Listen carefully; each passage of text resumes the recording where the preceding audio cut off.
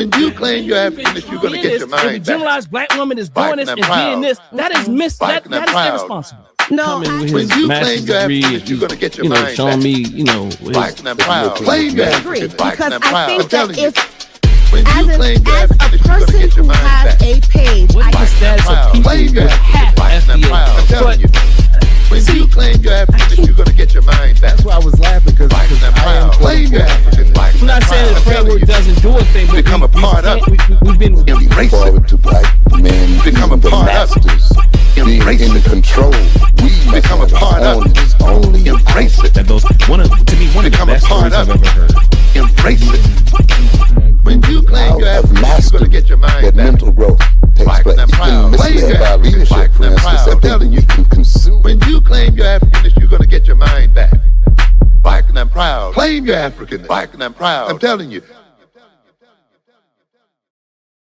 Peace and power, family. Dr. Dahl back in the building, family. Another day, another conversation.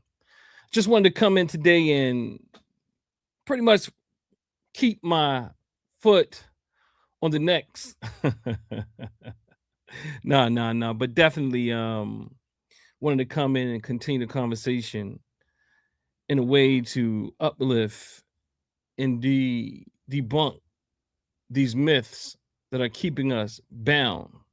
And an interesting thing is the opposition has evolved.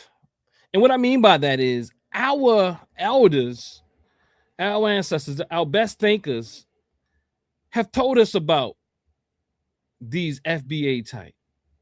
Our ancestors have taught us about the Negroes. They have taught us about those who are hurt and lost. But again, family, I want to say welcome to Dahl's Lecture Hall. Today's topic, FBA, Pretendians, and the Pseudo-African-Centered Racket. FBA, Pretendians, and the Pseudo-African-Centered Racket. So what I have here, family, is the FBA, Pretendian, and Pseudo-African-Centered Racket. Fam, make sure you come in, make sure you share, make sure you like, subscribe, hype it up at the end. Make sure you go over to some other videos and give it a hype, family. Give it a hype. You know what I mean? Do what we need to do to get the message out of here. But nonetheless, I can't remember what led me to discussing this topic. But nonetheless, there's a lot to be talked about. I mean, I just got to be real honest. There's a lot to be talked about. There's so much. You know what I mean? I would say, if you don't want to deal with a lot of foolishness, don't go over to TikTok. But what y'all might not know is I've always held accountable those in the African-centered spaces or seemingly African-centered spaces. Yeah, you see some people on here, some of the culprits. And I'm going to tell you, see, we often say, oh, well, don't mess with this one and don't talk about this one. No, it's not about messing with them. Let them stand up for what they believe in and not just shoo you away. Because just to be real honest with you, to keep it real frank, I don't believe in half the stuff they say. I let some things just kind of happen if it ain't going to be harmful, because people want to always believe in stuff like the divine God Allah said, I think it was, who came in the other day. But there's a difference between believing in things and it's serving us and believing in things and it's to our detriment. Families, you come in, like the video, share the video, subscribe, and later on, hype it up. So again, family, the Pretendians' fake ancestry claims, performative metaphysics. Yeah, you see Kaba here. Y'all gonna see why later. I'm just gonna have a general conversation. I put here selling false connections to exploit our trauma. Charlatans, not scholars. Yeah. Charlatans, not scholars. Let me say that one more time. charlatans, not scholars. That's not a 1 on this particular thumbnail. Not a 1. I don't see a 1. Even if you look at the lower left-hand corner, that's supposed to be Reverend Phil Valentine. Not a 1. That's not a 1. And I'm going to talk about the danger of these faulty, fake, Afrocentric. And again, understand, when I say faulty and fake, pseudo-African-centered metaphysicians, that is not to say that that the African-centeredness is faulty. It's not saying that African-centered is fake. That is not what I'm saying. I am saying they are not really African-centered. And I've had conversations with y'all because I know y'all love y'all love fake stuff. I mean, look, I'm just sorry. Look, family, look, I might have to put lighter pair of gloves on today. But we love fake stuff. And I let y'all have y'all fun sometimes, But sometimes we just need to get out of la la land. Sometimes we need to wake up. Sometimes we need to really deal with reality. And I mean, I'm not trying to take your fun away. I'm just saying that there is some truth, that there is a racket that has happened. There has been a devolution of what we call African-centered thought. And if you want to, you can check my record. I have always been speaking to these issues. This is not new. Yeah. So let's talk to the family real quick. Let's see who's up in the house today. Let's see who's up in here, family. Who's up in here? All right, we got Divine God Allah. Peace and power to you, Divine. Let's go back up. Let's go back up. Real truth to power. I'm not sure if you still up in here, Brother President Winchester. Peace and power to you. Doomega, what it is, what it be. You say those 6 minutes. Yeah, those 6 minutes. Mr. K, what it is to the Pan-African Library. Family, I'm going to ask some of you to come in and join me in the chat and also maybe perhaps join me in the live to have this discussion today. I mean, I got some videos. I'm not sure how much I'm going to get through. Mr. Sham Shavers, what it is, what it do. Again, Mr. Let's see what Mr. K are. Mr. K, he gets it started quickly. You know what I mean? He says FBAs are obsessed in smearing Africans that they make fantasies about Africans talking about FBAs just to give FBAs an excuse for condemning Africans and play innocent. Yeah, there's some of that there. And there's also the exaggeration of what really happens or a misunderstanding of what really is going on and why. Because you can't be really conscious or healed or developed in a real sense, a real, what you want to call it, revolutionary, Pan-Africanist, African-centered, or just healthy, and all you do is sit around and point fingers and cry. And I'm arguing, I maintain, and why I debate or my assessment of a lot of identity politics or categories, why I struggle with them, because they are from they are from deficits, they are from defeatists, they are from, what's the word I'm looking for, y'all? They are pedestalized victims. I've never seen as good a victim as a FBA. I mean, there's other ones, but these identities, I'm talking about. FBA is just you might as well throw that in there with let's say with intersectionality. You must throw it in there with the manosphere. And I'm saying, okay, you might have some manosphere that might be somewhat logical or realistic or look, but from what I've seen, and even those who I would say are not like the extreme ones, the few far in between, no. You are still not clear in your analysis. And I would argue that you will find it hard to have a full analysis if it lacks an African-centered analysis, a cultural analysis. I got a brother coming up in 2 weeks. My brother Davon Love's going to be coming on. We're going to have this conversation around culture and class. You know, this divide, this debate, you know, these analyses that people often argue. And I'm saying that most of the time, I find that most people are short when they don't add a cultural analysis. I hear people often talk about a class analysis because I'm going to tell you something. There's something about culture that has people not liking it. And it's something about culture. And what they don't like about culture is that culture has rules. Culture has values. Culture has elders. Culture has people. This is just one analysis. It's not saying everybody falls within this and all this type of thing, but this is one analysis. But many people who find themselves in these different identity categories that are very victim-based, I promise you, they get stuck over there. And most of them don't make it to clearer analysis. I promise you. So again, family, the FBA, the FBA Pretendian and Pseudo-African-Centered Racket, playing on our trauma. Yeah, y'all see the people, family. Y'all see the host, family. Get the numbers up, share the video, share the likes. Let's get it going. Let's see what we're gonna start off with here today, family. Let's see how we're gonna do this today. Let's see what we're gonna do. Let's see how I'm gonna get this started, because I have a lot of clips. So I'm gonna go ahead and get started kind of quickly.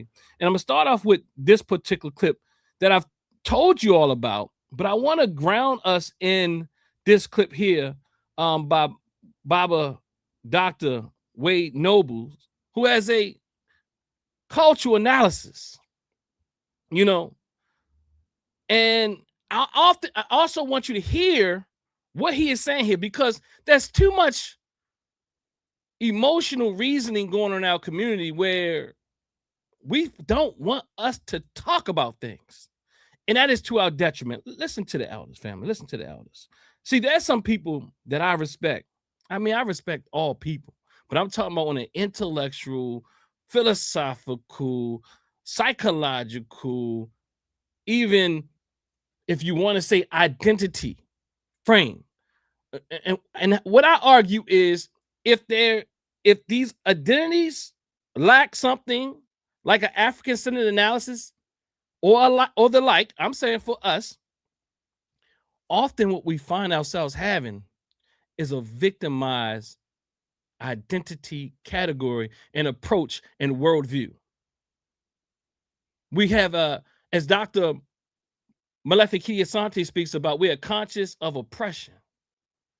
And I'm telling you, as a psychotherapist, I've never seen anybody heal who continues to point the fingers at others, who expects others to change. Because the reality is, others are not going to change. Some may change, but that is not the real fight. The real fight is not about having others change. The real fight is about you empowering yourself so that you don't have to be under the foothold of any other group of people. I maintain that most of these identities, I mean, and you might say they got some radical forms, they are tainted. They are very tainted because they are victimized frameworks. I don't care if it's manosphere. I don't care if it's feminism. I don't care if you put any type of adjective in front of it, revolutionary, whatever. No, you might get closer, but when you are utilizing the foundation, it's a lot of liberal isms that sneak up inside of these frameworks. When you are dealing with a manosphere, I don't care if you say you got a clean version and we don't talk about women bad and all that type of thing. We're just showing the other side. Nah, I'm hearing it seep out of your veins, buddy. Sisters, I'm hearing, no, not even just sisters, those manosphere and red pill and the sisters and brothers who find themselves in these feminist frameworks. Nah. I'm sorry. I know that it may have helped you see some things, but I'm telling you, as a psychotherapist, one who works with people who actually adopt these different frameworks, I see the trauma.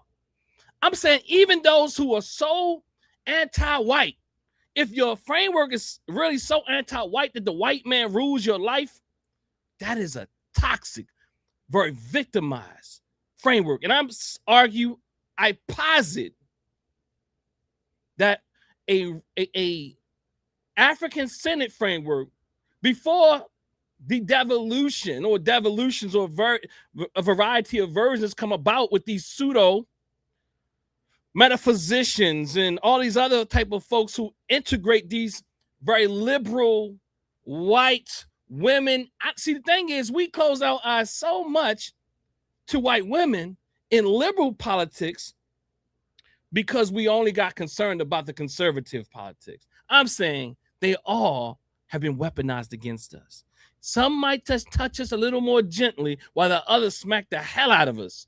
But nonetheless, those white liberal frameworks are not liberating. They're liberal.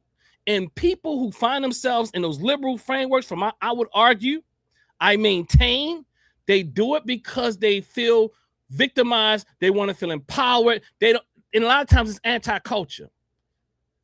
I'm telling you, lots of times it's anti-culture, but we need culture to liberate ourselves. We need culture to operate in a healthy manner. I understand that you don't want no bosses. I understand that you don't want no more rules. I understand that you're tired of people dictating or telling you what to do, but that is very different than what we need to liberate ourselves culturally. And we need a cultural analysis along with all these other analysis, class analysis and gender and so forth, so on and so forth. We need all that. But I'm going to argue, I posit that a cultural analysis, a good one, includes them all. So let's get into it. You said probably somewhere in Africa 2 years ago, probably drinking palm wine. I'm probably remember. Dr. Wade Nobles, y'all. This is the clip that I tell you about with him and Dr. Metaphysics. I'm gonna speed it up just a little bit on 1.25, and I just want him just listen to this and let's talk about it. And this is about our work that we decided to put these two sort of anthologies together, and one of the reasons being. So he's talking about a book that he and Dr. Naim Akbar had put together, and Dr. Naim Akbar is to his right. That as this process that Naim talks about is evolving, that people pick up ideas and concepts and sometimes run with them without fully understanding what it is. And that as elders, one of our responsibilities is to leave a footprint that's clear enough for somebody to follow. And to leave a footprint that is clear enough for someone to follow. That sounds even like culture, to be honest with you. But we become anti-culture, but we need culture to liberate ourselves, heal ourselves. And there's all types of research to support that when you in these political fights and it voids culture, it leads to all types of mental health problems.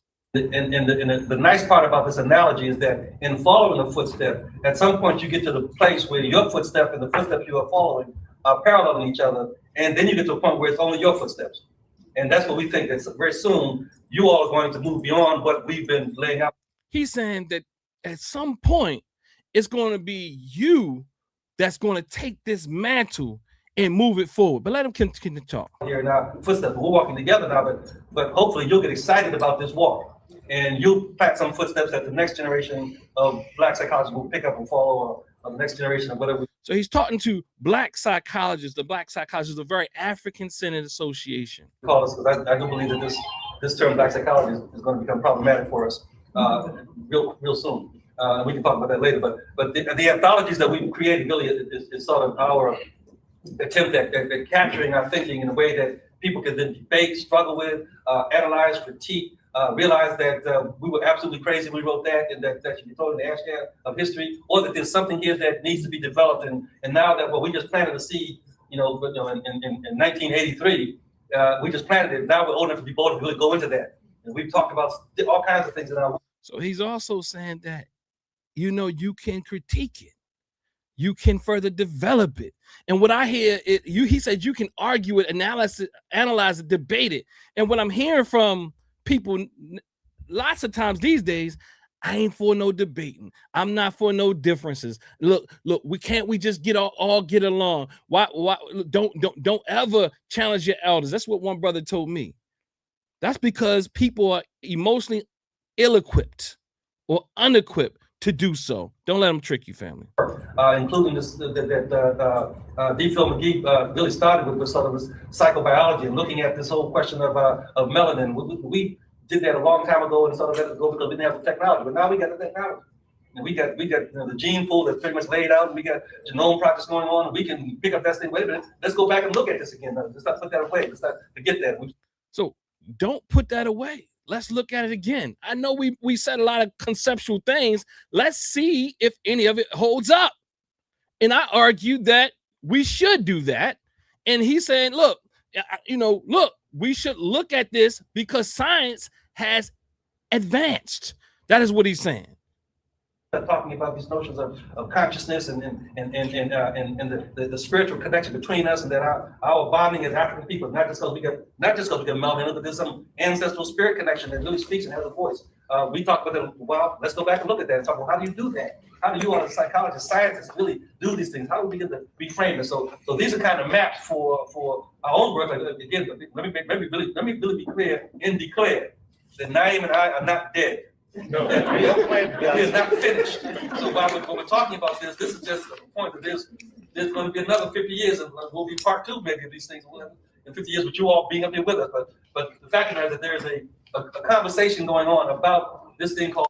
So basically, let me see what Divine God Allah says here, because Divine God Allah says it's a difference between debating and having dialogue with a difference of ideas with intent to come to a conclusion to be agreed upon. Let me read that again.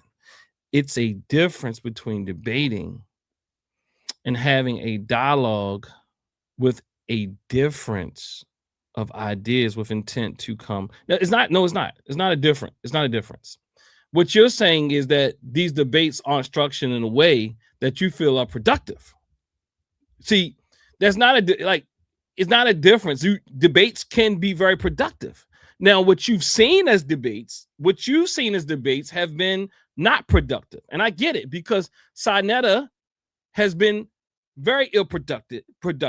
The whole debate scene that we've seen in this conscious community has been very ill-productive. But I also would argue that a lot of us do not know how to debate because we have to be right, and we don't want anybody challenging our stuff. We don't want people challenging our beliefs because we're afraid. We don't know how to handle other perspectives. And even to a great degree, our religious indoctrination has taught us these things. Don't question people's religion. See, again, even from this African-centered standpoint, a lot of that melanin stuff, what I would say is, will have to go out with the ash can of history.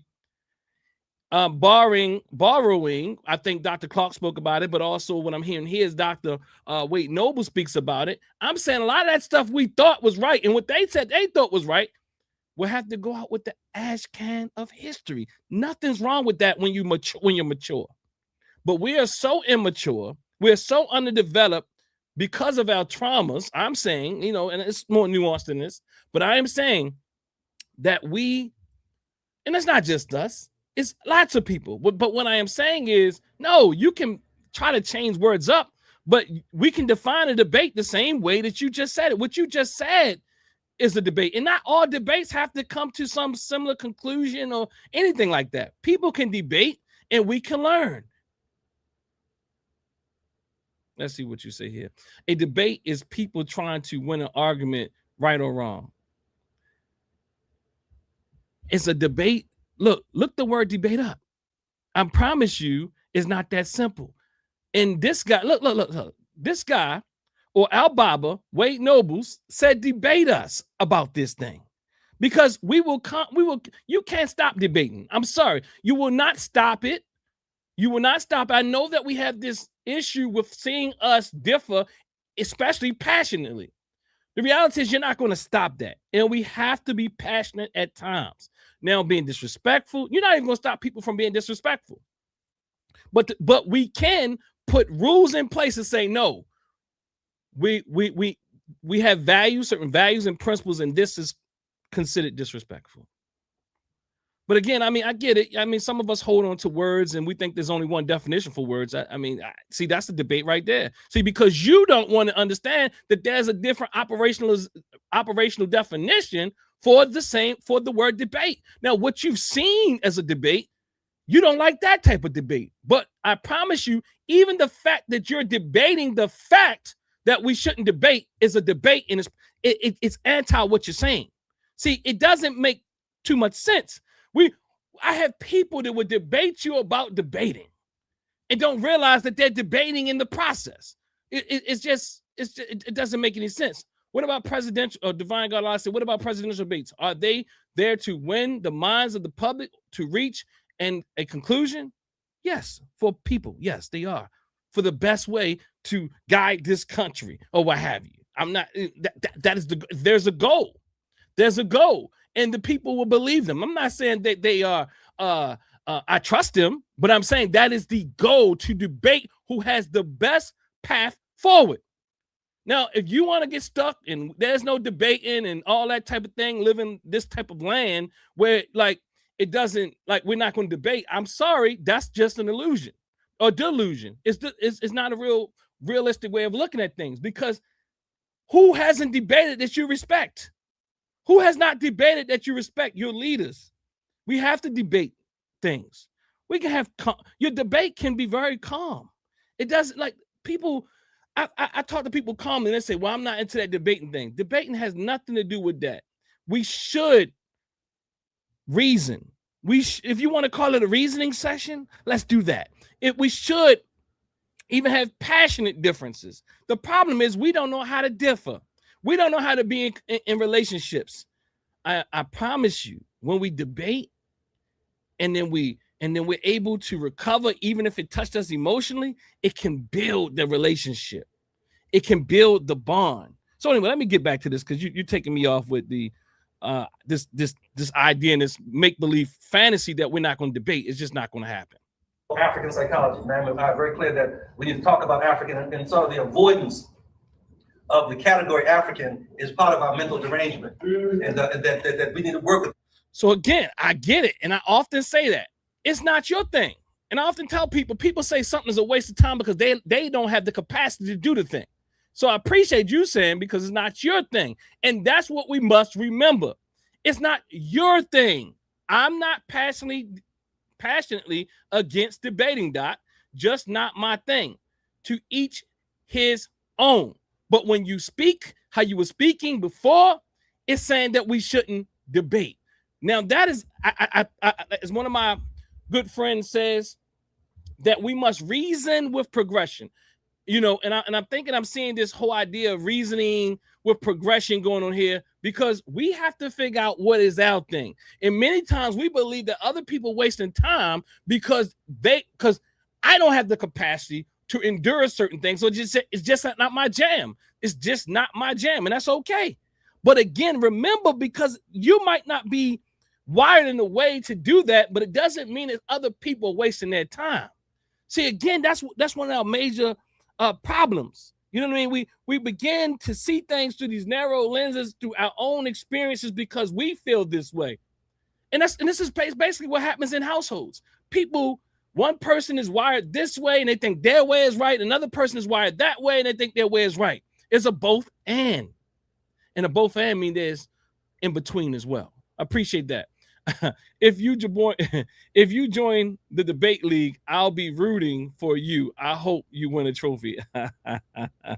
You know, you better go talk to Huck a bit about that one. You know, I'm not really, I'm not sure how much I'm into debating myself, but I will say, but I'm not going to shoot people down who do debate. I mean, like, there's some great brothers here, leaders of a beautiful struggle, and they speak about how their Pan-African, revolutionary Pan-African organization came about as a result of their experiences being college level debaters. So again, to throw everything out is problematic. And I would debate people on things that's just not even my jam. Just because it's not my jam don't mean that it's not needed. All right, so let's go.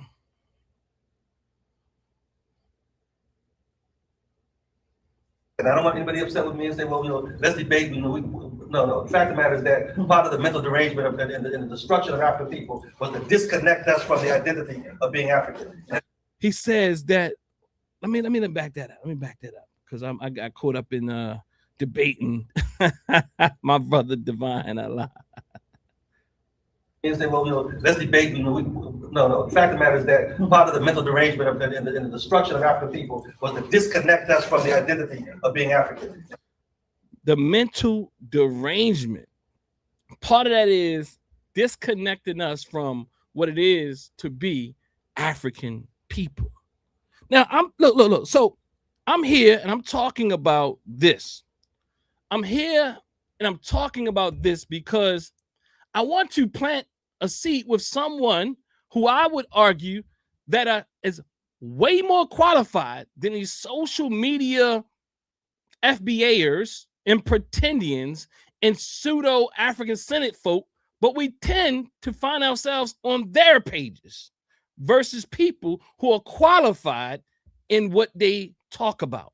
And I mean more than qualified, not qualified because they got sanction or the approval of some white society. No, they don't.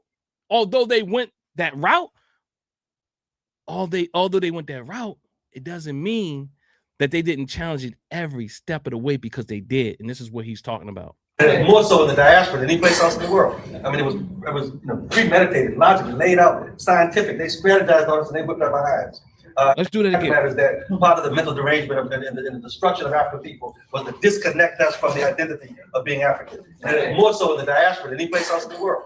I mean, it was premeditated, logically laid out, scientific. They strategized on us and they whipped up our hands. In terms of our sense of, again, like I'm saying, this is not new. What we're talking about is not new. This derangement, and I'm going to just call it what it is. What you see in FBA, what you see in ADOS, especially FBA and the Pretendians, and even these metaphysicians, as a psychotherapist, as a researcher, as a social scientist, I submit on a social level that there are some issues that we're dealing with. And they're not necessarily always diagnosable, but maybe they are, or they're not diagnosed. But we are struggling to such a degree that we look for identities and ways to escape from reality constantly. And I want to say again, FBA, today's topic, FBA, Pretendians, and the Pseudo-African-Centered racket, because there's a racket. And we have to discuss the racket that's in our community that continues to allow this foolishness to prevail. Now, again, we can act like it's not happening because we like the people or because they got an eye of Haru on their hat or on their neck or wherever. I'm going to show you the disorder here. Because people who are not steeped in what they profess will fall for anything. And we love fantasy. You understand? We have to understand people who've undergone certain levels of trauma or stressful life experiences, especially starting at a young age, have found ways to escape naturally. They've found ways to allow their mind to dissociate from their experiences in real time. Look up dissociation. That is a symptom of trauma. And I'm saying on a cultural, social, on a social level, many of us dissociate. We do. And lots of times we find ourselves vulnerable to pseudo-African-centered metaphysicians, to all these religions that we find ourselves in. Their extreme forms, But even without a religion, there's all types of fantasy that one creates. So again, that is why we have this identity problem. FBAs believe that they are FBAs, and Pretendians believe they are Pretendians, and Pseudo-African-Centered, this whole Pseudo-African-Centered racket with all the metaphysicians who say a lot of stuff, but really say nothing at all. Who we are as human beings. And so we want to open this conversation with you all. So this conversation, Nam and I love talking to each other, but we want you all to talk with us and to challenge us, and to challenge part of our mental derangement. And of the category African is part of our mental derangement, and that we need to work with that. I don't want anybody upset with me and say, well, let's debate. No. The fact of the matter is that part of the mental derangement and the destruction of African people was to disconnect us from the identity of being African, and it's more so in the diaspora than any place else in the world. I mean, it was premeditated, logically laid out, scientific. They strategized on us and they whipped our behinds in terms of our sense of who we are as human beings. And so we want to open this conversation with you all. So this conversation, Nam and I love talking to each other, but we want you all to talk with us and to challenge us. And we've struggled for a long time. We struggled for a long time with what Dr. Wade Nobles is saying here. See, FBA and ADOS and all the rest of them have created this delusion, this illusion, this mythology that somehow black people in America were so embracing of Africans that is why we are in the plight that we find ourselves in. Like there was this wholesale embracing of African people, that I'm talking about our African brothers and sisters, continental Africans, that we closed our eyes, and that is why we're oppressed. See, that is a mythology. They can't prove that. You can't prove it. And you have to ask them, how do they measure that? It is nothing more than their trauma being played on, and maybe some feel that way. Because people who really have not healed from certain levels of trauma, I'm saying especially when it comes to, let's say, one person who experienced something, or people who experienced something with people from the continent, then they create this narrative, and then other people grab onto this collective fantasy, this shared fantasy, this collective delusion, this collective mythology that Africans and Caribbeans and whoever else, people from the UK, are the reasons why we are still oppressed. They're keeping us from the bag. No, that is not true. Look, just think about it. Dr. Wade Nobles is speaking about it then, and it still persists to today. What am I saying? I am saying that we've never fully, I'm saying African-American people as a whole, accepted our Africanity. It is those of us who've worked hard to overcome this Eurocentric ideas and ideology. And a lot of that is cultural work. And I promise you, if you don't include the cultural work, you will still be easily misled. You can talk politics, you can talk class, you can talk all gender, you can talk all that all you want.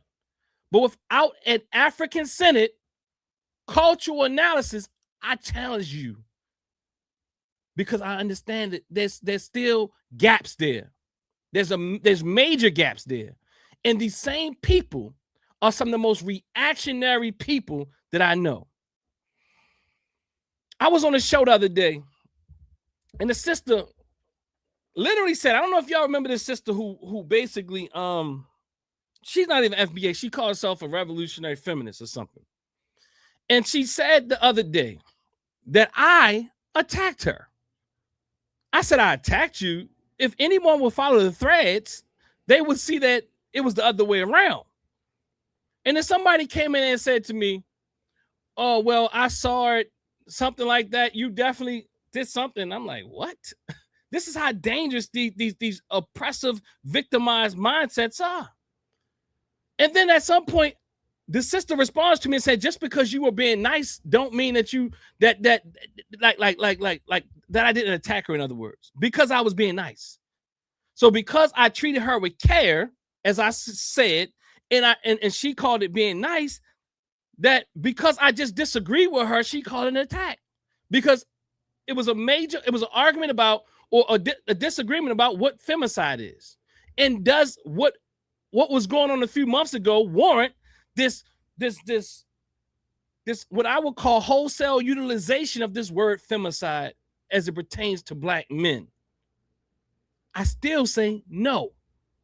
And see, that's again coming from a very liberal, I don't care if you call yourself revolutionary, your foundation has been shaped by it, even if you don't know it.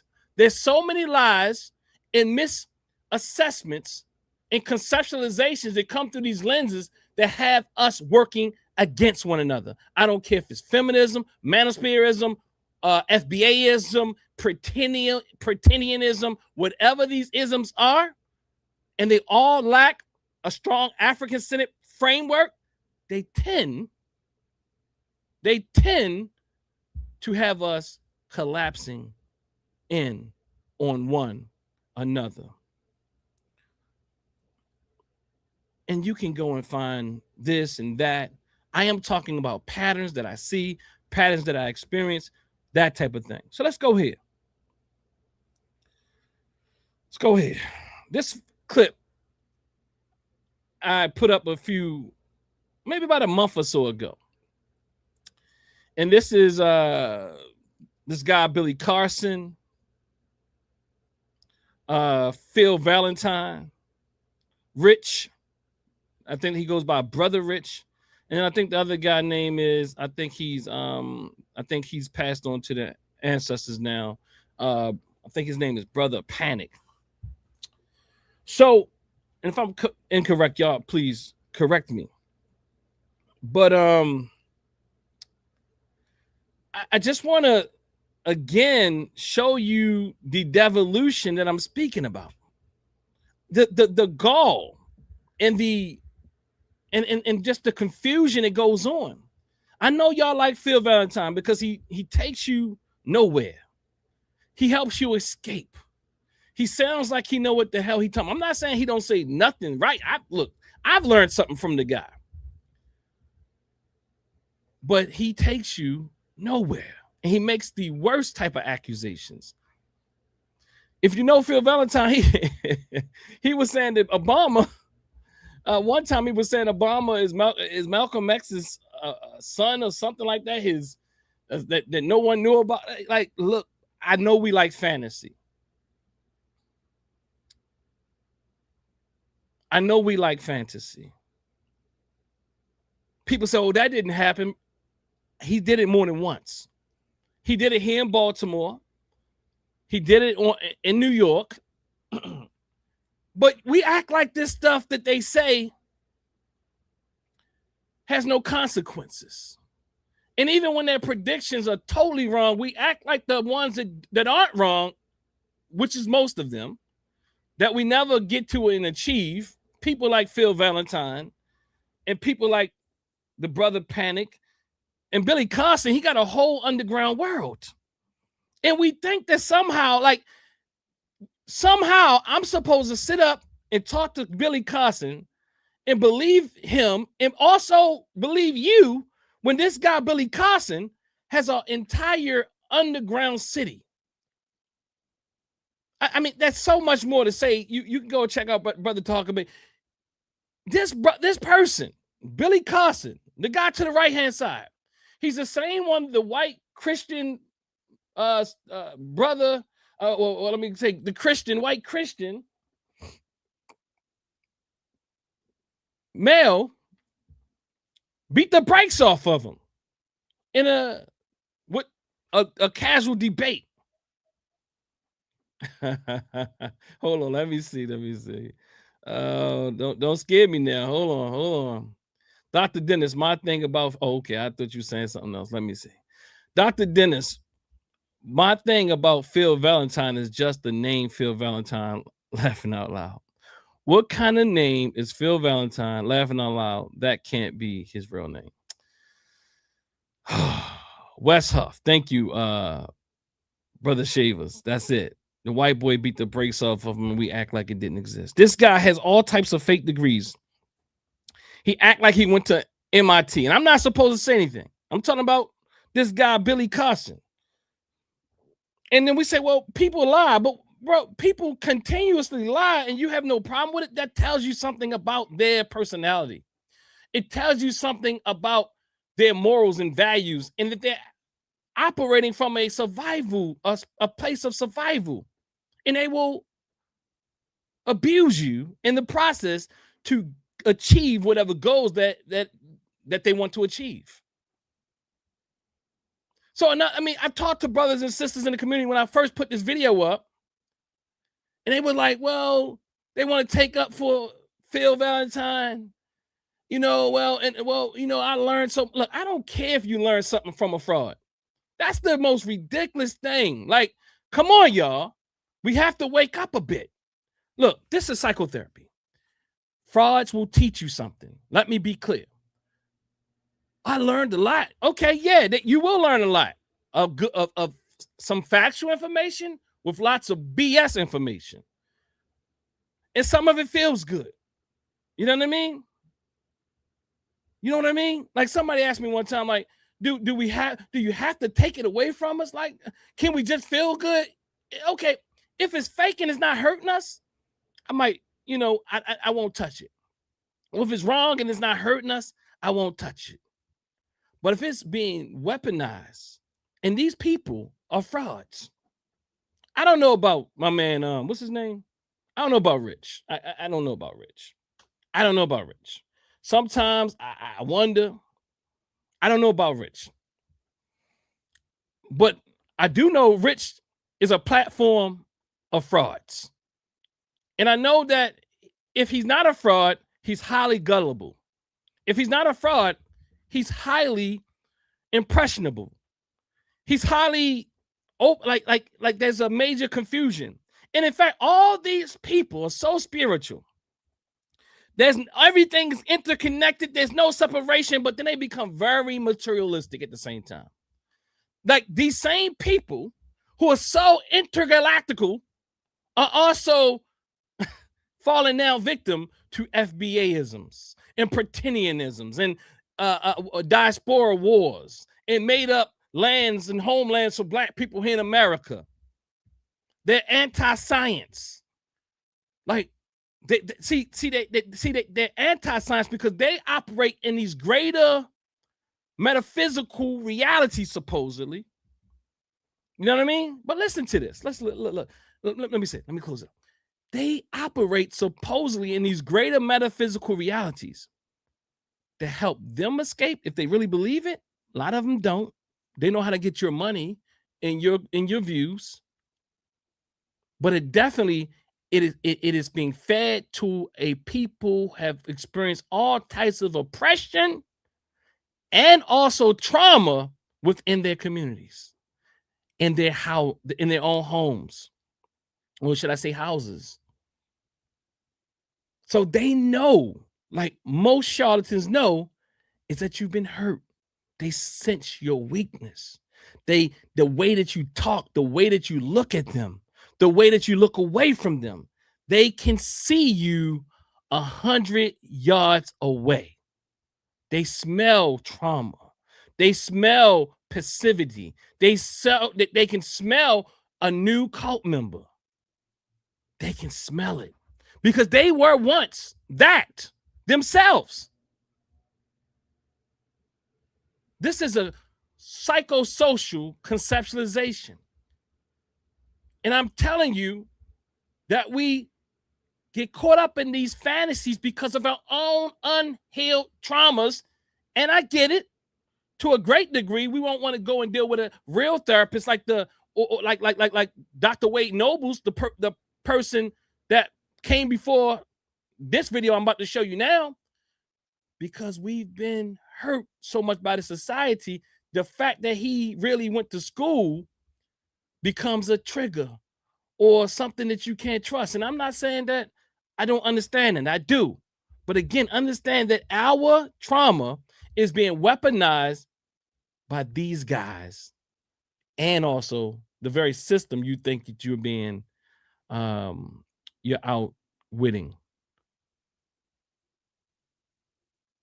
Hold on. I can't. It's not making, it's not, the sound's not coming up. Let's see here. Hold up.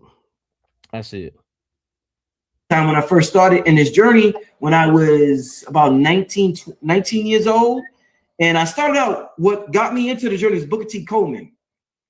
Guess who got him into this journey? Listening to him, he made me a little more comfortable. What got me into the journey is Booker T. Coleman. Booker T. Coleman got him into this journey. He made me a little more comfortable. Booker T. Coleman, of course, Cabernet, the new FBA. See, pseudos and frauds and charlatans, like, you don't know. They're either charlatans or they're lost. They're charlatans or maybe they're both. But see, who was the gateway drug? Listen again. Rich told you who the gateway drug is. And let's listen to him again. And when I first started in this journey, when I was about 19 years old, and I started out, what got me into the journey is Booker T. Coleman. Booker T. Coleman, yeah. Listening to him, he made me a little more comfortable to elevate to a Bobby Hemmett or a Dr. Valentine. So Booker T was my gateway into the information. His gateway. Booker T. Coleman was his gateway drug. I am telling you, when people have been through trauma, they find many ways to intoxicate themselves. It's not only through drugs, it's through the information, it's through a dissociation, it's through food, it's through all types of different ways of trying to escape from the feelings. And people who have been hurt, especially in their homes during their developmental periods, they have found ways to escape, to numb themselves, to dissociate, to avoid as a way of coping. And you see somebody like this is a candy store. Just go over to Rich's platform. His platform is full of people that you just need to stay away from. Now, I did see the brother with the school. You might, I don't know too much about him, but I don't think he fits in this category per se. Q Butter. And it might be some others.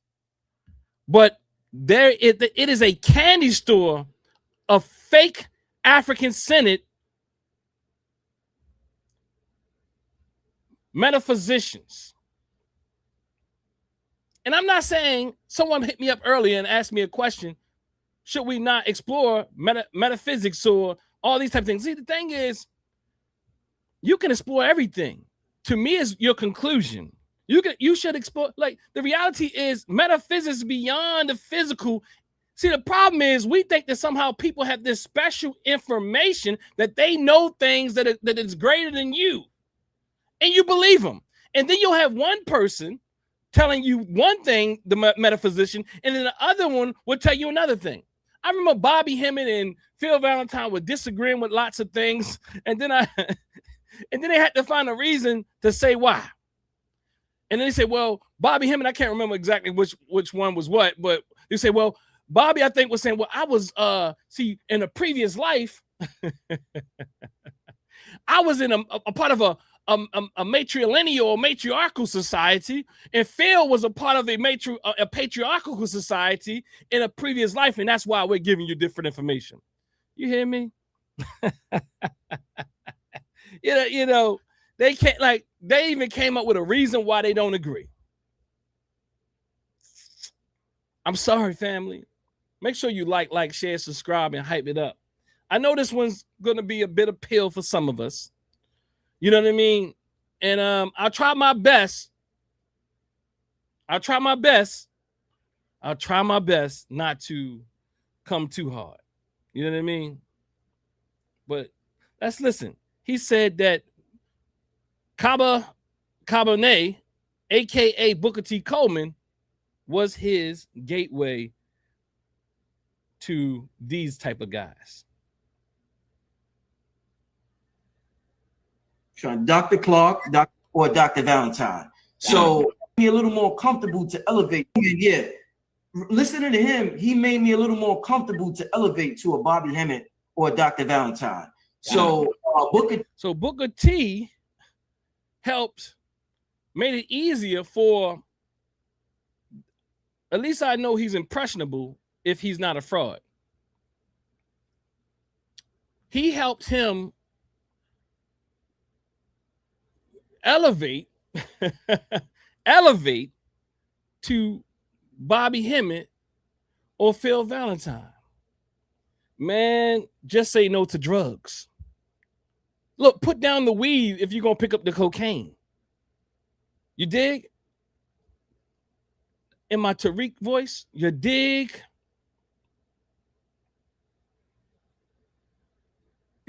Also, Dr. Clark, comfortable to elevate to a Bobby Hemmett or Dr. Valentine. So Booker T was my gateway into the information. I also Dr. Clark, Dr. Ben. So yeah, also Dr. Clark, also Dr. Clark, Dr. Ben. He ain't, look, come on now. How you put two of the best as an afterthought? Also, Dr. Clark and Dr. Ben, he helped you elevate.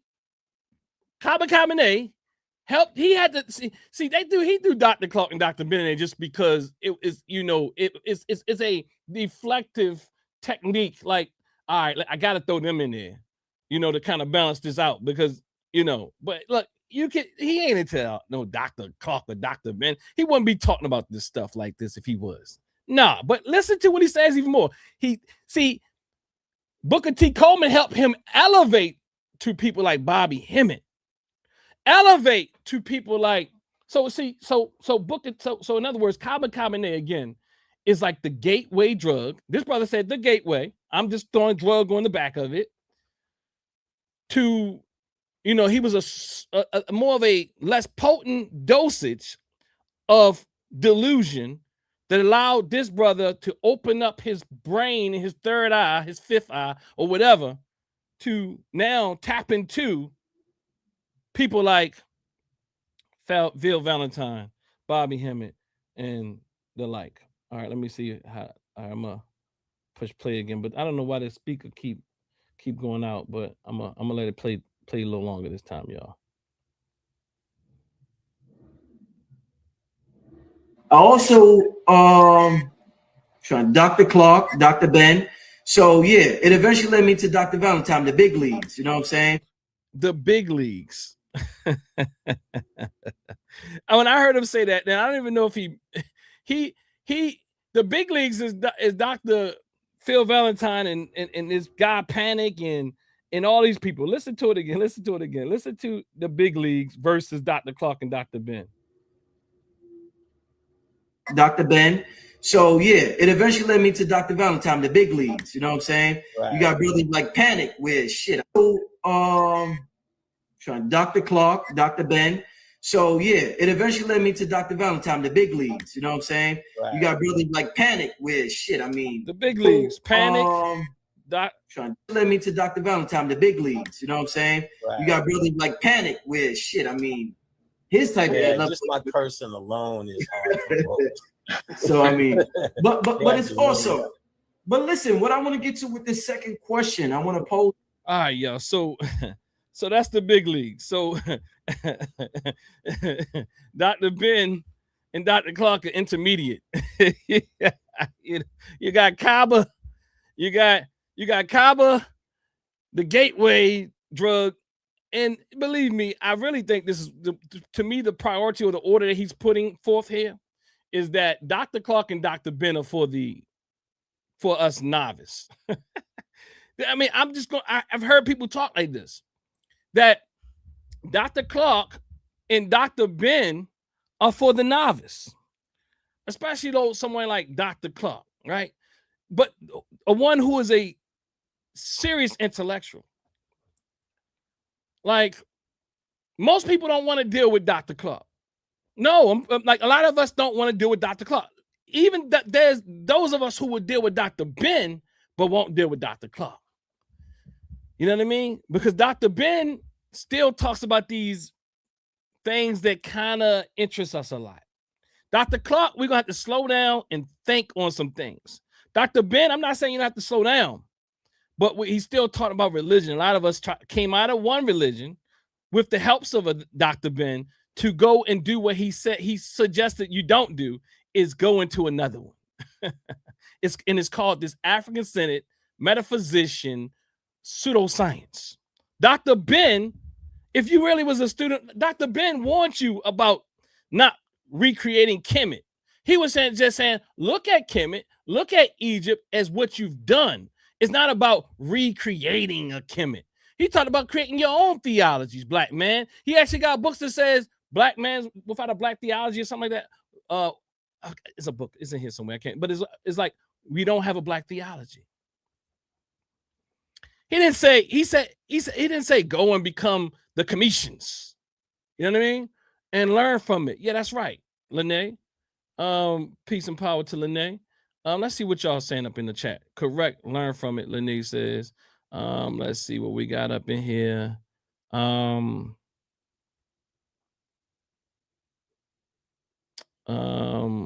Yeah, Kaba put him on his mothership journey. Absolutely.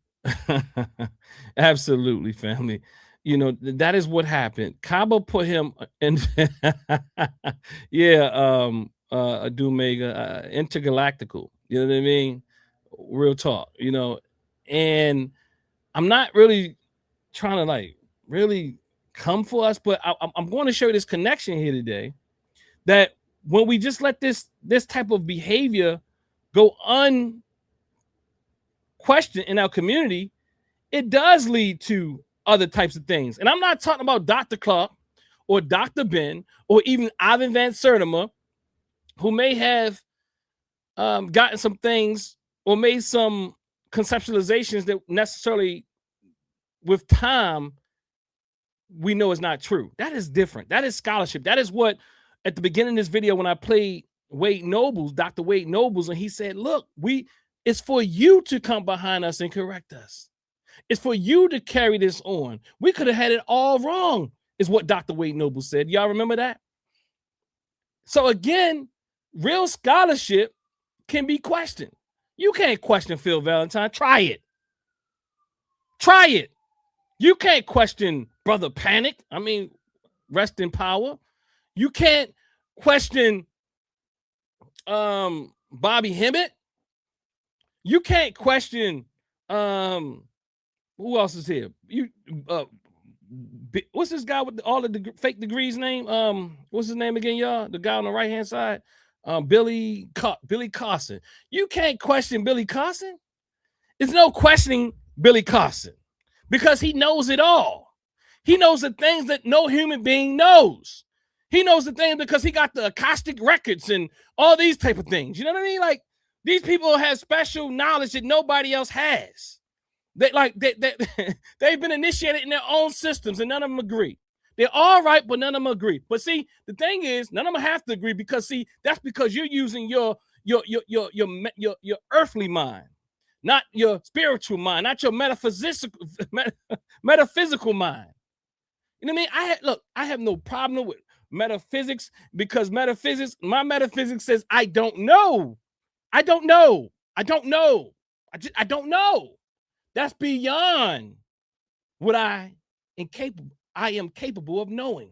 And there's beauty in that. But no, you got to get Phil Valentine who can tell you what's going to happen and how the presidential elections are going to go. And they be wrong. But nobody comes back and says they were wrong. We just go ahead with the foolishness because it entertains us. We must just keep it a buck and be real and be honest and say that they are entertainers. But the problem, if they told us they were entertainers, I would respect it more.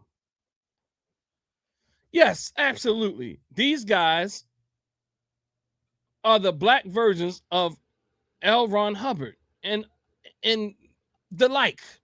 the what's the guy who used to say the spaceships, I mean the aliens created and built ancient Egypt and all the yo, and then people want to fight you about it. The same people who are in these circles who talk about, I'm telling you, what was it like 15, 20 years ago when everybody kept talking about the calendar, the Mayan, was it the Mayan calendar, y'all? And the same people who called themselves Moors then, who spoke about this metaphysics, they told me that the world was over because the Mayan calendar said so. And I told them, nah. The same people like Billy Carson saying there's giants on the earth, like Delbert Blair. You know what I mean? Like all these people saying all these things, and I'm supposed to believe it. But the stuff, like, it doesn't happen. But I'm supposed to believe it. It's fun. I mean, I like the whole, I used to listen to the brother, what's his name? And I typically like this brother. What's his name? Ali Bey? Not the brother in Philly, but I think the brother used to be in Philly, the brother down south. He talked about the 33 chakras, I mean, the 33 vertebrae, and then how Jesus Christ, you get to your place called Pentium, and then you get, all that. That's some good stuff. You know what I mean? On a metaphysical, mythological level, I don't have any problems with metaphysics as long as when it's mythology. The problem is we literally believe these things. We due to our trauma, believe in these religions even more than other people who created them. As Dr. Clark said, we will out Muhammad, out Pope the Pope, and we will out L. Ron Hubbard. We will out Zachariah Ascension. We will out Alex, what's the white guy who got all the conspiracy theories? We will out, what's the guy, Alex what? The one, Sandy Hook and all that. Like, yeah. And then they come and they feed this mess back to our community. The conspiracy theorists and the conspiracy theorists and the metaphysicians. I'm not talking about people who really look at this thing from a level of connecting to that which is greater than you. Let's be clear. I'm actually very culturally and spiritually aligned and been through ministerial training and all of that. But there's a difference between connecting with something or seeing something through a philosophical lens and understanding the things you don't know and appreciating nature, which is very African. To love nature, to appreciate nature. And as Dr. Amos Wilson said, just because it's African and Africans did it is not an indicator that we should be doing it. Because as Dr. Wade Nobles and Dr. Akbar was just speaking to, it is about the evolution. See, what we do, we go back and continue to say things like, well, let me look back in a time in history when Africans were doing it to substantiate what we believe we should be doing, or not to have to move past and grow the beliefs that we currently have. So we begin, even with like ideas of Christ and this and that, we try to go and find evidence of these type of characters in Africa. Like we don't want to deal with a lot of things. I'm gonna leave y'all alone a little bit. I'm just saying, if it's healthy, I ain't gonna mess with it too much. But there is destructive, corruptive, and very toxic spirituality. Now, I'm trained I have a degree in clinical mental health counseling, a master's degree with an emphasis in spirituality. And when it says spirituality, I was trained to work with everybody from an atheist to a theist. You know what I mean? And all in between. To respect them, to understand them, to see their ways of understanding. But there's a thing called, there's something that we have to address when these things are being used against us. It's something that we have to address when these ideas, these metaphysical ideas, are actually hindering our progress. These metaphysical ideas have us making decisions that are counter-revolutionary, counter-productive, counter-familial. You don't know, or stuck. There's so many people that I work, not so many people, there's people I've worked with. And I'm telling you, I'm not just coming. Look, these metaphysicians are bad, but they think they escaped Christianity. They think they escaped Christianity. They just turned it up. I've seen people who are steeped in their Christianity that make these people look way sane. And look, I'm not going to look, but what I'm saying is there's versions of Christianity that is absolutely problematic. And I'm not even saying for us, I'm saying for everybody. Now, Christianity, we could debate that. It not been an African framework. Some would say it is and all that type of thing. I'm just saying we are stuck. And we don't want to deal with reality many times because it helps us spiritual bypass so that we won't have to deal with the pain, the hurt, the trauma, the fear. Now, that's okay in some instances, but it's not serving us collectively. It's not. All right, let me see what I got next, family, because I just got a few. I got a few clips here that I want to get through. So this is what I'm going to do. I'm about to transition into how this kind of connects with the FBA, the Pretendians, and the Pseudo-African-Centered racket, because it is a racket, and we keep letting these clowns go. We keep letting Rich bring on 1,000. Like Rich got look. I don't know what Rich is probably rich off of this. That's what it is. Because Rich is either impressionable. I mean, I got my ideas of Rich. I don't know if he's a teacher though. So I'm gonna leave Rich alone right now. I'm gonna leave Rich alone right now. I've got some thoughts, and I haven't studied him hard enough to really, but something ain't right about him. If Rich is genuine, he's confused. Let me say that. If Rich is genuine, he has some type of issues going on. That these different forms of metaphysics, I don't even know how all these different forms could help someone. If you're going to get into one, get into the one. And that's another thing that I see inside of clinical practice, that we practice everything. I'm doing tarot cards, I'm doing Reiki, I'm doing African traditional religion, I'm doing Christianity, I'm a Moor, I'm all these things, because the reality is we're looking for something to fill the hole inside of us. We're looking for something to heal the trauma inside of us. And not one of them have done so. So we're afraid to put one down because it serves this purpose. So it's kind of like I work with people who actually cheat on their mates, who cheat on their partners. And not only does it, now the problem is when the partner finds out and nobody wants to break up. Nobody wants to be in a what is it, like a practice polyandry or what have you, but they don't want to break up. There's people trying to win. There's like these trauma bonds, but not only just the trauma bonds, it's these codependents. It's a codependency.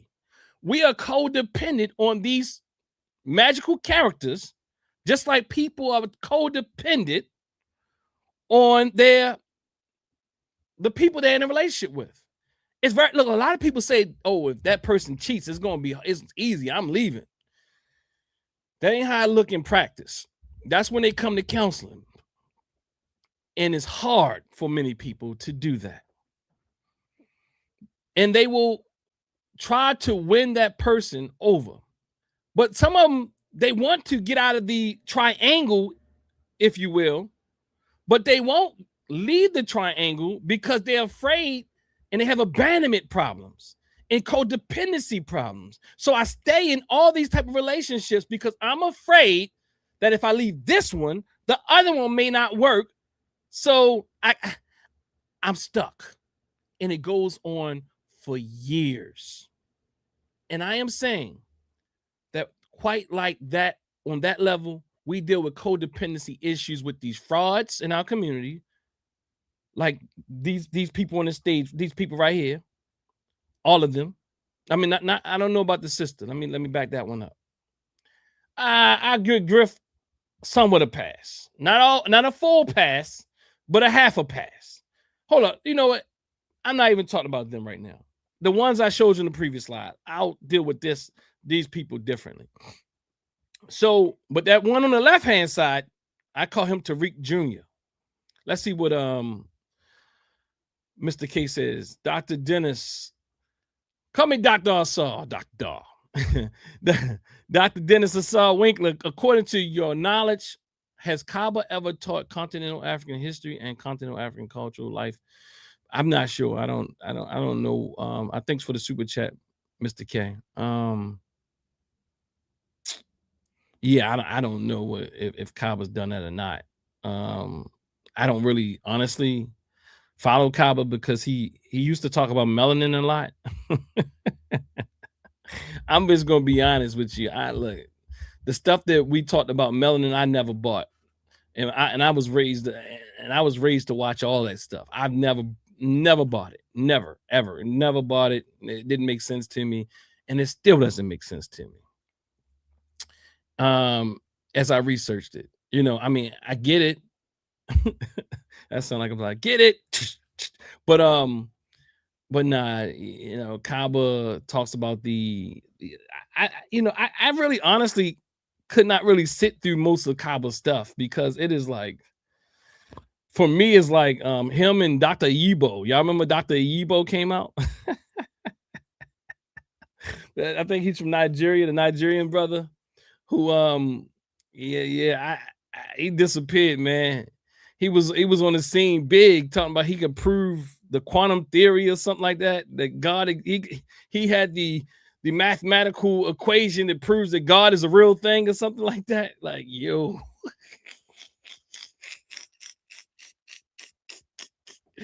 Yo, FBA is get my man Dr. Yibo. Go get him.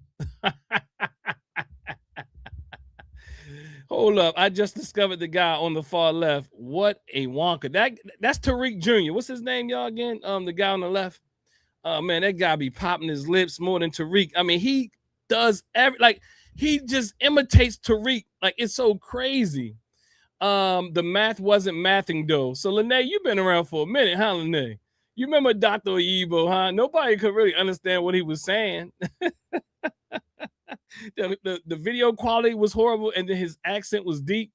Man, Dr. Yibo, boy, Dr. Yibo and Kaaba, boy, they had a serious grift going on. I mean, that's what y'all call it. Dr. Yibo was like, yes, I have the mathematical equation, the fundamental laws of the universe that I can prove God is existing. Like, okay.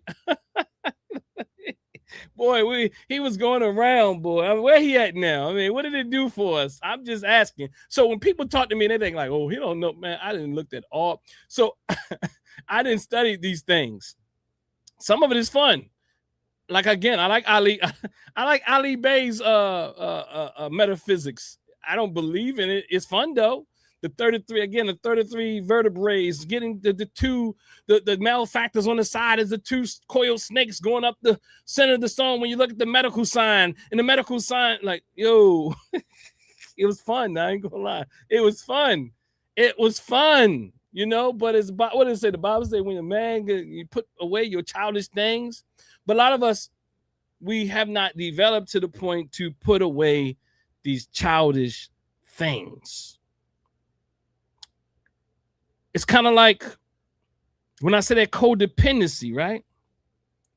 That codependency that one has on a partner, and they get into another relationship with another person before they even get out of the other relationship because they can't even leave that relationship without being in another relationship or getting in a relationship quite somewhere sometime soon after.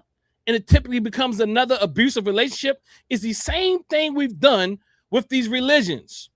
We say, oh, I'm free. I'm no longer Christian. But now I fell under the cult of Brother Rich.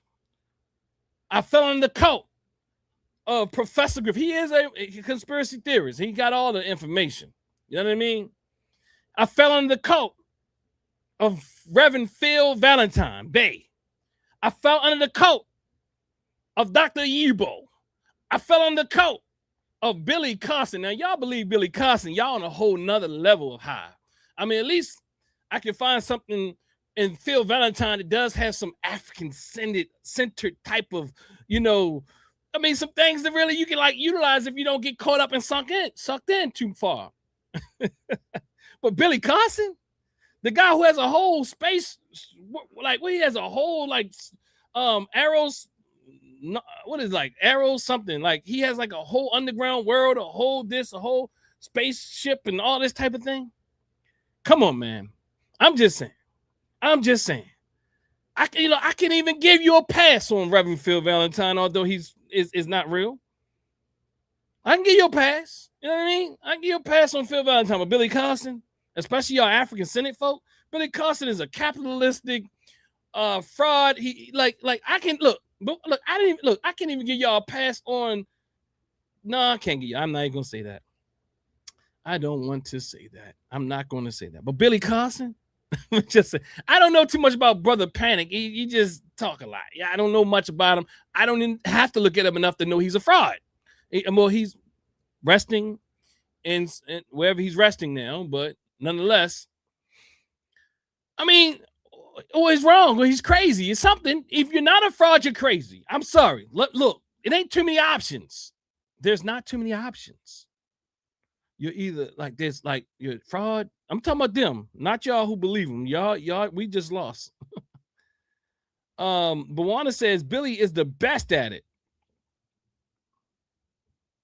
Yeah, so all right, let's get into this right here because this is going to bring us around the corner a bit and speak about this connection. Because I'm telling you, I'm gonna just give it away. That brother right there, you see him in the middle? Boy, I saw this video the other day. And I was like, okay, let's see. This brother, I mean, yeah, I'm sorry to say brother. But this guy, what's his name? Chase McGee or something like that. He has this channel, I think it's called Foundational Black American History. I'm believing it's his channel, right? Because I've seen him. He's the one who started all the stuff with Baba Small. He's the one who started all the things with Baba Small, who put out the video and it went like a firestorm, and Tariq had to put Baba Small out of the Hidden Colors. I think is a blessing. Can I use the word blessing tonight, y'all? So the guy Chase McGee on the left, just watch him. Let's let Chase McGee do what Chase McGee does. His best imitation of his daddy, their cult leader. See, he's one of the lieutenants. He's one of the lieutenants, Chase McGee. And he imitates his leader really well, Tariq Nasheed. Just check him out. I didn't come from a rich background. I grew up in a single mother household. I had oppression from religion, and I had to overcome a lot of things. I had an abusive marriage. I had all types of stuff going on. I was a teenage mom. I didn't graduate high school. I could easily still be in the hood and in the ghetto. But I chose to rewrite my story. And instead of asking anyone for permission, I took control of my life. So we don't need reparations because everything is out there for you to get.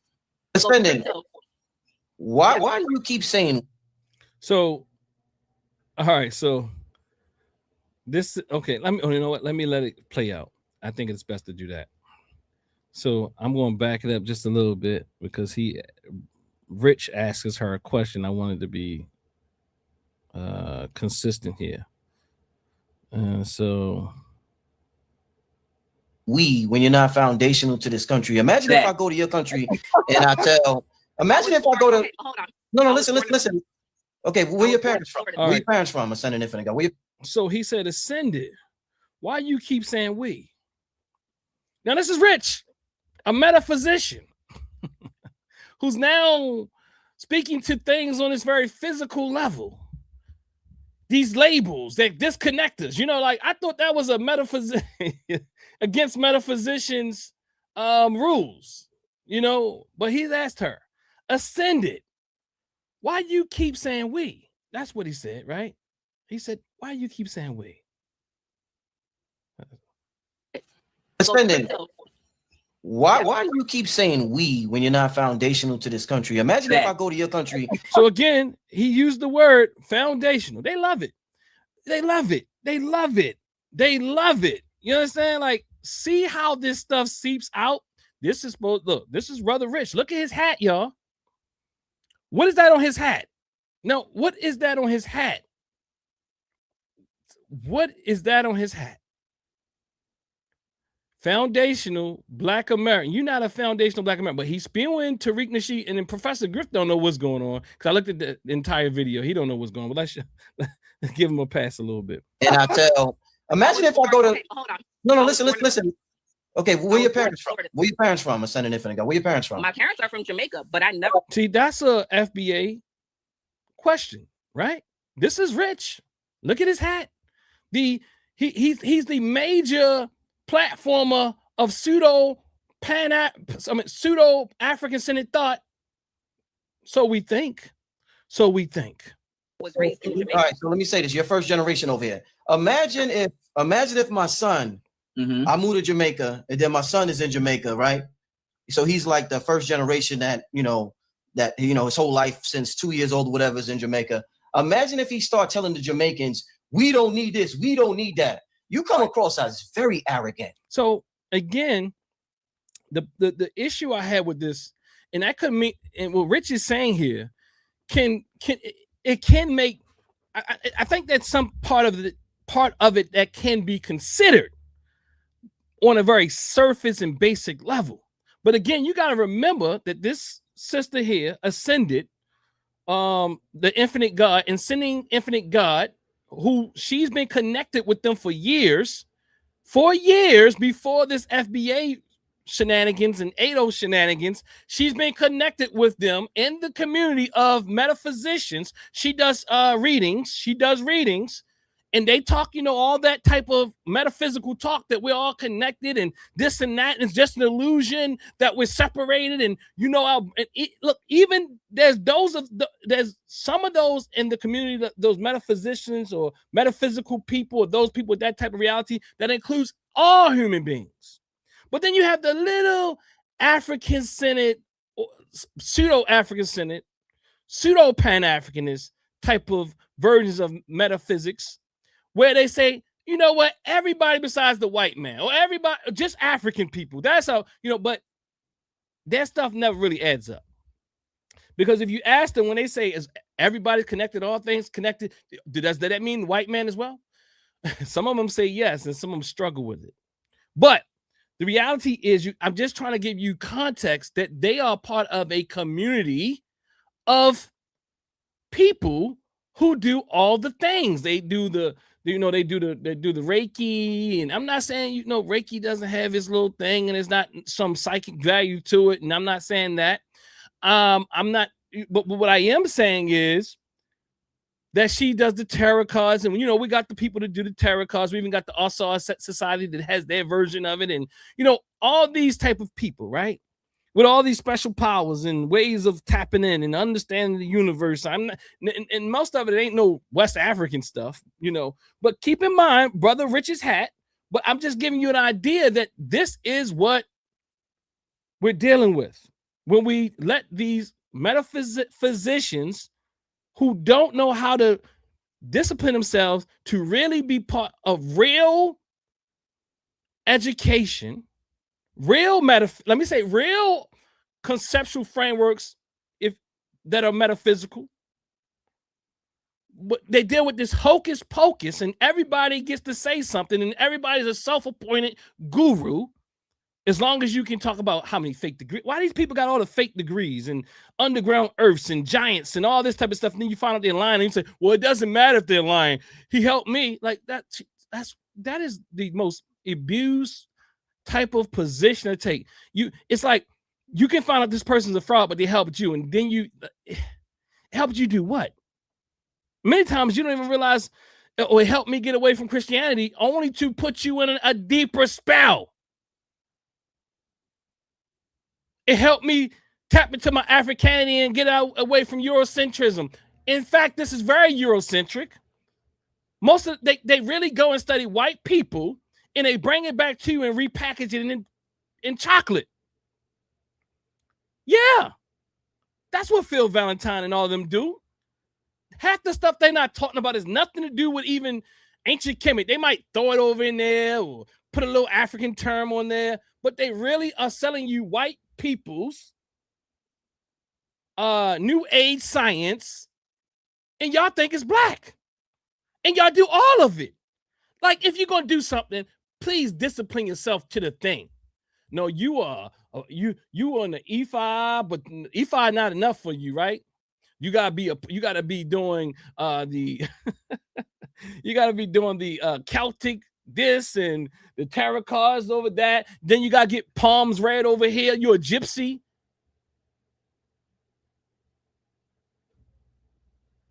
Is Marx black? Give me more. I don't know if this is for me or you know, some people, I don't know what that is, but give me more information. I'll answer your question. So look, so is Marx black? I need more context to that statement. I'm not sure how that's relevant. I can assume what you're trying to say here, but sometimes people think they're smarter than they truly are. I mean, okay, please give me more context, and maybe, hopefully I'm not wrong. Phil and Kaba, hold on. Phil and Kaba, full of fantasies and myths, Shabaka says. Robert Rand said, it has come from white zaddy culture in order for black people to be comfortable with it. Yes, absolutely. Hell no, Karl Marx wasn't black. Yeah, now ask the next question. I'm assuming there's another question, right? My Baba, what's up in here? What's up, Baba? He says, they be leaving you in a room with no ceiling and no floor. Yes, me and my father has talked about that for years. I went to a lecture, and what Phil Valentine said, look, all right, I'm going to talk. I'm going to talk fast. I'm going to go through a lot of slides, and it's going to take you a long time to catch up. You will not understand what I'm saying tonight, but maybe years later, you'll catch it. You know, like, you know, it's like, it's crazy out here. You know what I'm saying? So look, y'all might say, oh, you don't understand. Look, I didn't study. I didn't participate in half this foolishness. Look, I didn't studied it. I didn't went places to study things y'all don't even know. I never grew up in the church. And because I didn't grow up in the church, I decided to go and observe and learn and look at the culture and all those different things so that I can get an idea of what's going on firsthand. And I tell you, it's some fanciful stuff there as well. Now, that's just never been my real world. Now, Dr. Ray Hagins would break down the church.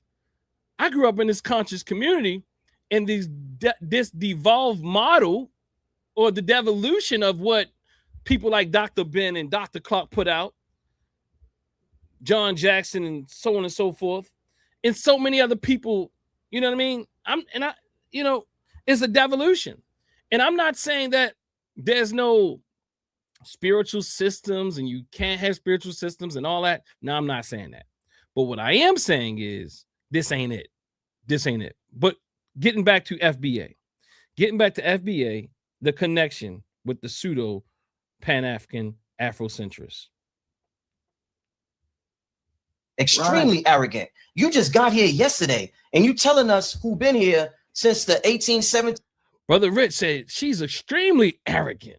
She's extremely arrogant. You just got here yesterday. I thought borders and from a spiritual perspective, there's no boundaries. And now you're utilizing the man's demarcations and their lines and their borders and their created terms. I thought metaphysicians was deeper than that. See, again, you not look like I understand the thing, but it's like it's whack. Like, come on now, Rich, you sound like this is a FBA. This ain't a metaphysics, metaphysicians talking point. All these metaphysicians you bring on, and this is where you devolve to.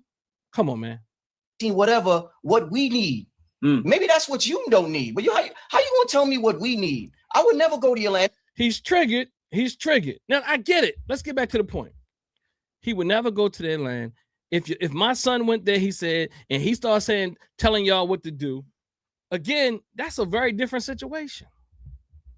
And and the reality is this: what he's not taking into consideration is this. A lot of us wasn't really asking people that look like us and sound like us where they are from. Now it's a part of the culture due to FBA and ADOS. Nobody would have asked this sister like, oh, about your family. Now, like if she talked like a Black American, we didn't see the difference. But now they created a difference due to their goals and agenda for reparations or division or the dethroning of Pan-Africanism, whatever their goal is. See, this is a new culture that's happening. This sister is used to going in places and speaking as a we. When she's speaking about we, she's saying we because she feels that we are all one and the same. See, the problem is FBA often says that, oh, no, they don't consider us them and them us. But when they consider them us and us them, then they got a problem. If they don't consider us them and them us, then they got a problem. It's brother, Mr. K, what kind of fallacy is that? I know you got one. What kind of fallacy is that? You can't win fallacy. You dig what I'm saying? You can't. You can't win fallacy. So, all right. And okay, let me go back to the one point I was going to make.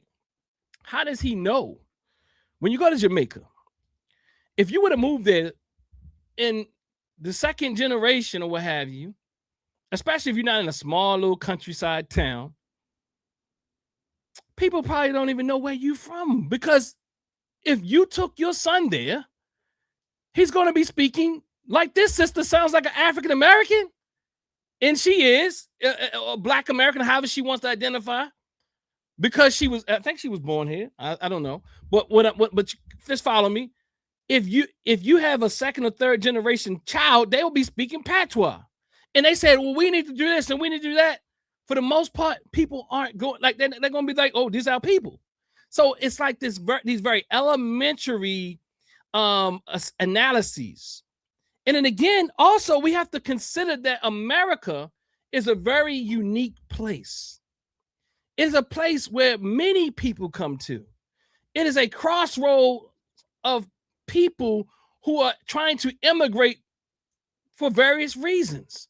You're not going to have as many quote unquote immigrants from America in Jamaica. Now, someone can do the research. I think I've already done it, but probably statistically it won't be equal because a lot of people probably aren't just trying to escape here and go to Jamaica or other places as well, although they do.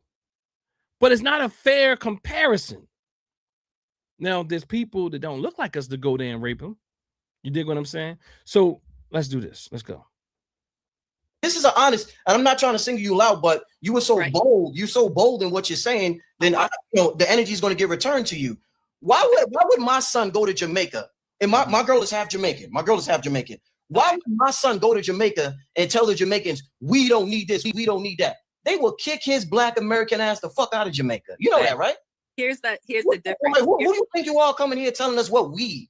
Like, that's crazy. You don't think that? That's the question. You don't think that? And shout out to Brother Rich for that question. Shout out for him for checking that on the spot. Because see, we've allowed, and this is where we got to hold ourselves accountable, and we have to make the adjustments that our ancestors didn't. Shout out to our ancestors. Our ancestors were trying to do a beautiful thing with Pan-Africanism. But this is so again, that's why I keep telling y'all it's an attack on Pan-Africanism. I know people argue me down. That is not about Pan-Africanism. It is. They would never, for the most part, dispute their intentions to overthrow or belittle or just talk about Pan-Africanism as if it's a problem. This is what they do. She is the product of years of unchecked behavior from our elders in the Pan-African community. No disrespect to our elders. I love our elders. I love our elders, but for years they let this mentality go unchecked. I love and that now elders. you have I this love that first elders. generation, you have the descendants of these disrespectful immigrants. Because I guarantee you, if you talk to her parents, they probably think the same things about that. So he's doing a lot of interpretation and conjecture and all types inferences and all that type of thing. But it's always, when I hear these FBAers, they always typically show the negative side of a thing, you know. And this guy here, he's real crafty with it. You know, he's like Tariq's number one. He imitates Tariq really good. Just look at him. Just look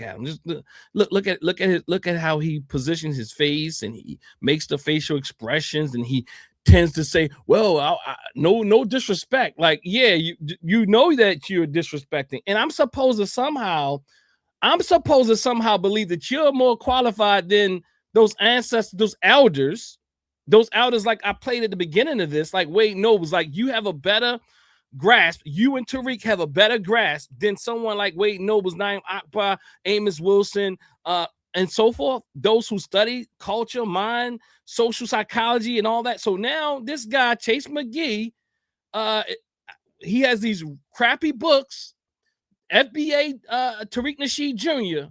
I'm supposed to now think he's an expert over those elders. I don't see I don't see any.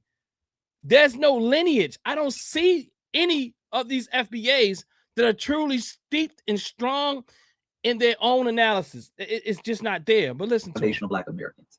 This is the product of decades of unchecked behavior, coming over here, talking shit about foundational Black Americans and talking very disrespectful towards foundational Black Americans. And now our generation, we're checking it, family. We say, no. We're not letting that skate by no more. All that disrespect, tether talk, we're not letting it check by no more under the names of Pan-Africanism. Okay? You're going to have to get on code or get gone. Under the name of Pan-Africanism. Like, what Pan-Africanists won't check disrespect? Who wouldn't check disrespect? Most people who are Pan-Africanists would actually educate, because we also understand how our brothers and sisters are lost. And that if we can't help them, we discard them and we'll leave them alone.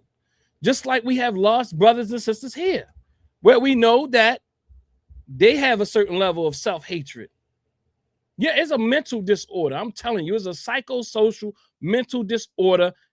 Quite like Wade Noble said, there is a, what did he call it? It was a D word earlier.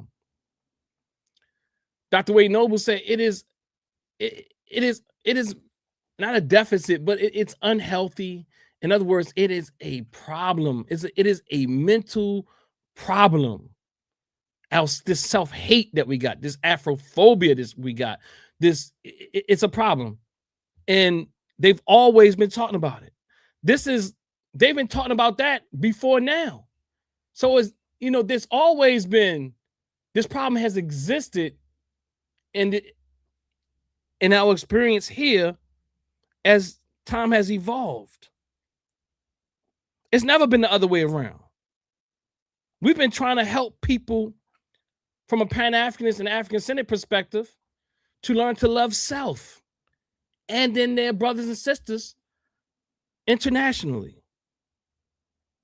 Because like Brother Rich said, if he was to take his son and his wife, and his son is half FBA, take his son and move to... See, and you see, they just like racist people. And his son is half FBA. See, that was the quick slide. Like, okay, he gets to say something, and he can't be xenophobic because his son is half FBA. Like, white people can't be racist if they got black friends, right? Jamaica, if he was to move to Jamaica, grow up in Jamaica, was raised in Jamaica, and started turning his nose down at Native Jamaicans who made it possible for him to live there, for him to grow there, okay, for him to take advantage of the opportunities that were there, and he was to go to CARICOM and tell CARICOM, stop being beggars, stop being victims, tell them and wag their finger at them. Who, like, in this comparison between CARICOM and our reparation struggle is not even equal most of the time when they're comparing things. They're so different in the way that these things are being approached. And the way CARICOM is structuring their reparations, if you were a second and third generation Black person that moved to Jamaica and now you're speaking patois and whatever, you would also benefit the way they have it structured. So it's these unfair comparisons that they make, you know, that work for people who won't research. You know what I mean? Like it's crazy. It's bizarre. Tell him what you ain't never gonna get. His son will leave Jamaica in a body bag. Respectfully speaking, they would whoop his ass in Jamaica, like Brother Rich said. But we have allowed this for decades. Let's clip over him a little bit. Oh, Lord. Praise CARICOM. The moment we fight for had slavery ingrained in the history. What I'm saying is there's opportunities where, and I say we because I was born in America. I was raised in America. Yesterday. You just got here yesterday. You know that, right? Right. If that's how you want to interpret it. Shout out to Professor Griff. Shout out to our esteemed elder Professor Griff. Okay, he's laughing. He's like he's cooking your ass right now. Yes. No, that I'll show you that that's not necessarily true later. He just got here yesterday. Do y'all see why we had to delineate family? Okay. See, because you had her, because she thinks, let's be clear, she thinks she can speak on our lineage and what we do and do not deserve because she was simply born here. Now, both of her parents are from the Caribbean islands, but she thinks that she can speak on us because she was simply born here. Okay. And that's what we started catching on to. We started saying, hold on. Who are these people talking down on reparations? Who are these people calling us lazy and saying what we do and do not deserve? Who are these people? Every time we call out systematic white supremacy, they talk about, oh, quit being a victim. Who are these people? And we start looking into their background. Oh, okay, you grew up in a Jamaican household. You grew up in a Nigerian household. You grew up in a Ghanaian household. Your lineage doesn't trace back to those plantations. So the problem with that is there's many Black people here in America that she could have that conversation with. There's many people, even in some Pan-Africanists and also non-Pan-Africanists, that would agree that it's not about us begging. Some people, many people see I'm talking about Black Americans, African Americans who were born here, ancestry came through the chattel enslavement in this country, agree with her. So he said, well, when you check it back and you hear what they, you'll see that they're from another country. They're immigrants, but there's so many people here that even believe that. But the reality is it's still not even true because the data doesn't support. The data supports that most Black people, in spite of your immigration status, agree with reparations here in this country. So, and then again, she's saying we because she's not only limiting it to Black people in America, she's speaking about a we, which is typical on a platform like we see here on Rich's platform. You see he has the eye of Haru on his hat, right?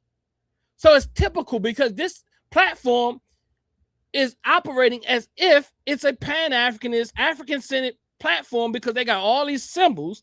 But again, I keep telling you that they're not. They're not. They're not.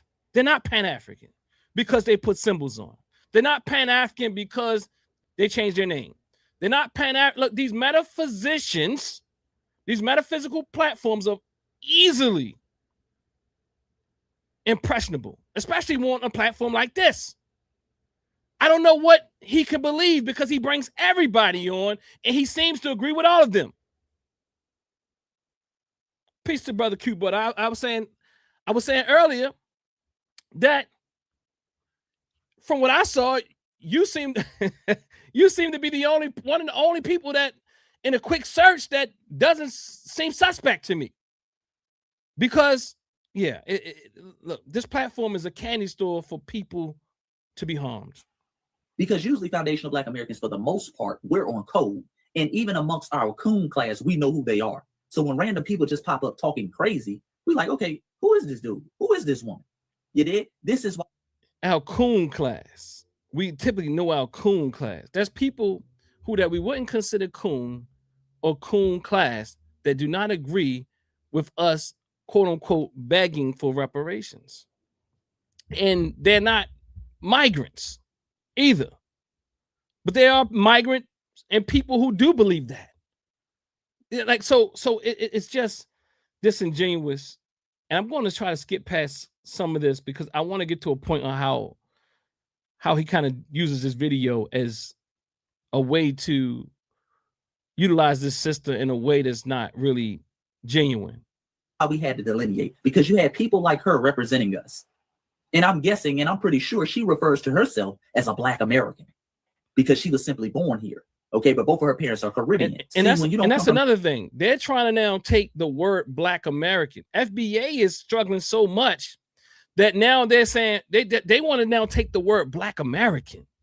And we understand that Black American will be a more difficult term to take if you really want to know, because Black is a racial category. African American represents our ethno group here. That is clear. But what they now want to take this term Black American, which will be a more difficult fight because they don't want to be connected to Africa. That is crazy. You know what I mean? They will do they will take up a harder road or trajectory to just stay and get away from Africa. It's a stupid fight. It's a fight that it's going to be harder for them to take Black than they would to just make it clear what African American means. And African American is already clear. Let's see what but Mr. K, again, thanks for the super chat. Dr. Dennis, here's the joke. FBA claimed they have a culture of accountability against FBA coons. So why has it taken so long for them to finally check the decades of disrespect to FBA by Black immigrants?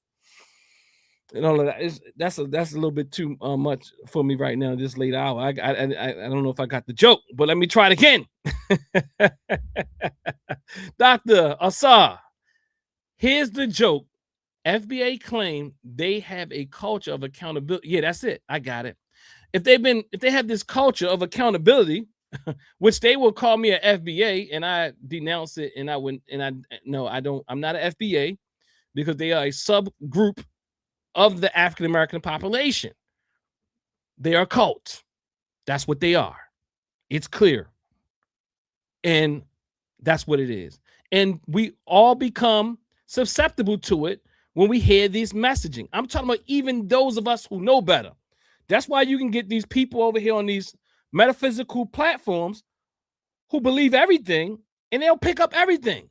They're not loyal. They're not committed. They don't really. What do they study? But what I do see is this. I'm going to show you something today. That symbol, the Av Haru. I just want to show you some things. Let me skip past some of this. Let's see. Is he still talking? Because he's kind of like, yeah, he got his face up, scrunched up. Look at his face. Let's see what he got. Inches and completely different mindsets, family.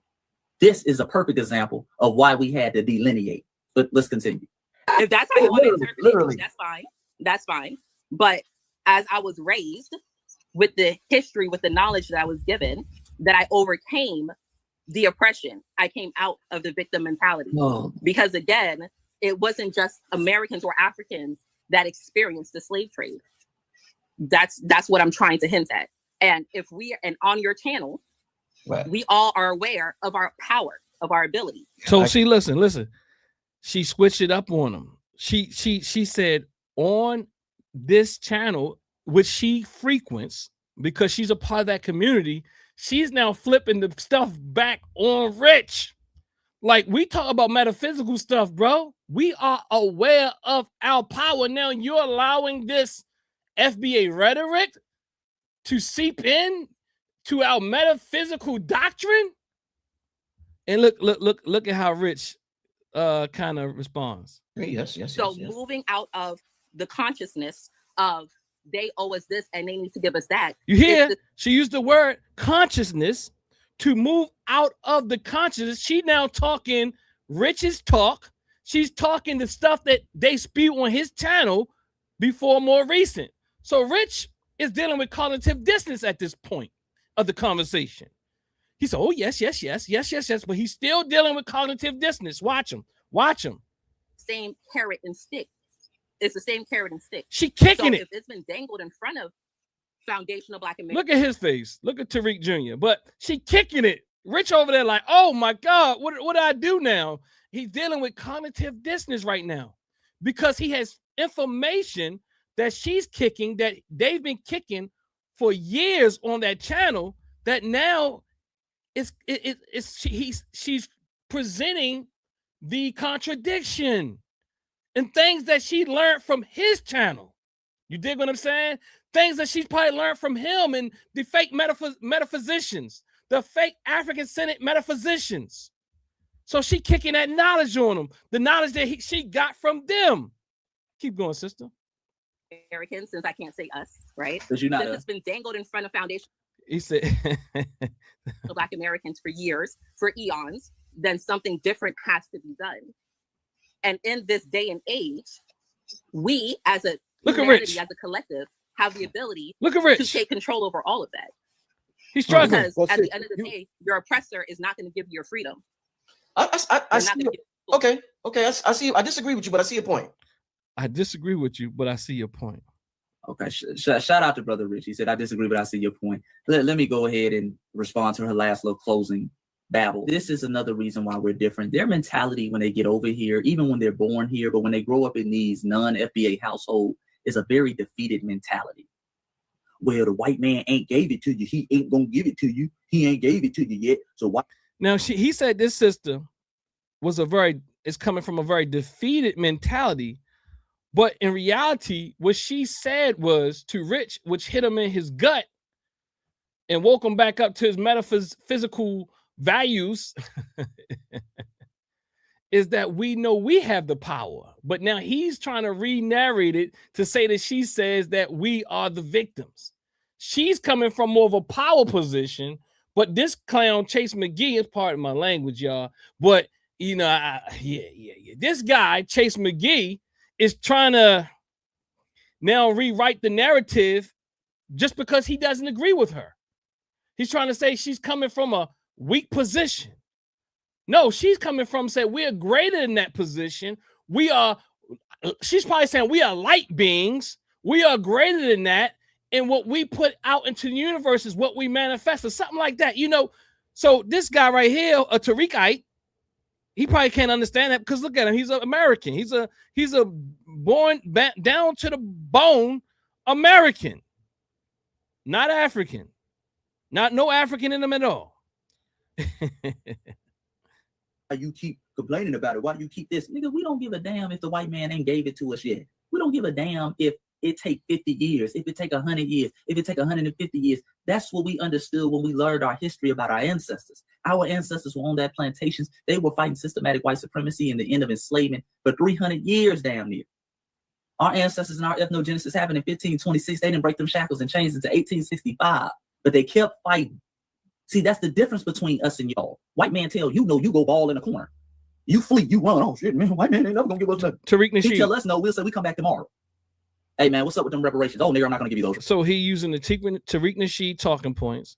He says what Tariq Nasheed says is they flee from their culture and we don't. We fight. Reparations. All right, we'll be back tomorrow. We come back tomorrow. Hey man, what's up with those reparations? Damn it, I'm not gonna give you no reparations. All right, we'll be back tomorrow. Hey man, what's up with them reparations? We're gonna keep going and keep going, and we're gonna stay consistent. We're gonna keep hitting them upside the head, and by any means necessary, we're gonna get what we are owed because our ancestors taught us that. Our ancestors taught us, man, you don't just quit when these folks tell you to stay on the plantation, tell you ain't never gonna get off family. All right, let's get now. We gotta fight for reparations. Now we gotta fight for integration. We have fighting blood. We don't have fleeing blood. See, you got that fleeing blood. The fleeing blood, anytime there's any level of resistance, these fleers do what they do best and they run away. Listen to Tariq Nasheed talking points. See, again, that's why I'm telling you it's a cult. It's a cult. Away from it. And not only run away from it, but they try to rub that fleeing mentality off on us. Hey, man, why you rocking the boat? That's what she sounds like. Why y'all rocking the boat? She said, why y'all rocking the boat? She didn't say nothing about y'all rocking the boat. She didn't say nothing about look, I don't even agree with the sister's ideology, her metaphysical. I don't even agree with it. But see how he's appropriating what she said to support the FBA rhetoric. You see what I'm saying? So, all right, look, as humanity, we had slavery in Jamaica. We had slavery all these other places. Why y'all acting like y'all the only one that was enslaved? We're not acting like we're the only one enslaved. We're just fighting back. This is Tariq's lieutenant, y'all. This is one of Tariq's lieutenants. He's the one who started all the trouble with Baba Small. I'm glad he did. We're fighting back for what happened to our ancestors, like you should be doing for your ancestors. He has a bunch of pseudo books. Go and look up. Okay? So FBA family, man, don't let these folks run these con games on you. Don't let them run these shaming tactics on you. Don't let these tethers get in your head and make us think we're doing something wrong for standing. So she can't, like, so she can't disagree and she can't talk about the we. And because she talks about the we, now she's a tether. You see what I'm saying? See, you can't win for losing with FBA and FBA cult-like logic. You can't win. On business. Okay, you do what Brother Rich did. Shout out to Brother Rich. Again, go follow him, Black Magic. Listen to what he's saying. He bigging up Brother Rich. You know what I'm saying? And listen how he's gonna close this out. 6'3" on YouTube. We can go watch the full video. He did a whole live about the Essence Fest, which pretty much turned into the delineation of foundational Black Americans, X, Y, and Z. So man, make sure you go check him out, family. So look, so basically he cut that off right there, right? He cut that off right there. And that was his narrative. Dr. Eddie Glaude is here, and I've been heavily critical of you. So he cut that off right there, but what he didn't do is, oh man, okay, let's see. So let's listen to, oh man, what's happening here? Okay, let's listen to what happened afterwards, and this is what he didn't show you intentionally. See, let's see how he bigged up Rich for doing that. But let's listen to what happened afterwards. You keep saying we when you're not foundational to this country. Imagine if I go to your country and I tell, imagine if I go to, no, listen. Okay, where your parents from? Where your parents from? I'm sending it. Where your parents from? My parents are from. There wasn't a flyer. You just go and you go do the damn thing. 98% of people have been going to the Essence Festival. That online stuff is new to them. I went down south to go visit and go do some of the things that I do every year when my mom sent me back there. We didn't go to the bulletin board. There wasn't a flyer. You just go and you go do the damn thing. 98% of people have been going to the Essence Festival. And that online stuff is new to them. They know what the restaurants are. They know what, you understand what I'm saying? And a lot of times you just get there and you go with the flow. So they didn't choose the ignorance, sis. They didn't choose to be ignorant. They were doing what they always have done. So if the Essence Festival was going to introduce something new, I said it earlier on the show, it needs to be introduced in such a way where it's gradually done. So, for example, the first time in my life I ever tried to line dance is when I married someone from New Orleans. I didn't know what the fuck that was. I was from New York. I'm like, what the fuck is this cowboy shit? So even that, right? So even the New York state of mind, right? He's showing you how even quote unquote people who consider themselves FBA look down upon one another. You know what I mean? So he's saying, I'm from New York. I ain't from this country, whatever. You know what I'm saying? So again, yeah. So listen to it. You understand what I'm saying? I thought that shit was lame as hell. Of course, most people from New York is fucking arrogant. We just think we the shit. But I thought that shit was corny. You understand what I'm saying? But then when I started learning, I started appreciating it. And at that point, I respected it. I'm like, oh, okay. Everybody. So that's the same thing when you talk about African brothers and sisters, right? When you like they're arguing about, oh, they think their culture better. I have videos. They think their culture is better than ours. Just like Griff is saying right here that he's from New York. He went down to where was it, New Orleans or something like that, and he thought they were corny, lame, all this type of thing.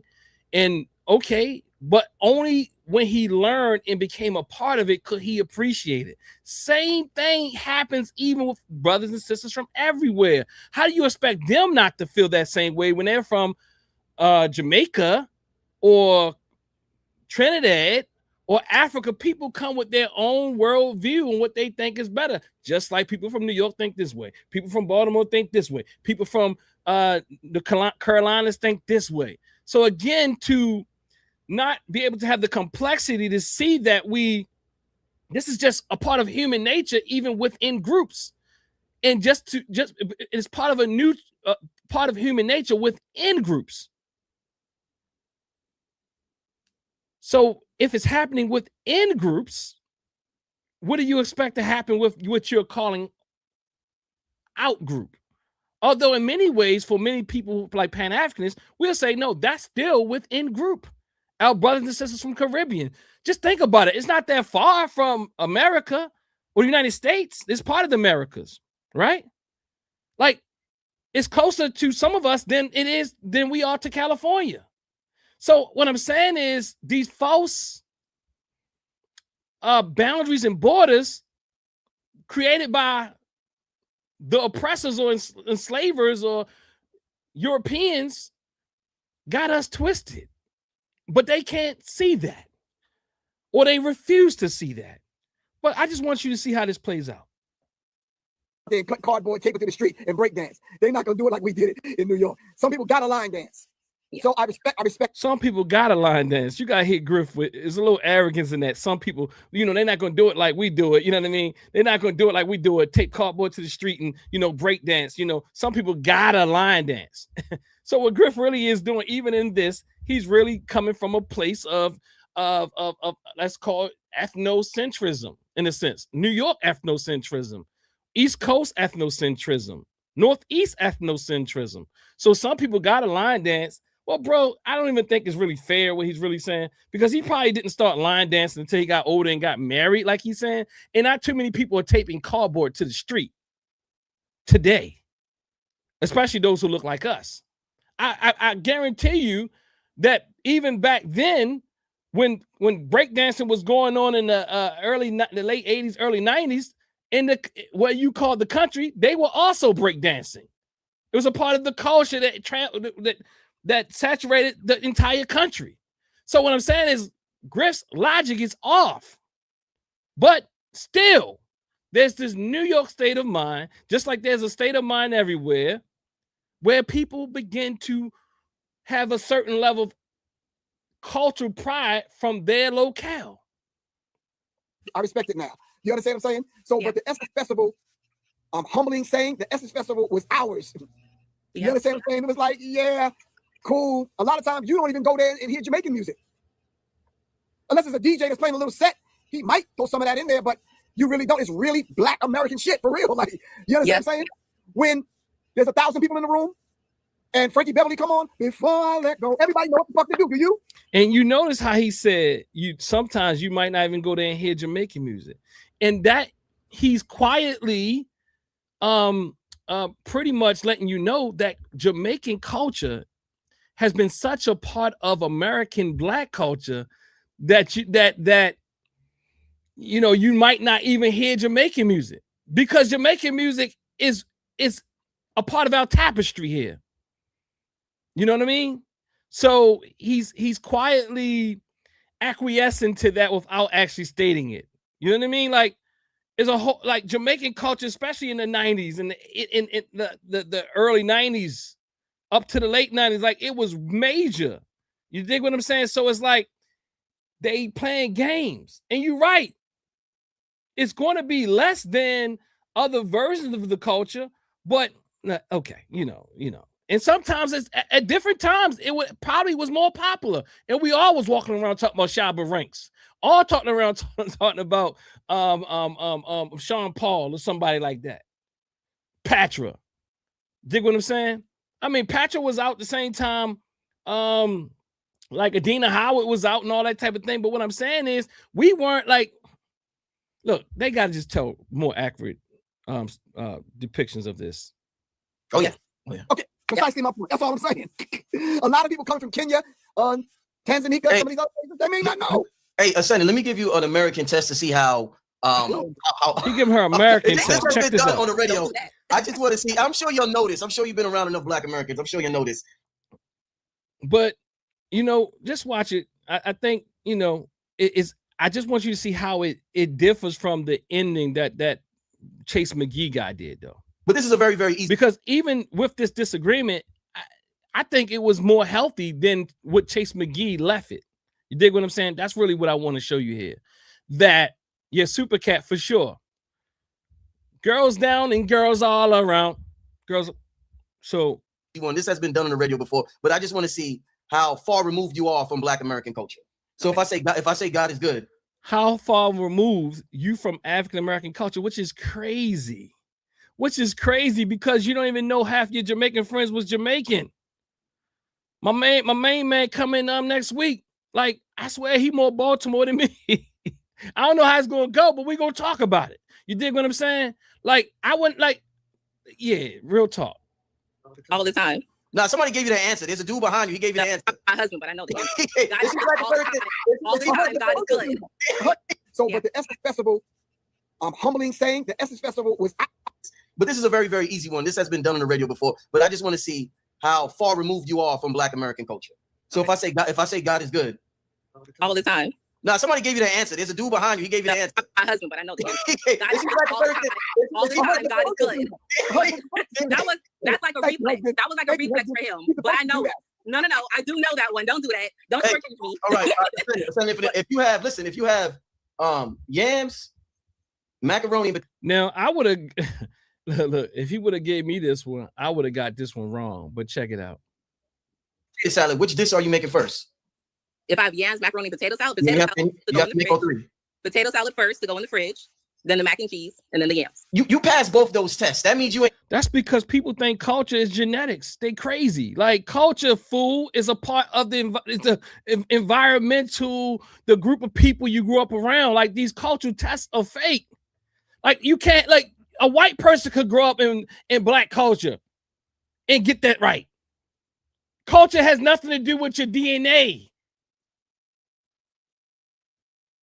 What are they talk? What is he doing here? See, this is what happened when you focus on metaphysics, fake pseudo metaphysics all day. Or at least, I mean, that's where your realm is. You know what I mean? Stay there. Too far removed from our culture. So I'm trying to see where you go. You answered the question right. All right. I just wanted to see if you. yeah. No, I know it. She said because it go in the fridge. Okay, so you know that. All right, you know that. But I just what threw me off real quick. I definitely appreciate you for calling in all the times you've been on the show. But when you use words like begging, I'm like, damn, this is coming down harsh. There's got to be some. Let me finish this, Queen. There's got to be some level of disdain or vitriol for Black America to use that word, because I would never use that word for other Blacks in the diaspora. I wouldn't use that word. So I'm like, where do you come up? You calling my show in America talking about Black Americans using the word begging? So I'm like, where does this come from? And then I actually. And when she was saying begging, she said we. See, they are creating a separation from the sister. You dig what I'm saying? And she was taught something else when she came in. She saw them as we, but now they're, due to this FBA rhetoric, they have created this separation that they probably didn't even see before. But now that Tariq Nasheed and the Yvette Carnell and all of them have created these wounds, now they're very sensitive, and then they're separating things that they didn't even separate before. The sister said we, because she has been grown up as we. Questions, you familiar with our culture, you know about the shit. So where's this coming from? It's an infinite goddess. It's not a disdain at all. When my energy can come off very harsh, so I apologize. And she's being real nice. Offended. But what I'm saying is, and I don't even think, honestly, for me, I don't even think she has to do all that. But she's being very, you'll see, she's really treating this with care. Sometimes we have to remove ourselves from the story that has been continuously being told. And if you keep, in my mind, begging is just like asking repeatedly, you're not getting any movement, you're getting broken promises. And we all know that. Lots of us have said that, including myself. Brother Everett said it the other day, like, look, we can't sit around and be begging, especially people in certain political spaces. We're not going to sit around and beg. Now, all of a sudden, the guy with the Al-Haru on his hat don't understand, because a sister with a Caribbean parentage said it. If somebody else would have said it that didn't have Caribbean parentage, it wouldn't have hit him that way. Because somewhere along the line, when he started dealing with these frauds, and I'm gonna show you them, now he's now sensitive, and he's created these divisions and these separations and all that type of thing. Then he brings Phil Valentine on his show, and I don't think Phil Valentine is completely quote unquote FBA, if I recall. And you keep going, that to me is begging. Not you're down on your feet and stuff like that. So I'm not meaning it in any disrespectful way. And yes, I apologize for that. Like you saw, I was in the dark, I was chill, I was on my wind down. So I do apologize. Yes, God, listen, there's been a history of struggle. Yes. And documents and everything and struggle that's been laid out in reference to reparations. So we're not going to keep asking. We've made progress. If you go back to the outstar, Kelly House, and you take it from her, right, to now, we made progress. No one said it was going to be easy. You understand what I'm saying? Ibrahim Traore is in a position that he's in because he had to take power, but he had to seize that power at a particular time in history. And a lot of African leaders are following his lead. And I'm gonna be honest with you, he's probably studying some of the things that your parents have studied. Toussaint, Dessalines, and some other people, some other histories. You follow? So all of it's important. I just wanted to say that. And shout out to your husband. He's doing what a husband's supposed to do. I give him up with the goddamn answer too. Yo, oh man. He is foundational. But I 100% know it's going to take time, right? You're not going to clear 400, 500 years of oppression overnight. That's not going to happen. I just came in from Baltimore. I just landed from Baltimore yesterday, and I see the oppression. I see the disdain. I see the story keep being written over and over. I see how the government likes to keep a certain storyline going, setting traps for our people. I see that. I know that. And I feel the history because, you know, Baltimore. She instantly goes back to our people, our history, Baltimore, and you can see and feel the concern in the way when she came to Baltimore, how it impacted her. Because she's not speaking as an outsider. She's speaking from one who sees black people as her, black people in America as her, the place she's grown up in. She's probably from like Florida, what have you, but she comes to Baltimore and still like, whoa, our people are being oppressed. Dig what I'm saying? So the FBA stuff has seeped into the pseudo Pan-African-Centered, the pseudo meaning the fake Pan-African, the fake African-Centered community. Those who bring Billy Carson on as an expert. Those who bring Phil Valentine on as an expert. Those who bring Professor Griff on as an expert. But even with my difference with this particular platform and the people that they platform, I still wanted to show you what that other guy, Chase McGee, who was a slickster and a fraudster, who conveniently stopped the video before they got to show you how we can disagree. A very old city. So I feel it. I feel it in the earth. I feel it in the ley lines. I feel it in the air. I know there's a lot of work to be done, but it all starts with changing the narrative and how it is that we move. And, you know, when reparations do come in whatever shape, weight, or form, it's imperative for our people, the people, my people, is important for everybody to have financial literacy so that the story can continue to evolve and grow so that it's to kind of move. All right, so yeah, I'm going to stop that there, and I'm going to go show you. So you see Griff's hat. I just want to show you something. I mean, you see Rich's hat. You know, I'm like saying like, whoa, what's going on with Rich? You know what I'm saying? Why does he sound triggered? And he's supposed to be like an African centered. I don't know what people think that he's African centered. I keep telling y'all they're not African centered. He's supposed to be a metaphysician. You know, he's supposed to be, you know, like he got the eye of Haru. You would think that he was African centered because he has the eye of Haru on his hat, right? Which is an ancient Kemetic symbol, right? So, but, you know, I'm telling you, we're in a time where we're being played against each other. And we're all becoming vulnerable. And so I got this next video. I want to show you something. Hold on, you know what? I'm gonna go over these quick. Then I'm gonna go into some other videos, but I want to show you something really quickly here. As I kind of come to a conclusion sometime soon, I want to show you something. Where's my I did take a note, but now I think my note is gone. Oh, here you go. Okay. All right. So look. All right, I'm gonna play this right here. This next clip. I don't have much to show in this video, but I'm gonna show you what's on Rich's platform. So on Rich's platform, you have these guys being platformed now. I don't know if y'all know this guy. Anybody know this guy? Tell me if y'all heard of this guy before. So this is who Rich is platforming now. His name is Big Chief Top Cats. Y'all know this guy? Y'all know this guy? So you see, look, you see the feather in his hat, right? Check him out. Check him out. He got the feather in his hat. Now I want you to listen to a little bit of this AI song that he wrote.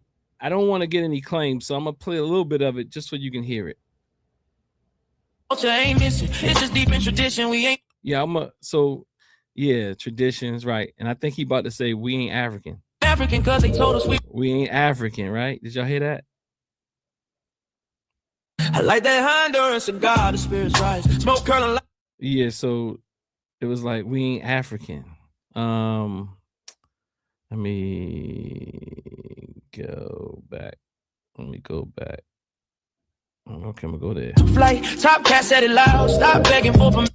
Top Cat, stop begging. Our culture ain't missing. It's just deep. Our culture ain't missing. And I get that idea because we are misled to say things and people say things. So I came for Busta Rhymes, who was talking about that culture piece. He caught up in the hype too, but people are struggling. I came for Busta Rhymes with the misinformation, but I also understand where the misinformation comes from too. A lot of the misinformation even comes from us. You dig? Tradition, we ain't African because they told us. We ain't African because they told us. We remember the mission. The land speaks. You hear that? So we ain't African because they told us. This is on Rich's platform, right? So I didn't want to play a lot of that because I don't want to get any strikes. But let's see when we get to this point right here. Let's see here. Let's see here. All right here.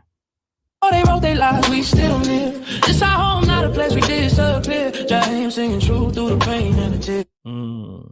We've been here. Oh yeah, we've been here. So we've been here. We've been here. That's part of the Pretendian rhetoric. That's part of the FBA rhetoric. Way before they wrote their lives, we still live. This our home, not a place we disappear. This our home. James singing truth through the pain and the tears. Woo! Sheesh. Now listen to Rich. Woo! Sheesh. This is a response to the song. Whoa! That was fire. Okay, that was fire. I gotta put. I ain't even got to Yeah, that was fire. That song, fire. We ain't African. This is on Rich platform, and I'm showing y'all. See, y'all brothers and sisters who came for me to tell. Look, I even got a message back. Somebody told me shut up because they don't want me talking about the African-centered pseudos or the metaphysicians who aren't African-centered. I said they're not African-centered. They're not. They're not African-centered. Rich is showing. Look. Rich putting the fire up. Look, he ain't African either. He got this guy on. He ain't African. Can't even put the emoji. I'm not even gonna put the emoji. I'm just putting the torch lighter. That was fire. Jesus. Yeah, man. Shout out to all the people out there, man. Shout out to America, man. Man, yeah. In real his own way, man. Man. There's some good times we live in. So I'm gonna go from there. We had the Stone Mountain in there. We had to this. In there, man. We been here. We definitely been here. We're finally remembering who Rich we said are. we definitely been here. We finally remembering who we are. You dig? We're finally remembering who we are. This is Rich. When y'all told me that this platform, when y'all came for me because I said, nah. I said, that's not African-centered. You dig what I'm saying? But y'all want to fight me about what's African-centered. Look, he didn't even got to tell me this stuff. I don't even have to have this information or this evidence to show that they're not African-centered. But they do give you the evidence. I didn't even know it was there. I would have been over there. Brother Carey says, what do you say? Brother Rich is probably still selling the angelic stimulus packages Bobby Hemmett used to sell back in the day. Man. So, I mean, if you told me like this guy put the firelight up and talking about, we've been here and we coming to this awakening now to know who we truly are. I thought that all the elders that he's platformed already told him, like Kaba Kalmine. Woke him up and told him he was African. But again, what is Kaba? Do Kaba believe he African still? We must ask him. I don't know. I'm just saying. Wow. It's beautiful times, family. I just want us to all stay focused and disciplined in these important times that we're living in. We've asked for these times. All right, so now I want to show you. Read this slide here. This is where this guy Top Cat is doing his presentation. He's doing his presentation, and what he's saying here, let me make it larger. he says here, the white men who told you that you were African. The white man who told you that you were African. Now, a lot of people might take offense to this, but see, I ain't gonna say something if I can't prove it. I sure ain't finna come up here and make a monkey out of This is on Rich's platform. This is on Rich's platform. This is who he's saying is a master teacher. Who he's saying is bringing you the new information. Who's bringing you the information that's an awakening. You telling me that Rich is African-centered? He got that. He had that Av Haru hat on. I think on this picture he got like a tiger or something. I can't recall. Look, he had the, I don't know if he retired the Av Haru completely, but what I'm saying is, look, y'all telling me. See, the thing is, like, we get so celebrity starstruck and we get struck by the amount of views that people get. And like literally, like people I know sitting here debating with me. I don't have a problem with debating, but at least look, if you really want to debate, let's sit down and talk about it. Let's really bring the evidence. You know what I'm saying? Let's really do it. I'm not saying this because I just want to argue. I'm just telling you these people don't know what they talked about. They're not Pan-African. They're not African-centered. You saw like Rich is trying. I don't know Rich. I don't know Rich. I don't know if he's just lost or he's fraudulent. I don't know. But what I can say is he wanted it too. Not on Empire 363. You feel me? So you know it's great sitting in this chair. So yeah, if I said it, I gotta prove it. Let's walk. So we're gonna bounce off and we start off this whole situation of how did we become African? What was erased? Where did our stories go? Well, they were overtaken by science. And one of the greatest tools that was used to speak over all indigenous people, not just us. So see, this is really universal. So it's dangerous. It's dangerous. Anti-science, right? Anti-science, unless it's metaphysical science. You dig what I'm saying? Rich's platform. Look how many people Rich got hold up. How many people looked at this video? How many people looked at this video? 30K views stream to watch this poison. We're gonna specifically sit on what happened to us here, but it was universal. Science is gonna be used as a tool to be the authority over the indigenous people. And it's people from our community, supposedly from our community, supposedly with our best interests at heart, you know, and a lot of us hold near dear to our heart. But what we're gonna find out tonight, they were accomplices. And we can't say that they didn't know what was going on. I respect Martin Luther King because he say, I walk my people into a burning building. He was man enough to come out and say what he did. And he took, you know, the responsibility that came. All right, so I just wanted to show you quickly, without belaboring the point, this is Top Cats. This is Top Cat. And this is who is on the platform that you told me is African-centered. This is Top Cat. This is, y'all was debating me. I'm talking about my Baltimore Pan-Africanists who really, those who supposed to be Pan-Africans, those who are Garveyites, those who love all this social media foolishness. When I told you that these guys here, look, y'all had much smoke for me. But let me play it again. Let me play it again. Hold on. Journey when I was personally, I was not ready for Dr. Valentine when I first started in this journey when I was about 19 years old. And I started out, what got me into the journey is Booker T. Coleman. Booker T. Coleman, yeah. Listening to him, he made me a little more comfortable to elevate to a Bobby Hemmett or a Dr. Valentine. So Booker T was my gateway into the information. I also, I don't think Dr. Valentine is I think he's like probably Cheyenne, but maybe he's been up front that he's not. Let's just keep that above. Okay, hold on. He big said, leagues. You know what I'm saying? Booker To T. the information. I also Dr. Clark, Dr. Ben. So yeah, it eventually led me to Dr. Valentine. Their sideshow, Dr. Clark, Dr. Ben, also the dude Panic shaking his head up and down.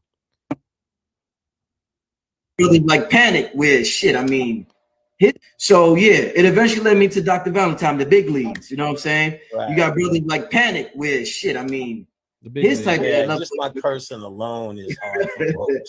So I mean, but it's awesome. But listen, what I want to get to with this second question, I want to pose to you, gentlemen. So they sitting there like they got some special information, family. They're sitting there like they got some special information. I appreciate you all sitting here taking this walk with me. I'm a little tired today, actually. You know, so, but I did want to still show you these things and show you what's really going on in our community and how when we don't really vet or hold certain platforms accountable, that's what we get. We get pseudo platforms like Brother Riches, who probably hardly put on someone that is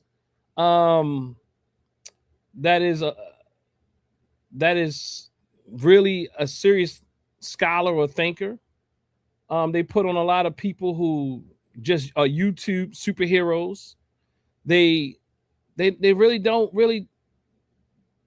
They're not really about scholarship. It's just not scholarship, and we call them scholars, which is really bad. We call these people scholars, which is really bad. You know what I mean? And you don't have to be an academically trained scholar for me to call you a scholar, but you can't just be rich. You can't just be Dr. whatever Valentine. You just can't be that. You know what I mean? I had something. It went away, man. So anyway, this is another person that they right here. This is another person that they platform. He platforms. If everybody know him, his name is what is his name, y'all? His name is Dane Calloway. Dane Calloway and Big Chief Top Cats. American Indians versus Native Americans. Let's see where it's at right now. Let's see what it says here. So let me ask this, Dane. According to your research, I've talked to the Moors, Isaiah, shout out to Isaiah, Rod Hayes, shout out to Rod Hayes. A lot of people involved in this similar movement. And there's this consensus that the slave trade was exaggerated. We didn't all come from Africa. Greatly, yeah. So I want to hear your perspective about the lies being told about us coming from Africa or it being exaggerated. Tell me about the slave trade was real, but the slave trade did not happen the way that we were told. Yeah. Like we didn't come from Africa. Some of our ancestors were sent to Africa. Certain parts of West Africa were not populated. I have a whole book out on this called It Was Told in Reverse. The Untold Truth About the Transatlantic Slave Trade Story. It wasn't even the transatlantic slave trade. What they're referring to is the story of the Middle Passage. Because keep in mind, there's no such thing as transatlantic when you can't travel straight across the Atlantic with the ocean gyres sitting in the ocean.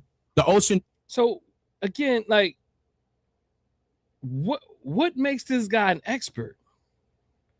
But this is the type of people we listen to. Like this guy, Dane Calloway, Rich is like really like starstruck, even if you watch this, that he came onto his platform. I guess both of them showed mutual respect, but listen, this is for people. This is people's trauma being played on them. You know what I mean?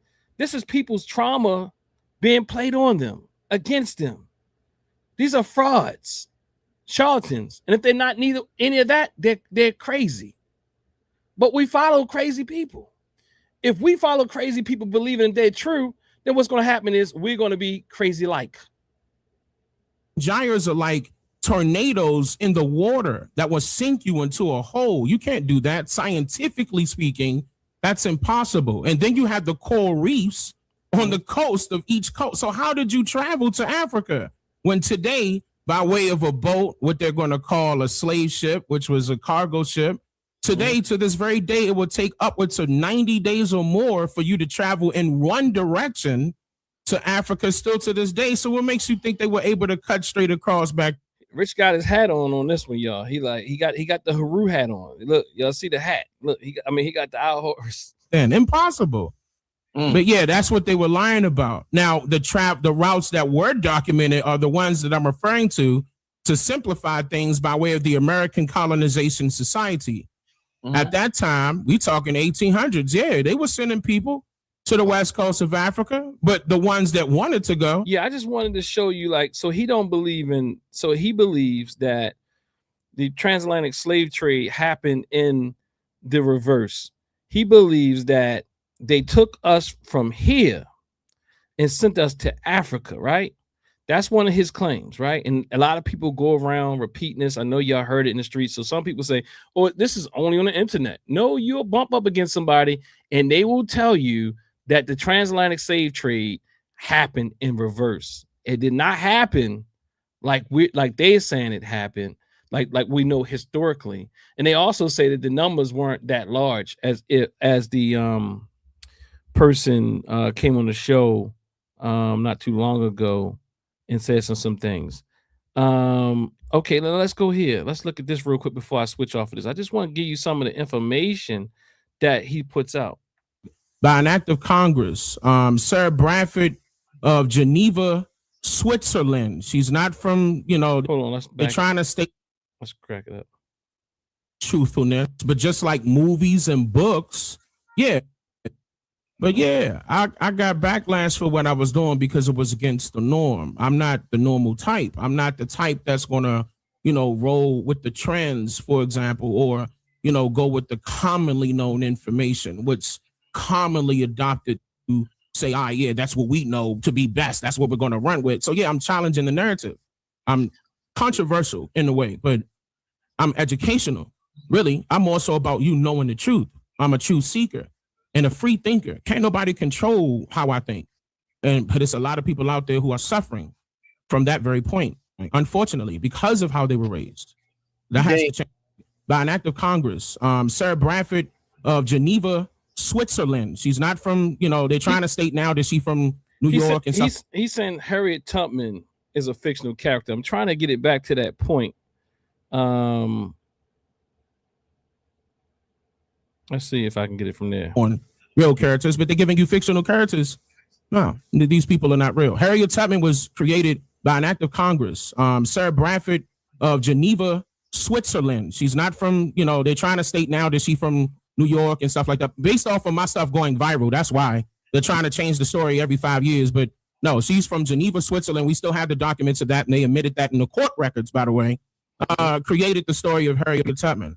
And still to this very day, her family and her lawyer, in which I can't remember his name right offhand. I don't have that in front of me. Enough of that. I just want to show you what rich platforms, right? And so they do anything to not be African, to be honest with you. That's basically their modus operandi, right? And that's what they do. You know what I mean? So I want to show you now this person here, right? Hold on, let me see if I can. This person here, which is a very interesting person. Where's my volume at? Okay, let's see here. Let's see. Okay. New page. Follow this account. I was trying to take a break. It's the FBA goddess. Trying to take a break with my vacation, but boy, it seems. Look at her neck. Look at her neck. See, grifters will put tattoos on their neck, and then they'll switch over to a new grift. But look at her neck, the eye of Haru. you know, it's the other side. I don't know the difference between which direction. I think another one might be like Tahuti or something like that, if I remember correctly. It's been a while, but nonetheless, this Eye of Haru that most of us kind of know it by. If we go back to your boy's hat, he still got the Haru on. You know what I mean? But they anti-African, anti-Pan-Africanist, all this type of thing, but they just switch grifts up. You know what I'm saying? You know what I mean? That's what they do. And listen to her. Time with this delineation situation. Okay. And I get it. You know what I mean? From a people that we welcomed you in. We gave ourselves your name, bad idea. You know, we did a lot to attribute a lot of what we did to you. You know, just being nice. You know what I mean?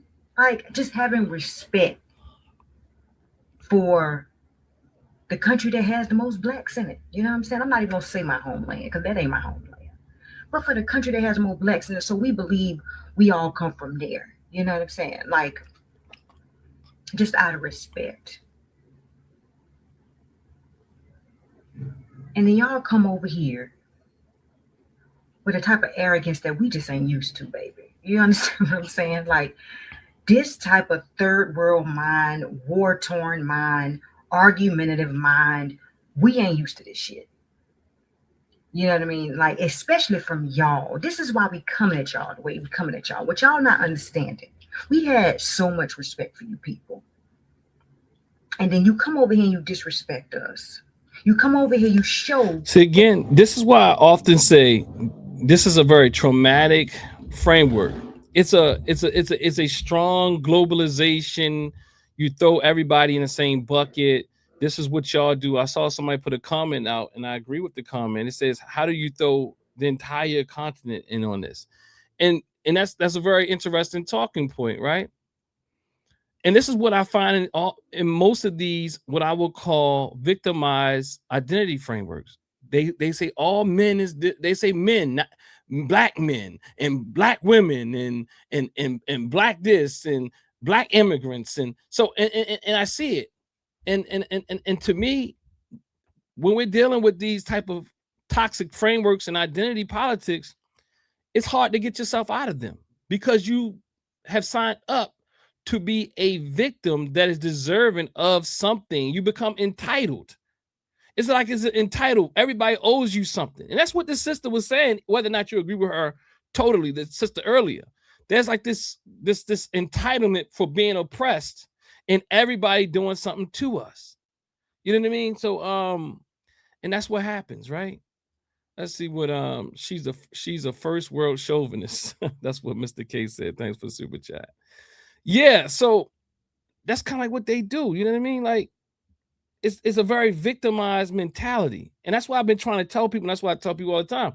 These people are professional victims. In your country, y'all ain't got manners, and you bring that mess over here. You come over here, you poke your chest out, you say you better than us. For people that welcomed you. You hurt. It's like, I'm not saying that nobody comes over and says they're not better. Guess what Griff said? He said he from New York and he went down to what was it? New Orleans, and he thought they were some backwards this and that and the other. Like the reality is people are misguided, they're misled within the country. Even this is like I had another video that I wanted to show you. I'm having a little technical difficulty, but this is what I just wanted to show you the griff and even the mentality, the fact that she even put that Haru on her neck. I'm not saying everybody who does these type of things, something's going on with them, but look, she had to be really, really far into her ancient Kemetic science at one time, and probably to degrees that our elders warned us against, like Dr. Ben and Dr. Clark and so on and so forth, that they warned us against, but they went all the way there. And that is because there's an identity crisis going on.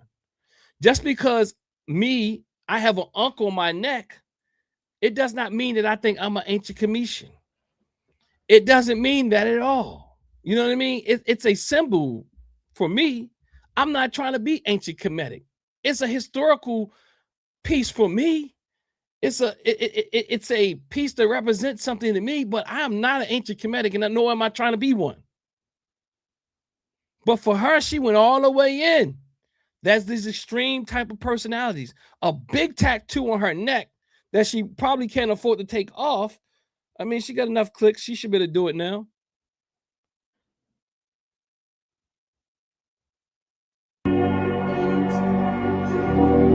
Oh, yeah, that's music there, y'all.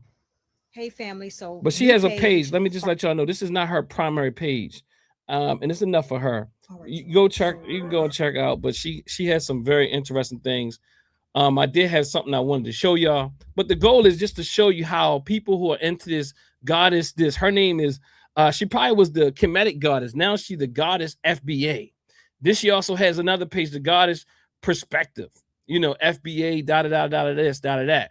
But the reality is, I promise you, she's a metaphysician. She was supposedly an African-centered metaphysician. Probably never even used the word African-centered, but these are the terms we use. And people think that she's African-centered because she got that big old eye of Haru on her neck because she was trying to cope with some trauma. So she dove straight into African cosmology or what have you, and she was awakened. Now she's awakened to something else. It's called FBA. Because sometimes when we have these quote unquote awakenings, we never can get enough. We're always looking for new awakenings. I promise you that's what, or her personality type of people that seem like her, because I never met this sister. But nonetheless, when you see people like this, there's a lot of trauma typically. I don't know her, but I'm assuming that there's a lot of trauma there or some grifting there or both, because when people grifting, they grift because they're survivalists. And they're people who typically are trying to cope with the world. And she has this big Haru on her neck. And then let me see what do I have next? Because I'm about to be out of here, but I did want to show you a few more before I get out of here. And I'm gonna show you this sister, which is very interesting. I'm gonna let it rock off a little bit. I don't have much energy. I'm gonna let it rock off because I went over to TikTok today, and this just came up on my page. I think President Everett Winchester got me tapped in some algorithm over there. But check this out. Trade. Let's go with the idea of the slave trade. Africans sold us into slavery. We've come to learn that those Africans are the Nigerians and the Ghanaians. Black America, why would you go befriend the very groups of people who sold you into slavery? Why would you want to celebrate escaping slavery? Would that behoove you to ask you? So if someone sold you into slavery, just think, listen to the logic. I've always talked about this. What can you can identify that you're saying that they're the Nigerians and the Ghanaians, but can you identify perhaps what group you were? Because you were part of that. You're saying that the modern day Africans there now, their ancestors sold you into slavery. Do you also have ancestors there? Or are you forgetting that part? You know what I mean? Were you part of that same civilization if that was the case? You know what I mean? So look, I have a special prize for you on this one too. I'm surprised. The very people who put you into slavery. This is a genuine fucking question. It's a genuine stupid question. It's a genuine stupid question. Like I said, so who were your ancestors then? If they sold you, who were they? Answer the question. Just common sense. Because I'm trying to figure out why any nigga in America would even think of being next to these people. And then think about, I want to show you something. Just think about, look at the dispositions that these people have. you can see that there's something that is not setting right inside of them. There's a high level of anger there. There's a high level of hurt and pain. You can see it. You can see the intensity in their eyes. You can see in how they talk and carry themselves and the words they use and all that. They are not cultural people. They are hurt people who are lost and who have identity issues. Let alone celebrating the city. And I'm saying this not to make mockery of my brothers and sisters. I'm saying this to say, look, family, for those of us who are hurt like this, I'm trying to point the light. I'm trying to identify the disorder. And for those of us who are on the fence and likely about to go over the fence to the direction of the FBA or the Pretendians, don't do that. These are very hurt people who have not dealt with their own traumas. And I'm asking them to come home. Or celebration with them. They the reason why you was in slavery. Why the fuck are you celebrating it with them? They're the reason why you're in slavery. So why are you celebrating it with them? So again, you can go all the way back to their ancestry. You can go all the way back to their ancestry and blame something on them, on their ancestry. But the reality is you probably share ancestry with the people that you do share ancestry with the people that you're pointing the fingers at. Take a DNA test. In that Super Cat, or whatever his name was, not Super Cat, Top Cat's video, his whole point was to debunk DNA. Crazy. Reason why you went into slavery. Why would you then celebrate escaping and leaving slavery with the very people who put you in it? Until a Pan-African Lord Slaughter, you said it's fat. I got a surprise for you. Just wait. Just wait. Just wait. Again, and note that she again, another one who says Pan-African. See, again, they are anti-Pan-African. Or Pan-African rejects. That's what it's starting to look like. Or those who never steep themselves in Pan-Africanism enough to truly understand it. And that's what I would say. Explain that to me. Y'all niggas is slow as turtles. A whole group of people. And yes, her name is Voodoo Doll. That is absolutely true. It's going to get, the surprise is coming. The surprise is coming. Sold y'all into slavery. Now you going to celebrate getting out of slavery with the people that put you in it? I'm dead. And I'm supposed to follow people like this. These are the people, these are the experts. This is FBA's best. They're having fits over people who want to celebrate Juneteenth with you. They're not anti-immigrant, they're not xenophobic, but look at her. She mad that they want to celebrate your so-called freedom with you. But they will celebrate it with a white person. And they do, and they're so happy that white people approved of it. I'm dead ass serious. Help me understand the logic behind any Black American wanting to celebrate escaping slavery or getting out of slavery with the very people that put you in it. But not the white people, but the Black people from the continent. Because these is the people that's running around celebrating Juneteenth. And she might be one that truly believes this. I mean, like, those questions could have been genuine, but that's called loss. I said some people are frauds and some people are lost. She might just be lost. She might be lost. And you can see the pain is right there. You know what I mean? And so now look at this. Here comes the surprise. Look, tell me what you noticed in this one. I told y'all the Jetsons and the Flintstones happened at the same time. I know what I said because I was there when I said it. I also told you that that's the future. If you are poor, you're going to live like the Flintstones. No cap. When this new system come about, what do you notice? If you are poor, not only are you going to be eating dead corpse, you are going to live like the Flintstones. I'm dead ass serious.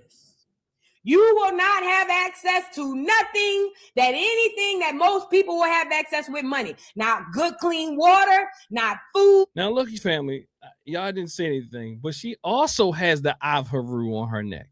She also had, look, you got Rich with it on his hat. You had the other sister with it on her neck. You got this sister with the chain on. I think somebody else had it. I'm just saying, like, what? Look at this. Look at this. She didn't invest it in an entire gold chain. You know what I mean? Like, I don't know if it's real or not, but she at least put some investment in it. She also has a name as Voodoo Doll. She's confused. These are people who are struggling with identity crisis. These are people that traumatized trying to help people heal. And that is what you get in a lot of these categories that are traumatized, victimized, pedestalized victim type of identities. I'm telling you, the manosphere, the feminosphere, the FBA sphere, the Pretendian sphere, they can't help you because they are hurt. Just like I told you, the young lady who said I treated her nice said I attacked her because I disagree with her usage of femicide. That is a very dangerous thing. She literally said that. See, that is problematic because your doctrine tells you that a man must agree, or anybody must agree, especially a man who disagrees with your utilization of femicide wholesale, as black men are committing femicide and black men are dangerous and all that. I'm not going for that. Just like I'm not going for Africans are this and Caribbeans are this, or African Americans are this, or Black Americans are this. I'm not going for any of this type of stuff. It is insane. Somebody said it too. It is insane. And a lot of us who get caught up academically, we don't know how to parse these out because we have these frameworks that aren't working for us. These frameworks that have not been created for us. And we are so anti anything that is African-centered. We're so anti-African. Anything that's truly Pan-African, and this Pan-African, it includes culture. Without culture, we get this type of mess. This metaphysical stuff is BS. And sometimes, and also those on the left, Pan-Africanists who are anti-culture, that's problematic as well, because they pick up their own traditions and feminism and this and almost any type of identity. Besides almost any type of identity that keeps us divided. You become professional fighters, professional victims, and you believe people owe you something if you don't have a real clear analysis. Everybody becomes your enemy. Everybody. I appreciate the analyses that I get from people in different spaces. But if you void culture from it in a way like people like Dr. Marimba Ani says it, or Dr. Amos Wilson says it, I'm telling you, we're setting ourselves up for failure. And many people believe that an African-centered approach, a Pan-African approach, but more specifically an African-centered approach, which has values, order, elders, is patriarchal. It is classes. It's all these things because they want no order. They don't want hierarchy at all. There's something called natural hierarchy. They don't want, because the pain is like you're oppositional and you're defiant. If you know anything about like oppositional defiant disorder, which is usually like an adolescent type of disorder, I'm saying it doesn't stop. And a lot of people that find themselves in these camps are very oppositional, and they don't want nobody. They don't want any hierarchy or culture or anybody having to abide by rules. They're very cluster B-ish. They're very narcissistic. They're very histrionic. They're very borderline personality type. They're antisocial. These are all personality disorders. I'm saying there's traits that you find in these people who find themselves in these different identity categories. And they also find themselves in these very mystical ways of seeing the world as a way to cope with all that anger and frustration and all that is going on inside of them. Family, I'm really getting tired now, so I'm gonna bring it home, and I appreciate you all, riding for the duration. But again, my wife is probably gonna be watching me like, you should have stopped. But yeah, so but yeah, back to her eye of Haru. Not good telephone services, not good housing, not none of it. Only the rich will live in the sky and have the life of the Jetsons. This is really going to happen. And I don't think y'all understand. I don't think y'all quite get this, that this is really coming about.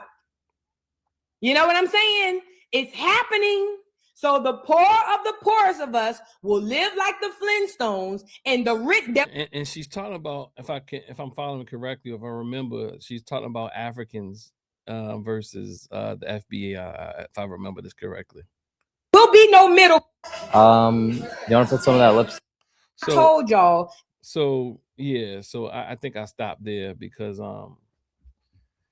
so if the African Americans, let me read this right here. So if the African Americans or so-called FBA sold some of us into human sex trafficking markets, do you now reject the whole African American or so-called FBA people? Help me understand that logic. Absolutely, that's too logical. And I appreciate y'all with y'all comments because I'm a little tired and y'all logic is working for me. That's asking too much, because people who are hurt, and I'm being like really honest, like when you struggle with those type of disorders I was telling you about on individual levels, but I'm now putting this on a group level, you're very black and white in your thinking. So you can be logical, but you miss so many things that you become illogical. You can't see the nuance in the world. It's a them versus us type of mentality without any nuance. They don't have enough capacity to see nuance, because to them to see nuance is a threat, is a potential danger. It's kind of like if someone hurt me, and let's say that was a man, then all men then become a problem. And people live like that with trauma, or vice versa. All women potentially, even though I might be attracted to women and have a wife and all of that, because my trauma came from a woman, that trauma comes back up when I get triggered, and I put women in these boxes. In fact, they're already in those boxes, so it doesn't take a lot to trigger or re-trigger, or what people call re-traumatize that person, because they haven't healed. And then they kind of like don't trust anybody anyhow. So they find themselves in these cults, in these camps, in these mystical places, because the mystical place is the place where they can feel like they can free themselves, where they can live and they can feel connected, and they can feel that there's something greater than human beings, and there's something greater than humans, because humans are not dependable. So I got to go out here in this metaphysical level and connect with this being, because I don't trust human beings. I'm not saying there's anything wrong with your metaphysical reality, but I'm saying we go too far. We take it too far. Dr. Clark said it again. You out Pope the Pope and out Muhammad, and I say you were out Metaphysics, L. Ron Hubbard, Zachariah Ascension, and the like. Yeah, we be looking for magic to escape from our pain. Yeah. That's what we do. And that's exactly what we do. And I think I have one last clip here. And this will tell you the story. This sister right here. I think it's something for us to really listen to and see how it's something that we take into account as we move out in our communities, and see how it impacts us, even those in Pan-African and African-centered spaces, when they come up against information like this. And now on some real stuff, it really hurt my feeling and burns my heart that I even have to include Africans, Jamaicans, Haitians, and when I talk about, you know what I'm saying, the Black community and how they're not a part of it. Because growing up, I really used to look at myself as an African bitch. Like, I'm not gonna lie, I looked at us all the same. I did not see. And you notice, like, I mean, like, just the there's some hurt here. I can tell you that for sure. I don't know the sister, but I this video I came across, but the usage of the words and all that, and people like, well, you know, like you can pick up on cues. You know what I mean? When people are hurt, and certain words they use, a certain, and the thing is, the metaphysicians will probably tell you there's frequencies, but then someone will say they are the higher, like, you know, they all say different stuff. Difference between Africans versus us or other Black people from different parts of the world versus Black Americans until I got older, and they made me realize that we are nothing alike. Like, we are. So she said we're nothing alike. You know what I mean? Nothing. But then then listen to the dear sister.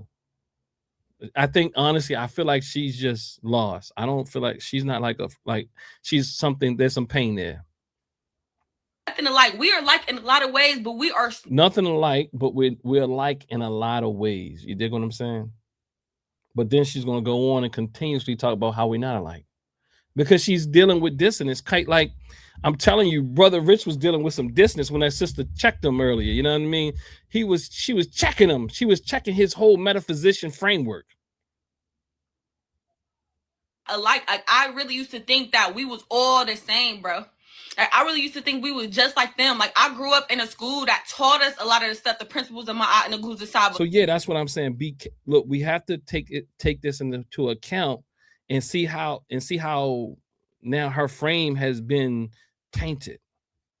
You know what I'm saying? It taught us to celebrate Kwanzaa instead of Christmas. That just taught us about culture, our culture overall, and how everything.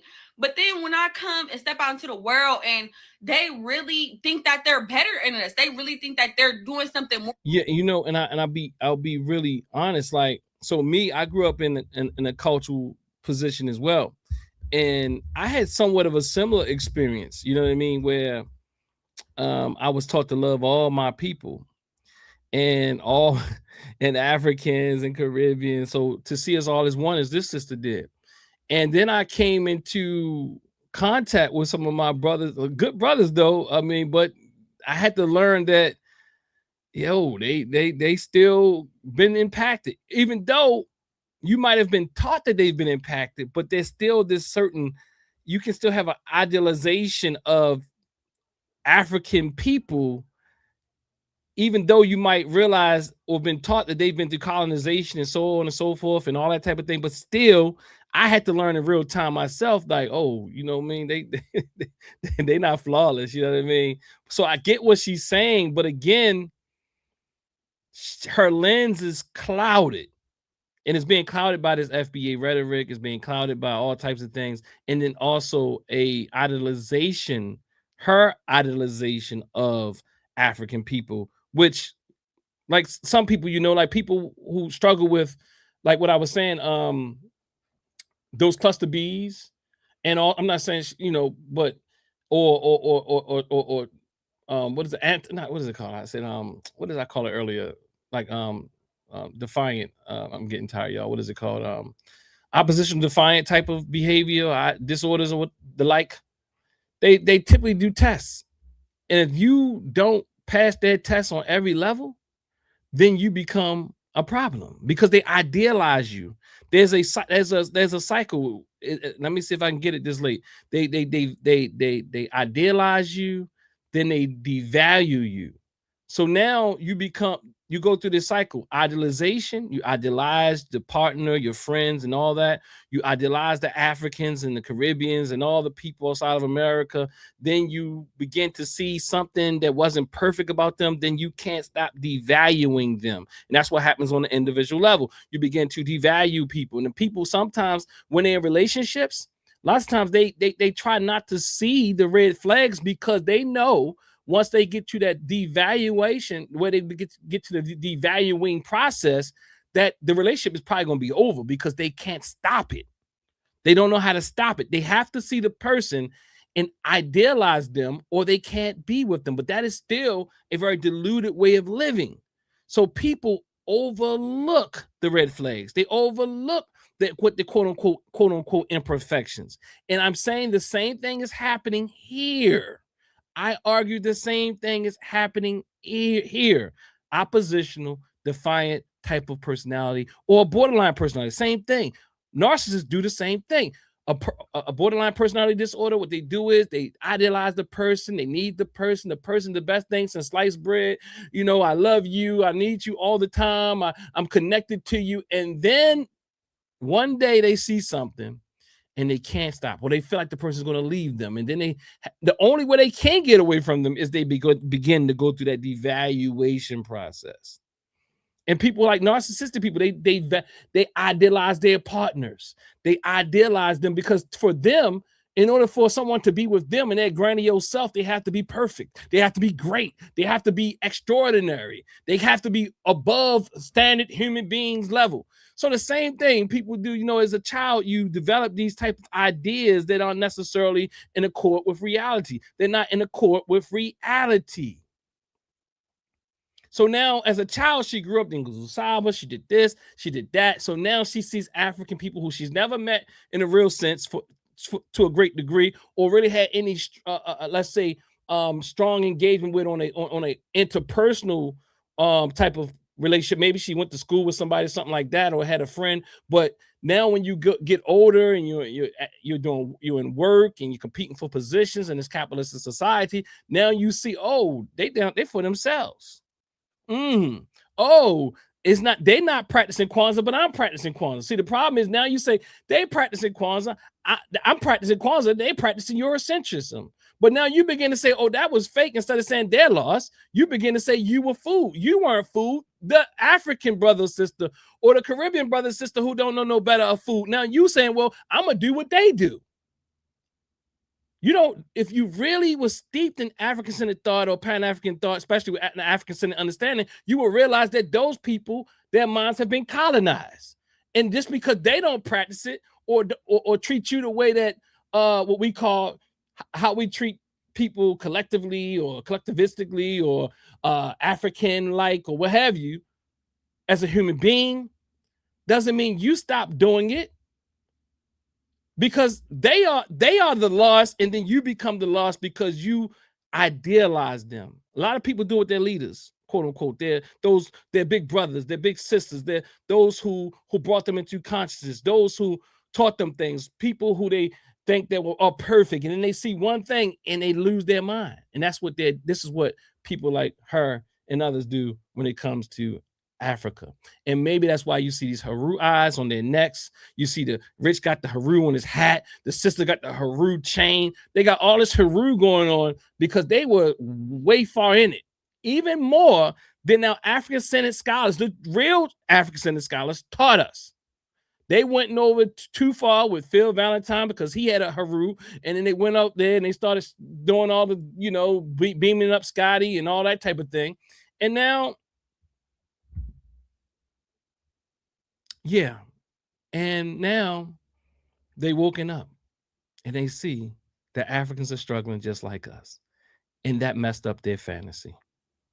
So they discard things they learned. What Black people could have did. Oh, how we come down here and do ABC and y'all didn't. You know how many racist Jamaicans I encountered alone this year? Like, how you come down here and y'all didn't do that? So you can't even understand why they don't understand. They're saying, damn, you us, but y'all over here and y'all didn't take advantage of this opportunity. You can't understand because you struggle with empathy when you hurt. You struggle with empathy when you stuck in trauma. You struggle with empathy. You struggle with being able to see why that other person can be lost. You struggle with that. People who are Black and white struggle with empathy, although they call themselves empaths many times. You dig what I'm saying? They call themselves empaths, but they struggle with empathy. The reason why they call themselves empaths because they're fragile. They hurt very easily. And they feel for other people in ways You think that they're feeling for the other. They might think that they're feeling for the other person, but really, a lot of these people call themselves empaths. They really feel for the hurt little child in them that they see in that other person. So it's still about them.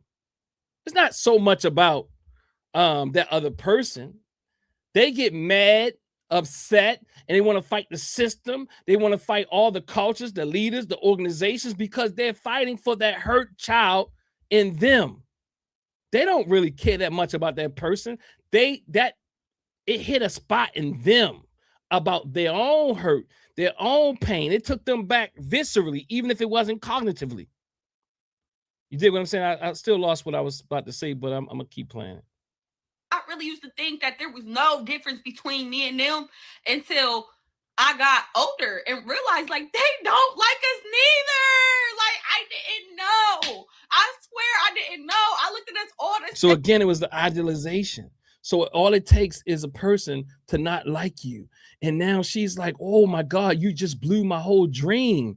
You blew my whole idealization campaign. You like, this is not what I expected. This is not what I was taught.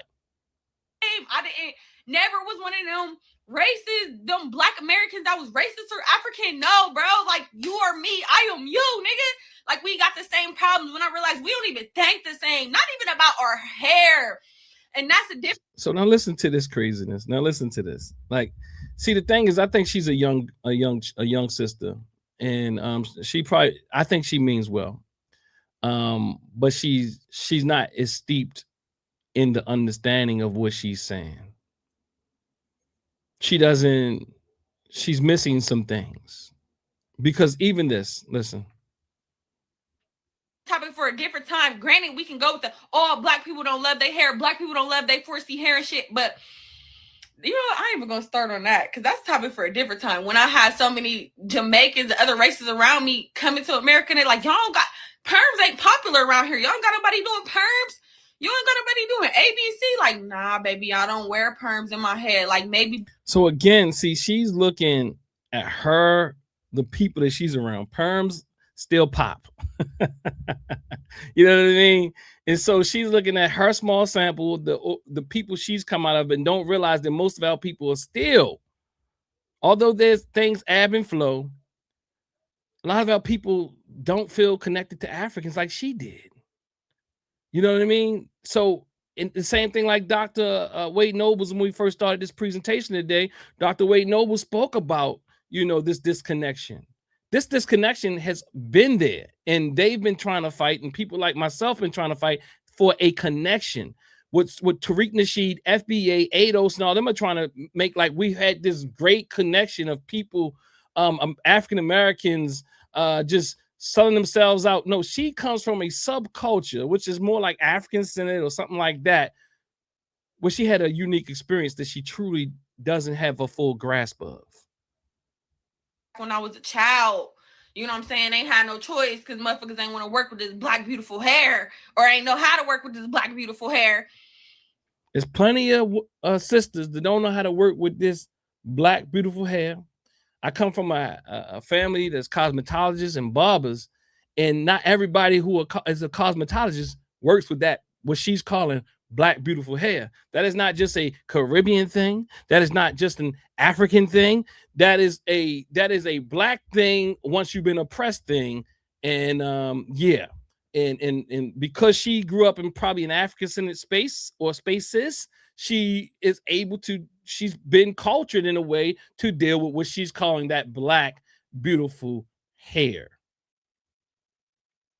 Even just that's just the bare minimum, but coming around them and they really will let you know you ain't nothing like me. They look at us like we the ones with the culture, we the ones with the this, we the ones with the that. Like y'all the ignorance of all the. So again, you mad because they, like they proud of their stuff. I remember when I grew up, my mother-in-law, I was in high school. She's like, "Oh, we got good food at home," and da da da da da. And I used to be like, "Nah, it ain't all that." Nah, like I was like, "Nah." I felt like similar, like, yo, it's like you say everything in Jamaica is better. You know what I mean? And I'm like, look, it can't be that better. And then I went to Jamaica and I ate some of that fish.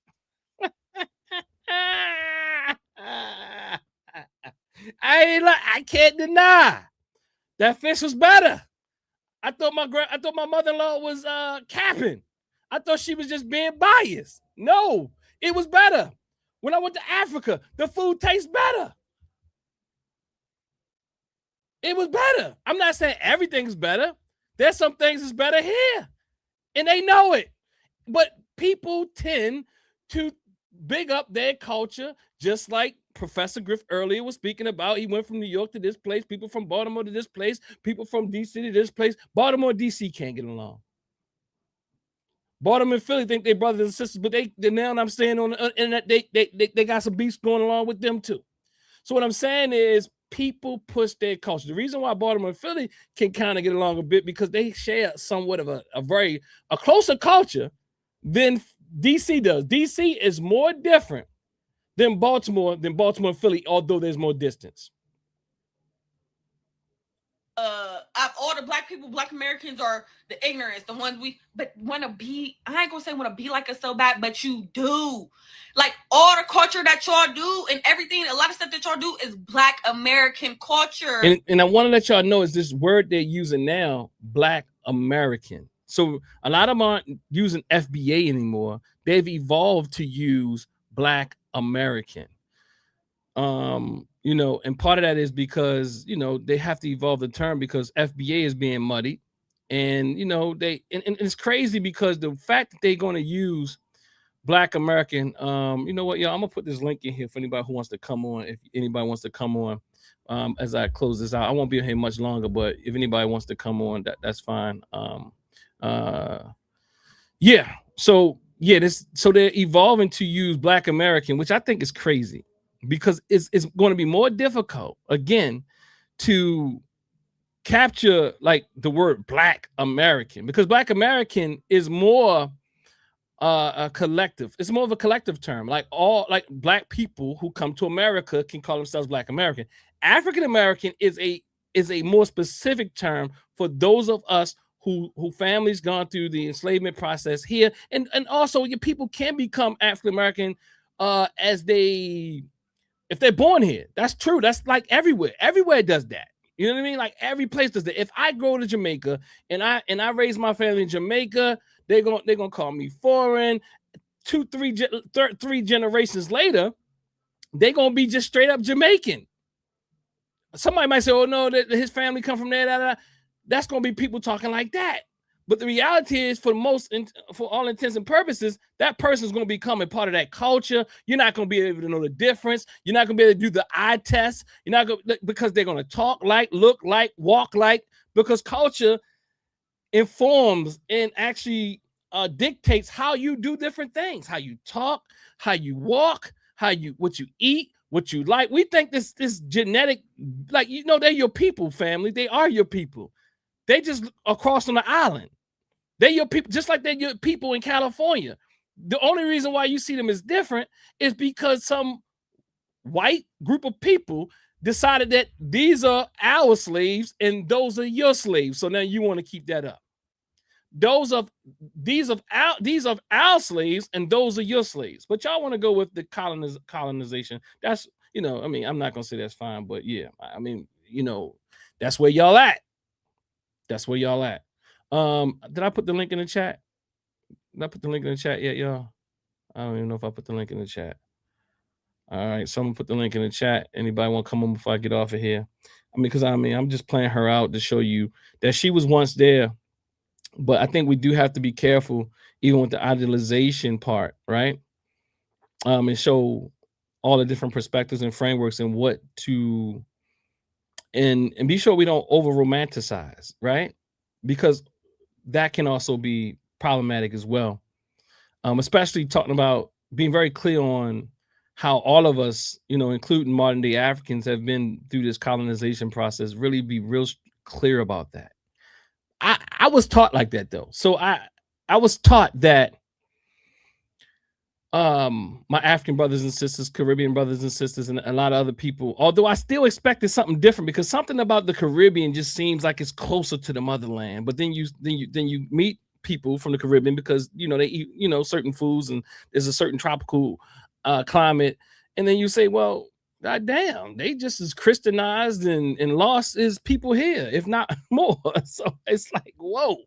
You dig what I'm saying? And you go to Africa, most people lose their mind, although they hear about it in books and read it and all that. When they go to Africa, they're like, white Jesus is everywhere. Islam is major in places, you know what I'm saying? Because you've been taught this African-centered way. Look, FBA, understand that.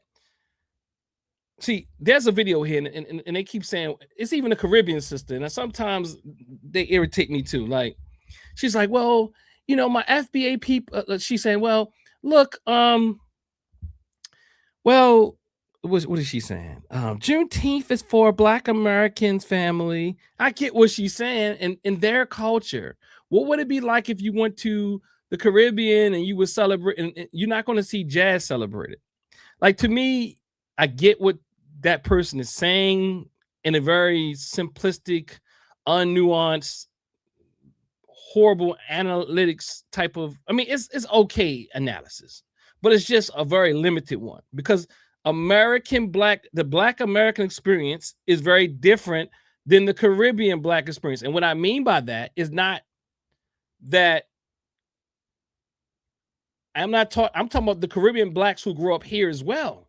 There's a lot of Caribbeans that grew up here. There's a lot more of a what is it called? Amalgamation of Black people who live in our communities. You know what I mean? Like, it's not like you're going to go to Jamaica and see all these Americans. Like, I mean, they might have little places, but what I'm saying is, it's not the same. America is like Egypt was historically, where a lot of cultures converged. So it's kind of different. American culture it has so many cultures within it. Like, if you were to go to other places and you grew up in a major city in America, or even like small towns, you probably couldn't even deal with, like, for example, like, I'm from Baltimore. This is a food city. I can have all types of food. When I go to other places, especially cities that don't have that level of diversity and even Blackness, it becomes very, like, it's missing some things. Or if you go to, like, maybe you go to, my family lives down south. They have like a variety of things, but they probably don't have a Jamaican restaurant in some of those places. You know what I mean? They might have a Chinese food restaurant, but the thing is, I forgot where I was going at, y'all. But what y'all talking about? People food, man. What y'all talking about? Look, who food sucks? I'm not gonna repeat that, because look, I had some good vegan food in Philly. I had some nasty vegan food in Philly too, but I definitely had some good vegan food in Philly.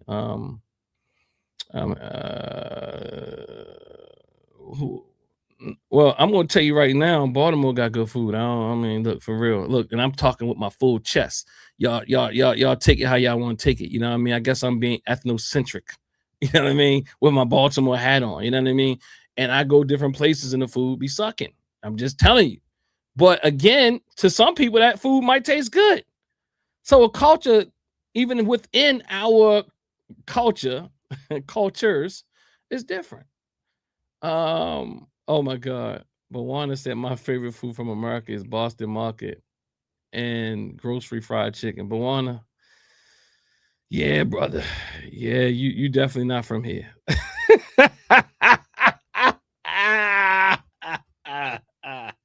Come on, man. You hold up, Bawana. That's whack, man. What are you talking about, man? See, we can do that here. You know what? Look, Bawana. Okay. Philly, Lene said Philly had me mad laughing out loud. Oh yeah, I mean, look, where you at, Lene? Where you at?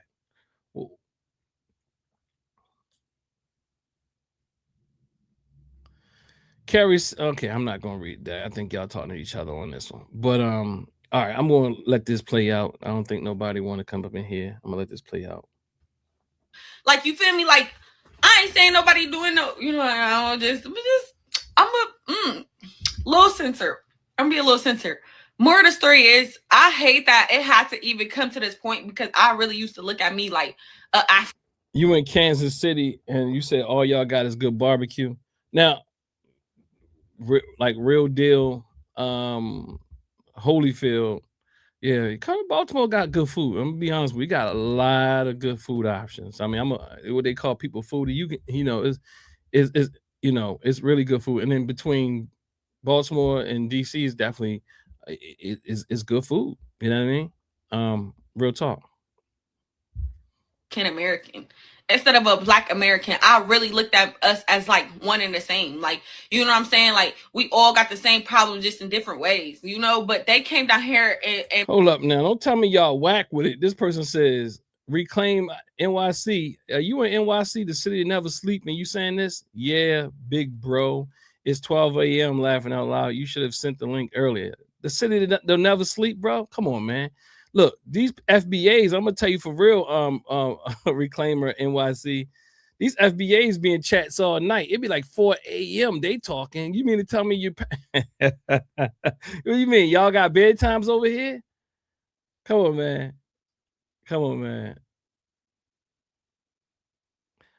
No one can mess with our barbecue, Lene says. All right, not even Texas. Paragon said indigenous native Black Americans. I don't know what Paragon said. Indigenous native Black Americans. All right, y'all talking to each other. Carrie says you do realize the shortest part of the ocean is between Senegal and Brazil, right? It's not about believing. Yeah. Okay, I don't know what y'all talking about, but we got work, gang. What you got, work in the morning? Is that what you're saying? Reclaim NYC. Look, reclaim NYC, the city that never sleep, man. New York got the best pizza. That's what somebody said. Somebody told me Chicago got the best pizza. You know what I mean? I don't know. I mean, we're gonna fight over that. So I was I haven't really, I mean, y'all gonna have to show me where the best pizza at for real. But all right, let's get it out. Let's see if I'm gonna let her play out. Me feel like you ain't nothing like me. Bitch, your ancestors could never do what mine did. They just two totally different mindsets, two totally different people.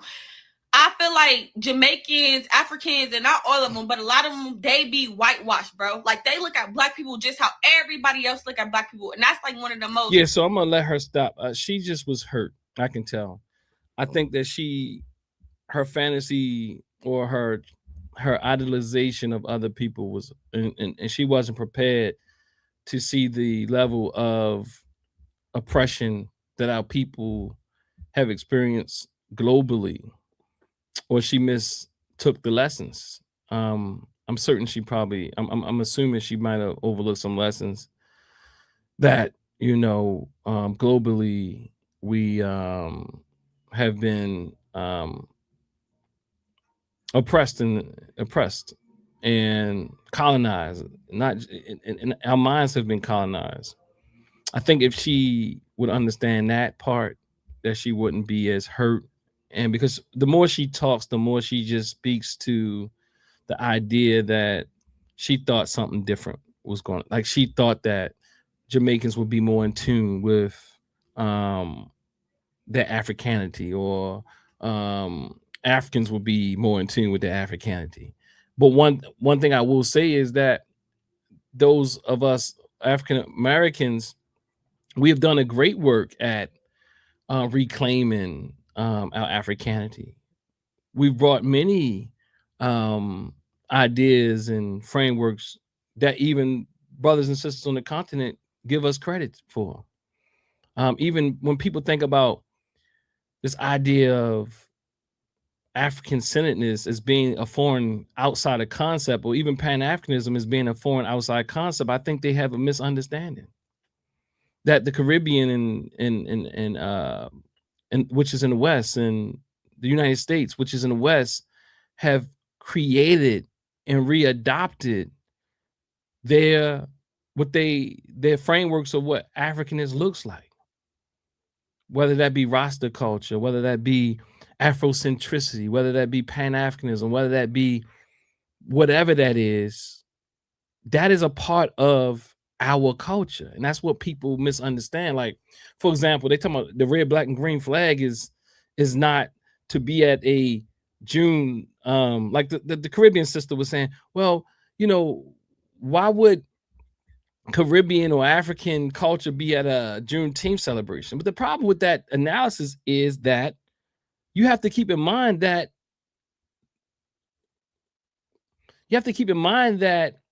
Pan-Africanism is as much African American as it is anybody's, and even more so in many instances.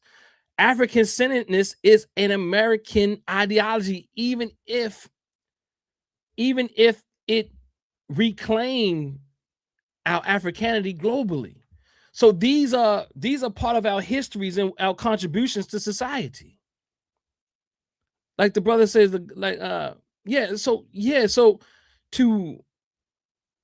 so we have these very simplistic and elementary ideas of things. So, and why am I saying that? So if I was to show up at a Juneteenth festival with all my African Americanness, I grew up in an African-centered household. Are you telling me that I can't bring that, but somebody can bring their Christianity? You dig what I'm saying?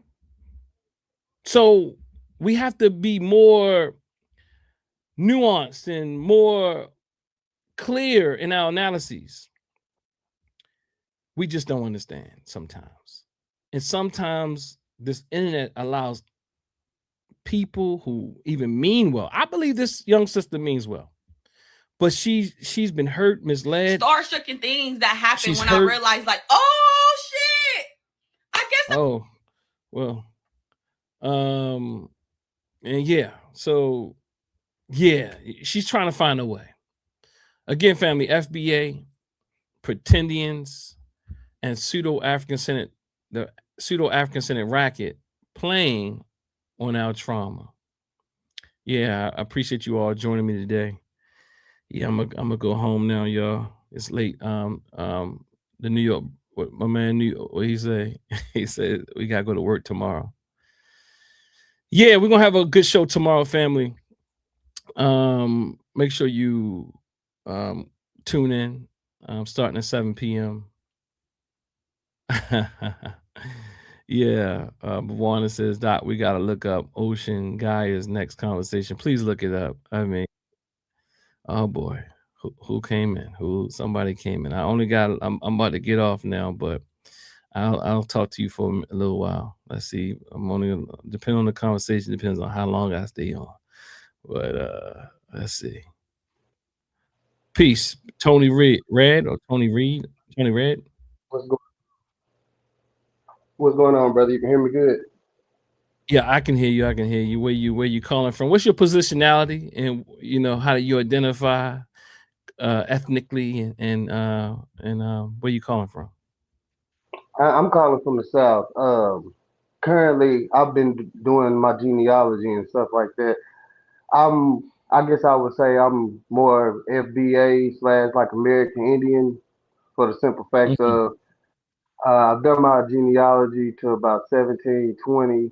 I do have members that are on the Dawes Road, but I still have one final step to do in like 5-6 different counties. I have to finish my stuff out, but I definitely do have American Indian roots. My great grandmother sat us down when we was little kids and told us that we had American Indian roots as well.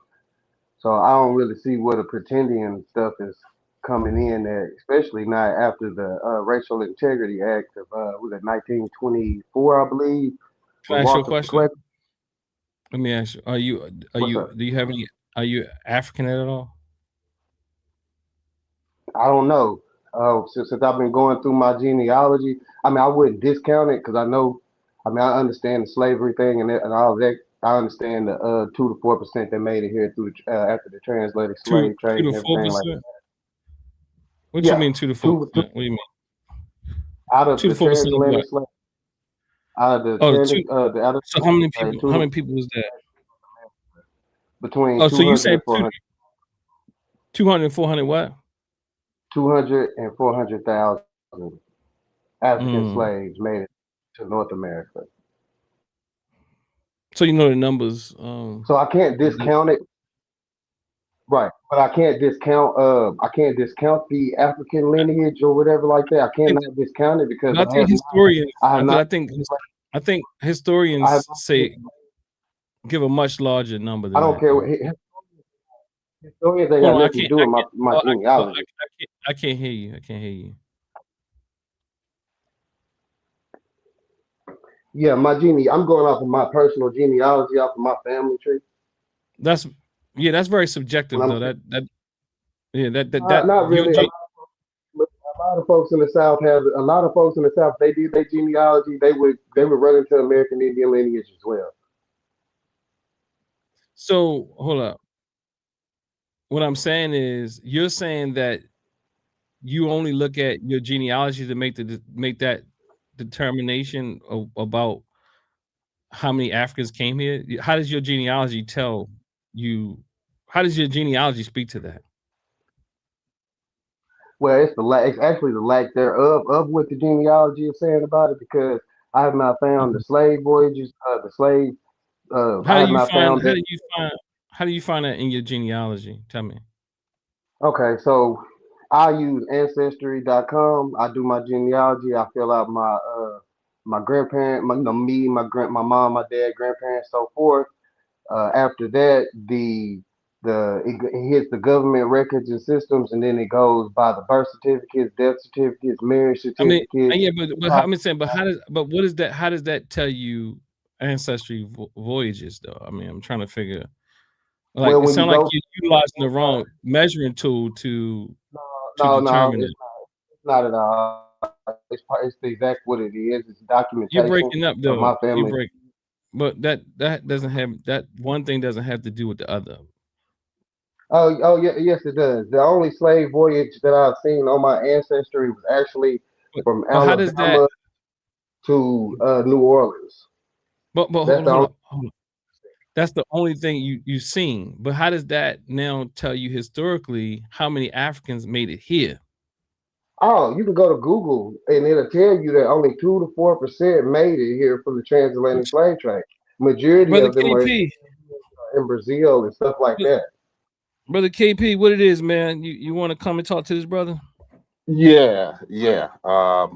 2 points. Number one, to the brother, that 200,000 to 400,000 number just accounts for Africans shipped directly from Africa to North America. The vast majority of Africans who come into American slave ports first go to the Caribbean, to places like Barbados, St. Kitts, later Jamaica. There's something called seasoning. And then smaller ships or additional ships then transport them to ports like Charleston, Boston. So there's a whole level of analysis of the slave trade that you're skipping over by highlighting the direct number. Though that's a very small percentage of the number of Africans who come in. And then on the second point, you claim to have done your genealogy, but the only evidence that you've provided is something your great-grandmother told you. Now, in addition to your great-grandmother, you have... Wait, first of all... Okay, hold on, brother. In addition to your great-grandmother, you have 7 other great-grandparents, right? And then your great-grandparents' parents would make 16 ancestors. You're telling me that just at those 2 levels, every one of those people was Native American? That's not what I'm telling you. That's not what I'm telling you. That's not what I said. Okay, clarify. What I'm telling you is that where my ancestors' roots are from, in past 1790, all of them were either in Shelby County, Shelby County, Tennessee, or they was around Mississippi and was it Yazoo or Natchez, stuff like that. Majority of all of my beginning lineage I were hear you, all brother. in But Indian now, territories. So I hold hear on, you. wait. So Now, how do you know? let me Explain how you explain. know So let this. me explain. Genealogy, bro. It's on my genealogy. It's in my family tree. Like I said, when you go back in the time, it's gonna tell you everything Okay, about what are your the people. names of those ancestors? Sir, Who are those it's first additional of all, 7 great grandparents? Who are those 16 great great grandparents? Who are the 32 bro. triple great Listen. grandparents? Listen, Because you're claiming to go listen. back to the 18th century. This means by the time you go to 18th century, you realize you're talking about hundreds of ancestors. And you're saying all of Yeah, them come from I Tennessee. got over 2,000. I got over 2,000 on my ancestry list right Okay, now. you Yes, I do. claim to have done your Yes, I do. genealogy. Name Out the of my great, names. out of Who my are great. these people? I don't have to name my name to you, sir. Who the fuck are you? I'm just telling you what it is. All of my great grand. Okay, so I'm tired, brother KP. It's all good, man. He's Hey, claiming to have done his genealogy, but don't want to share the genealogy. He's yeah, just that's saying right. he did his genealogy. Yeah, he just saying, and the thing is, they all say the same thing. So I mean, I wouldn't like. It's like I'm a pattern guy, right? So at this when I hear the same old talking points, and they all say the same thing, and they all have the same deflections. They all have because my genealogy. Are you African? They really don't think they got African in them. They or they don't want to have African in them. They have Afrophobia. They struggle. They make up anything. My grandmother said it. The genealogy. How's the genealogy got to do with slave voyages? Unless you really going back, and just because you don't see it in your records doesn't mean it's not in other records. And you still looking through your genealogy. It's not perfect. It's not even a perfect type of process. So it's so much like that's so bad, but they all say the same thing. I begin to wonder if any of them ever even did any genealogy besides a few of them. They repeat, they all seem like they got the same family. They all say the same exact thing. Like, what are you talking? Like, it's lies first and foremost. I don't want to tell people it's lies, but at some point somebody's lying. Okay. And I get it, and sometimes it's not lying. Sometimes when you've been hurt so much, your brain actually cuts out reality, certain aspects of reality. That's what this show is about today. So, this show is about FBA, Pretendians, and Pseudo-African-Centered the Pseudo-African-Centered Racket, where they all disassociate from real facts and truths. So, me, I'm looking at the patterns. I'm looking at the mental health. I'm looking at the problem here. I'm looking at the Afrophobia.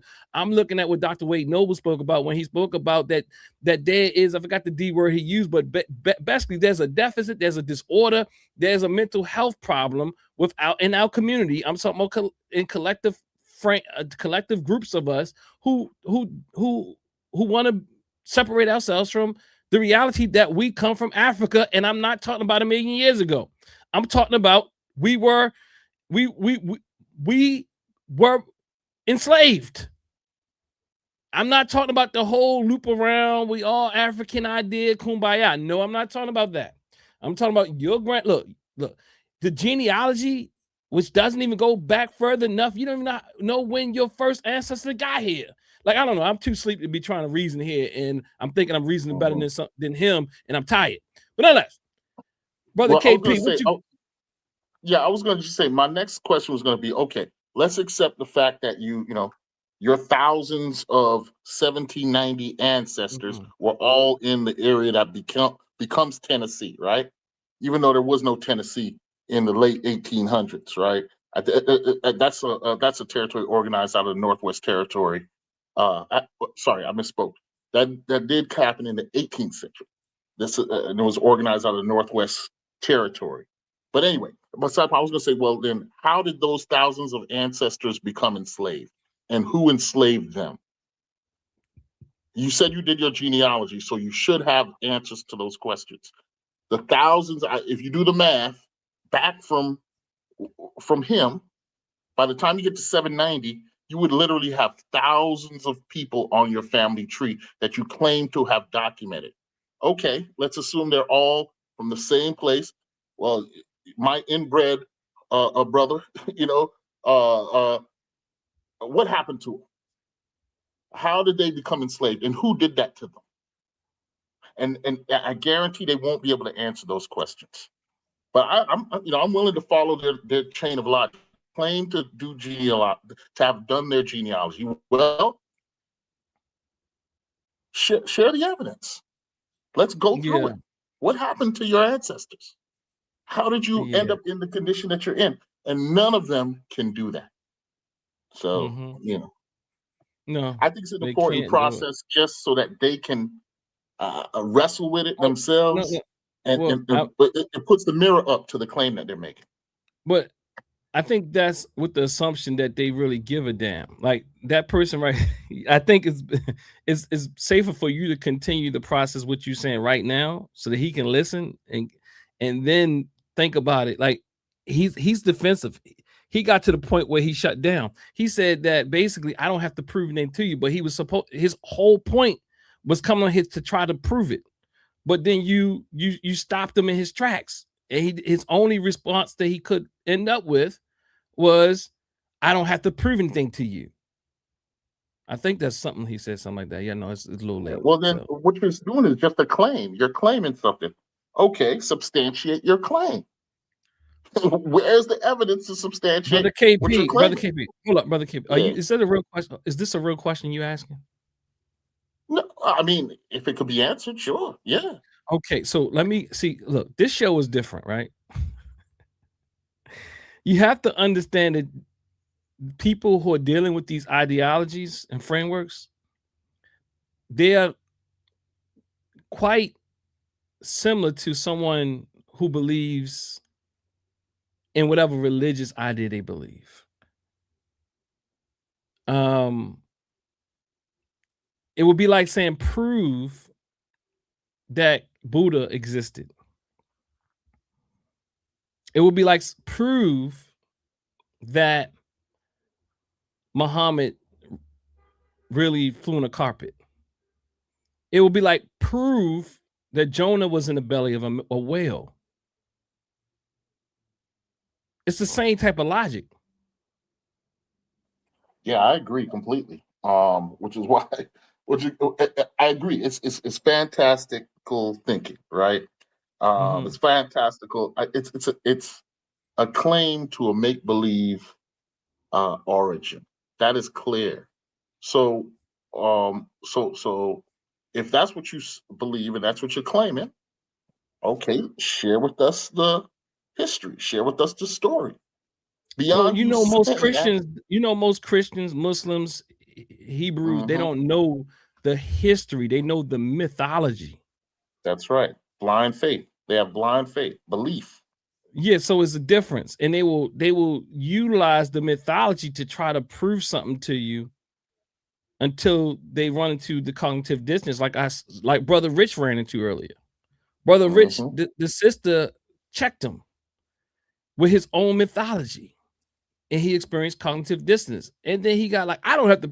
He came on to school me or whoever, and then you asked him a few questions, and then he got a little frustrated and said, I don't have to prove anything to you, because he can't prove it to you.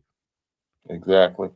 Because you're now, I don't like taking people's mythologies away from them, but this is that type of show. Again, FBA, Pretendians, and Pseudo-African-Centered Racket. So people don't want you playing with their mythologies, and the only reason why I'm talking about these mythologies that aren't serving us is not that people shouldn't use mythology, but are they serving us? And they really believe. You can see it. I'm telling you, y'all. I'm not joking when I say these things. You can see it in their eyes. You can see how convicted they are, and they can't. Like, you cannot be right. There's no reasoning there at this point, because it'll be like someone telling them that their God didn't exist. Yeah. Well, I mean, that's a pretty bleak picture you're painting there, Doc. Because if that is true, then we're into for some dark days ahead, man. In terms of, I am telling you, it's bleak, and I'm telling you I'm telling you all of these things, including manosphere, red pill, feminism, all these things that people are fighting for that keep us divided. It's all the same. Look, I try to show patterns. All these type of ideologies are divisive in their nature. People might try to evolve them in ways to seem less divisive, like, oh, we not as I showed the other day, Lord Abba saying, oh, we're not xenophobic, but then he goes in to make up mythology. Oh yeah, the sister from Panama, these Caribbeans, and they getting all this money and they got a one up, and we supposed to be, you know, like all this mythology. I'm like I said, I wish it was true, because me and my wife looking for the money. Even the sister that was on the show, huh? No, I say, yeah, El Dorado, the fountain of youth. Yeah, we need it. Look, we can do some good work with it. That the white man is funding Caribbeans and Africans. I'm not saying there's no set asides, like I said, in some cases, but it's not what they're talking about. Just like there's set asides for all types of things. They exaggerate things. And even Lord Abba on Dr. Mayat's show said most of them got a leg up. Not a few, not a special class, not people with special visas, not with people with certain GPA scores or SAT scores or going into certain professions. No, they went, he's like, most of them, all of them. And like I tell people, my father-in-law came here working on an apple farm, who hadn't seen his children for years and sent for them one at a time. My brother-in-law, when he got here, he had already graduated from school and already been into his career as a tailor. He came back here in his early 20s and had to go back to school because they would not recognize his education from Jamaica. So what I'm saying is, this mythology is appalling. This mythology is disrespectful. I get it. It's disrespectful that you want to take the red Native Americans story. It's horrendous that you are usurping and trying to co-opt another people who has been exploited culture. But I get it, because you are lit. The delusion is there. And they really begin to believe these things. You can see it in their eyes. And you can see the possession. And I'm saying you can see when people, you can see that their pupils are dilated. You can see the way that they talk and the intensity and the curse words and the anger and the frustration and the God dang it, I'm hurt type of mentality. All right, look, hold up. Before you go, hold up. Mr. New York is in here talking about it's too late and he done popped up in here. Hold on. Yeah, Brother P. What's good, man? You can hear me? What's good? What's happening? Okay, good. Like right there, I like, it's funny. Like, so when I got my locks retwisted like a couple of weeks ago, we was having this same conversation. And I pretty much told him, like, yo, like, ultimately, so, you know, I'm pulling out my Amos Wilson. Ultimately, right, at its core, in my opinion, outside of what I said like the last time, you know, like it's for the bread. It's also for their followers. I would say, like, remember I was saying how they're talking to something that's, you know, internal to a lot of their followers. It's ultimately because they don't want to be African.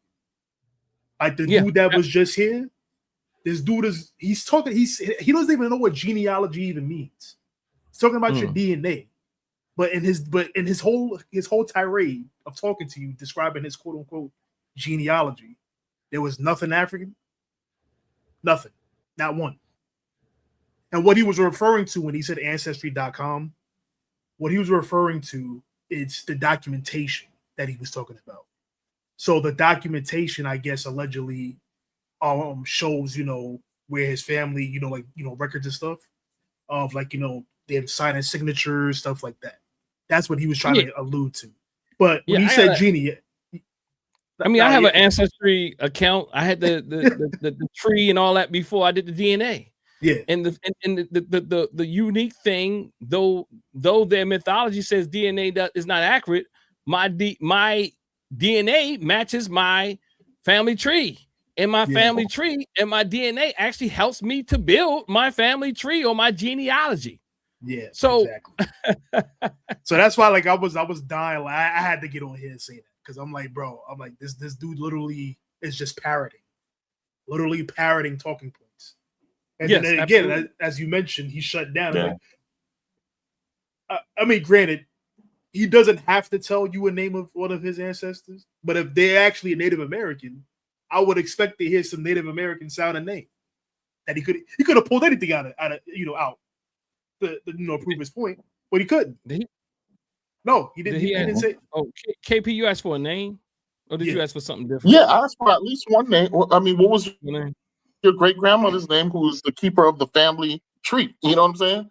And because he referred to the Dawes Roll, which is the 1870 census of Native peoples post 14th Amendment.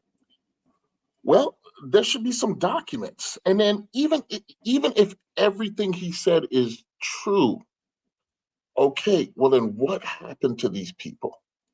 What is the story that goes along with your genealogical claim? This is an important question to flesh out this false claim, which Mr. New York, you're 100% correct. This is about avoiding any association with Africanness, with Africa or Africanness. These are people who are desperate to not psychologically link themselves with Africa. Absolutely. For whatever reason. Yeah. And this is what makes Tariq so dangerous, because he's giving them a playbook on how to disassociate themselves from themselves. I don't know if how many of y'all watched when I first got into this conversation. And I was invited on Dr. Mayat show, and this guy, Dewan B. And I think that's how I met you, actually. It randomly popped up in my feed. Okay. Sincere God to love, or love to God, or something like that. And he was I think he also from New York too, right? That dude? I think he from like upstate or something like that. Yeah, I remember. Yeah, that's how I found you. It just randomly popped up in my feed one day. You talking about Sincere, right? Yeah, like when I was all on that panel together. Yeah. So Sincere, I think he's from like upstate, so something like that. But he, I was sitting there and I was trying to talk logically to them and scholarly and about identity and all this, and they were playing around, and Sincere was just being insincere, and the Dewan B was more sincere, but he was being hilarious and funny and disrespectful between him and Unc. But it got to a point after me trying to reason with them, I said, just say it. Y'all don't want to be African because y'all will make up anything. And I'm like, look, I'm not doing it. Look, y'all just said you don't want to be African. They just lying. They will not tell you the truth. That look, even if you listen to that sister earlier with the eye of Haru on her neck, I heard one of those videos that she got. She's like, well, some of us are African, but I ain't got no African in my family. Like, yeah. Like, how did they all? But even when they say that some of us do have some percentage of African, they speak with full chest. I ain't got none in mine. I ain't got none in mine. And then they might say, well, because I did my genealogy, like your genealogy is that thorough, and like it's a exact type of science, like there's like missing pieces that you're still pulling together, but you will overlook the DNA off of that same website. So to me, it's either that again, it goes back to my conversation. They're even disingenuous or sincerely lost. There's I can't imagine any in between. Go ahead. No, I said I think it's both. That's the in between when they're doing both. When they're doing both, not everybody's doing both intentionally. Some people really believe this stuff. That sister earlier who hurt, the sister I was just playing before we I opened up the lines, I could tell that she's really sincerely lost. Like she's like is hurt by her experiences and having this idealization for Black African people. She thought we just going to sing hold hands and sing kumbaya. In fact, in some way, she idealized African people so much, or Black people, Caribbean people outside of the United States, that she's not willing to give them the same passes that she would give her brothers and sisters right here. Like, because if you African, you got to have your stuff together. But I understand here, we've been enslaved. Like, in their minds, in our minds, many times we don't even, in our minds, especially these FBA people, they don't even think that other people, although they know it logically, that other people in the Caribbean islands and so on and so forth have been enslaved. Emotionally, they don't feel that. They do not believe that Jamaicans or people from the Bahamas or Puerto Rico or anywhere in South America, that they were also gone through an enslavement process. They know this logically, but emotionally they believe that they only enslaved people. Yeah, which it's just like funny. even right here, you in New York, right? Yeah, it's like people in New York. Let me show you how we even do it. People in Pennsylvania and New York, and in their mind, there was never slavery in New York, which is false. I was shocked in high school when I found this out, that New York City actually had the most in one place. Yeah, so it's like we all have these pictures that has been painted for us that we believe in. Even those of us who intellectually know that, still today, we feel like slavery never existed in New York or in Pennsylvania and above. And that there was this clean demarcation between Delaware, Maryland, and Pennsylvania when it wasn't that clean. We believe that. Like go ahead, somebody laugh. Nah, so like is that like the piggyback of what you're saying, right? So like it's in that same conversation, because this is the first time I ever even talked about my politics, within with that lady in the shop as a whole. I told her like, yo, because she was arguing with some FBA people. That's how the conversation even came up. Ironically enough, because she brought up about if we had like a culture and all that, and then if we had Native American ancestry, debunked all that, yada yada, right? But then I told them like, yo, like, one of the founders of Black history in the United States, I believe, is a Puerto Rican man named Arthur Schomburg. He even got a whole ass library in Harlem. So that's why for me it's weird when I hear people from the city, being having these FBA talking points, because I'm like, bro, we literally should know better in the city, like, because we was like at one point a hub of Black history globally. So I don't understand how now out of nowhere we now getting into this FBA I understand vortex. It though. I do understand it even more so there, because they see it, so they get to experience a larger group of Africans doing things that look African. They see a larger group of Jamaicans who tend to do things that look Jamaican. They got their own enclaves and things like that. So they begin to take that as like, oh, we're not good enough to integrate with. And that's the analysis that they have. So y'all just coming here and building y'all little, they ain't got that much smoke with Chinatown though, because they don't feel that connection to Chinatown, but they feel like to see again that we're all Black and Black, like, so it's a mixed. So I understand it, and I understand what you're saying. It can have both impacts. Yeah. I think so. Mr. K says, Dr. Asar, come on. That sister was lying about her Afrocentric background because she was too persistent in her antagonism towards the Caribbeans. And I think she was. I believe her story. I believe her antagonisms come as a result of her idolization. Like, you gotta keep in mind, I grew up in this. Go ahead, brother. You about to say something? No, I'm sorry. I was just saying that's right. In fact, I had a friend who I worked with for a long time who saw Jamaica through the lens of Bob Marley, right?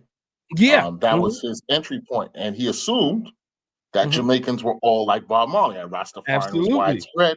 And then when he had to learn that Rastas were persecuted until Bob Marley and others made that ideology, acceptable. And there's still struggles against marijuana, and they're used to, I don't want to get too technical, but so yeah, they have a false idolization. That's the correct term for the people are and who they think they should be. And then there's this idea that as a Black immigrant, you're supposed to come and step behind. They say it openly. You're supposed to get behind us, get on code with what we're doing. They insist upon that.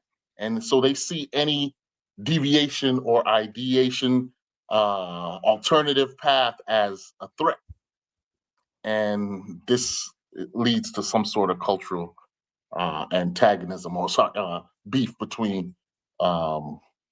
Please don't say FBA. Look, on this show, you can't say FBA. You say African American. Yeah, African Americans. sorry, I think I cut your wisdom on that. So, but go ahead, Doc. No. I wanted you to say it because I figured you knew where I was going, and that is exactly true. I mean, I know that from my own experience. Like, I grew up in a very African-centered household again. And so I could see myself in that sister. You know what I mean? Like, especially like for example, a lot of African Americans aren't taught to look at Jamaicans or Caribbeans or people from the maybe the UK, but definitely sure not Africa and the Caribbean islands as anything special. We're not. That's just not how we're taught. I mean, maybe it's evolved to some degree. We are taught to look at them as just look. We're just like, not that when they get here we treat them a certain way all the time, but what I'm saying is we still in some ways have been taught to see them as less than. That's a fact. I mean, like, it's not that everybody espouses that, but the reality is, what am I trying to say here? But when you're in an African Senate house, there can be this reverse. Yeah, because it's a deliberate process. It's anti-Blackness on an international stage. And it happens within the Caribbean as well. Like, it happens everywhere. Smaller islands. Yeah, it happens within all communities, Yeah, it happens. It's bi-directional, multi-directional. And it happens within all communities. Even like you saw Professor Griff, he couldn't even help himself. He hit that New York state of mind with so much. Right. He's like, yeah, even when he was trying to clean it up, he was still taking shots at, he was still taking shots, although he was trying to lift them up. I forgot what he said, but he was like, oh, you know what he said? He was trying to be like, oh yeah, I used to think that way. But then he was like, yeah, because everybody couldn't put the cardboard down and tape it down to the concrete, and they was doing some people just got a line dance. Like, that was an inferior position to line dance versus break dance.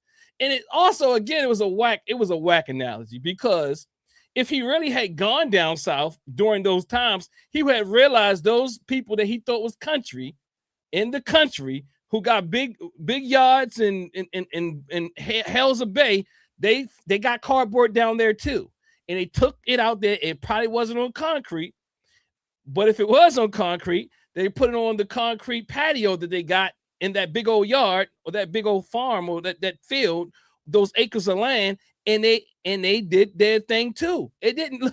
So that hip hop, or whatever you want to call it, breakdancing, did not just stay within the Northeast. It didn't just stay there. Jumping on, so there's differences, but definitely it didn't stop there. And they had their own thing as well that people have to understand. And in fact, a lot of the people who came to New York and brought all of that type of thing was from the South. So what I'm saying is, we be having these debates and all this type of thing, even within our culture, our ethno group here, which clearly Griff has an affinity, and we have it. We all have a little bit of that up in us, and that's all I'm really trying to say. It's not nothing totally wrong with it either. Right, it's a part of human nature. We live in societies at various levels. Yeah, if we expect something different, we're deluding ourselves, and we will be like that young lady and many other people. And nonetheless, I'm gonna close out, family. Y'all got like some 1-2 minutes before we get up out of here. Because my whole point is FBA Pretendians and Pseudo-African-Centered Racket. The Pseudo-African-Centered Racket, meaning those fake metaphysicians, have opened up their platforms and have opened up doors for more misinformation. And I know people want to protect Brother Rich, but that platform is horrendous. It is a platform of misinformation and dope, intellectual, physical dope. Go ahead, spiritual dope. Why you trying my brother Rich, man? Why you trying my brother Rich, man? I got my angelic stimulus package back in 2004 from the Underground Railroad show from Brother Rich, man, and it did wonders for my life. My angelic stimulus package from Bobby Hemmett. And oh Lord, did you really? No, I didn't. Well, I thought about it though back in the days. I did think about it. I just was too broke to get to purchase it. Dude, so so yeah, them dudes been scamming for a long time, man, with the snake oil stuff. So you know, but it's a hustle. It's a hustle, man. It's definitely a hustle. Jay-Z say you can't knock the hustle, man. So on some level, I knock all the hustles. That's not an African-centered statement. So you're right. Yeah, that is a Jay-Z pro-capitalist. I knock the hustles. I tell people I got a whole piece I wrote on it. Nope. I knock the hustle. That to me, that's Eurocentric capitalism at its best. Don't knock the hustle. And that's why that's why these frauds perpetuate in our communities. Brother KP didn't cut Brother P. Y'all got any closing words? Was that your closing words, KP?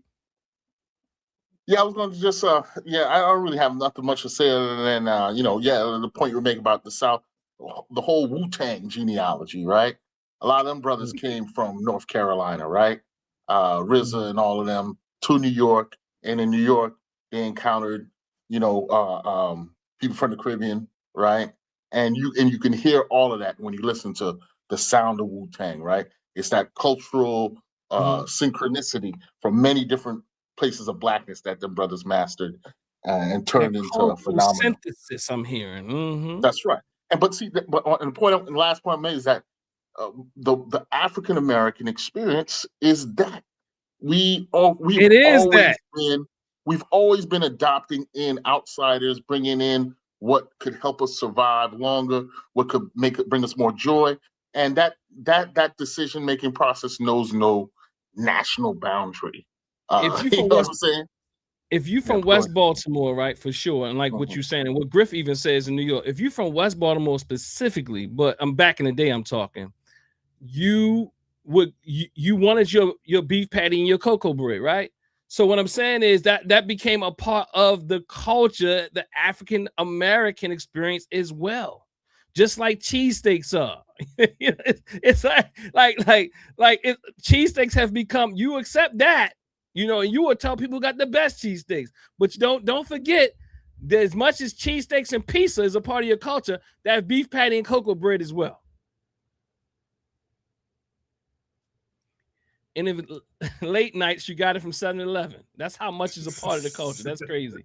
You could get a beef patty, not the cocoa bread from 7-Eleven, but you could definitely get a beef patty from 7-Eleven. Late nights.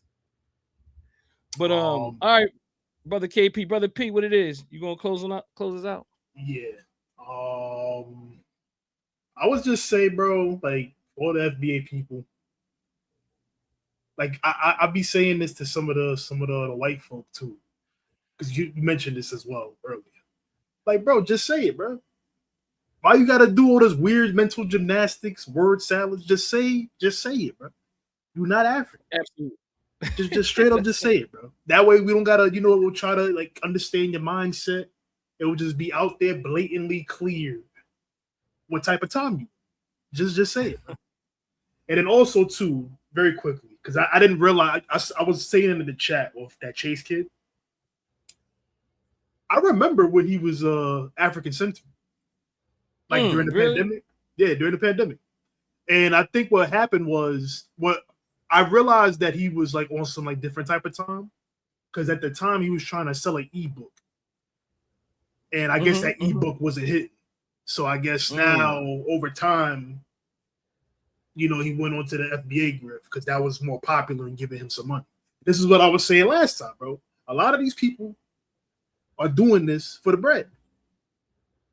They were like, because he had like 3 different pages.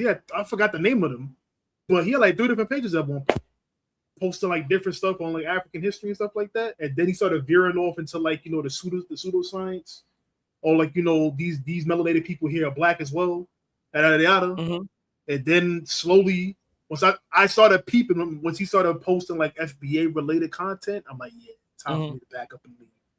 And now look where we at now. Oh, really? So, yeah. So I remember him now. When you showed his face, I'm like, yo, I remember this kid. Oh wow. So, yeah, he used to be selling me of ebooks. Yeah, and I know he does have ebooks, and all they did was they just manipulated. So he's one of them too. You see how they all were grifters.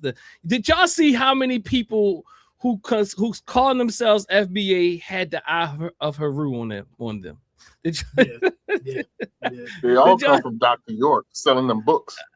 Oh man, this dude, it's the scrolls.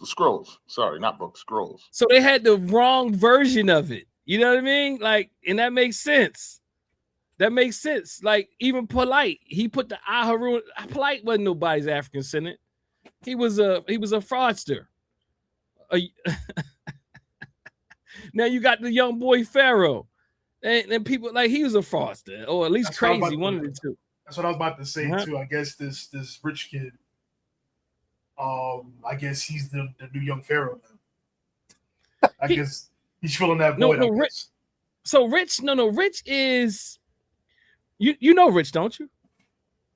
I only saw stuff from him today from you. Okay, Rich is really okay. So Rich has been around a long time. So what people typically know is Sinetta, right? Yeah. Though Rich, because of his conversations with back in the day, Professor Griff and Reverend Phil Valentine and all these, I don't even know why you want to call him Reverend, but Reverend Phil Valentine and all those people, he got his platform grew exponentially, larger than Sinetta's platform. But it's just that Rich, his audience is niche. It's typically metaphysical mumbo jumbo. Not to say you can't get nothing good out of it. Not all that. I'm not saying that. But in people who come on is a little eclectic, like Baba Small might have been over there, because Baba Small is bound to say anything out of his mouth. Just keep it a buck. Kaba Kabane, bound to say anything. He's at everything. Look, Baba Small will come here. He's been in my facility several times. He came here and talked about how we Christian and we need to stop beating up on Christians, brothers and sisters. The next lecture I saw, he was over there beating up on Christians, brothers and sisters. He like then he like, you know, like he'll flip-flop FBA, not FBA. I think right now he's not going to be going back with the FBA thing. Okay, I think it's fair, it's safe enough to say that.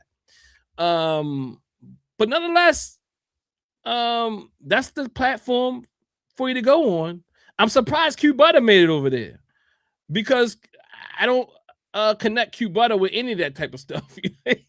He's talking about STEM, but guess what? If you look at the amount of views on the video, he's talking about children in STEM, and Q Butter's views compared to all the rest of those views is crazy low. Well, crazy low.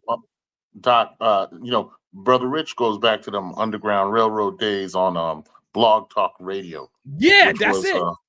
Which was a sounding board for a lot of this, and they themselves were kind of organically grew out of the whole Harlem street book sales, CD sales, DVD sale culture. That itself was an evolution from the the soapbox traditions that go all the way back to the early 20th century and Garvey and all them. Where you had to go out on the streets and you build and you know 5% were aspect of that. So these guys, so the reason they were successful is because they kind of were giving you a little bit of the taste of that old tradition, right? Which was kind of romanticized in the 90s with the resurgence of Malcolm X and all that. But then, they were, you had guys like York, you had in the Nubians, you had you had a whole bunch of different groups, the esoteric societies, all this kind of stuff, 5%ers over there. Yeah, and so they were on that soapbox tradition.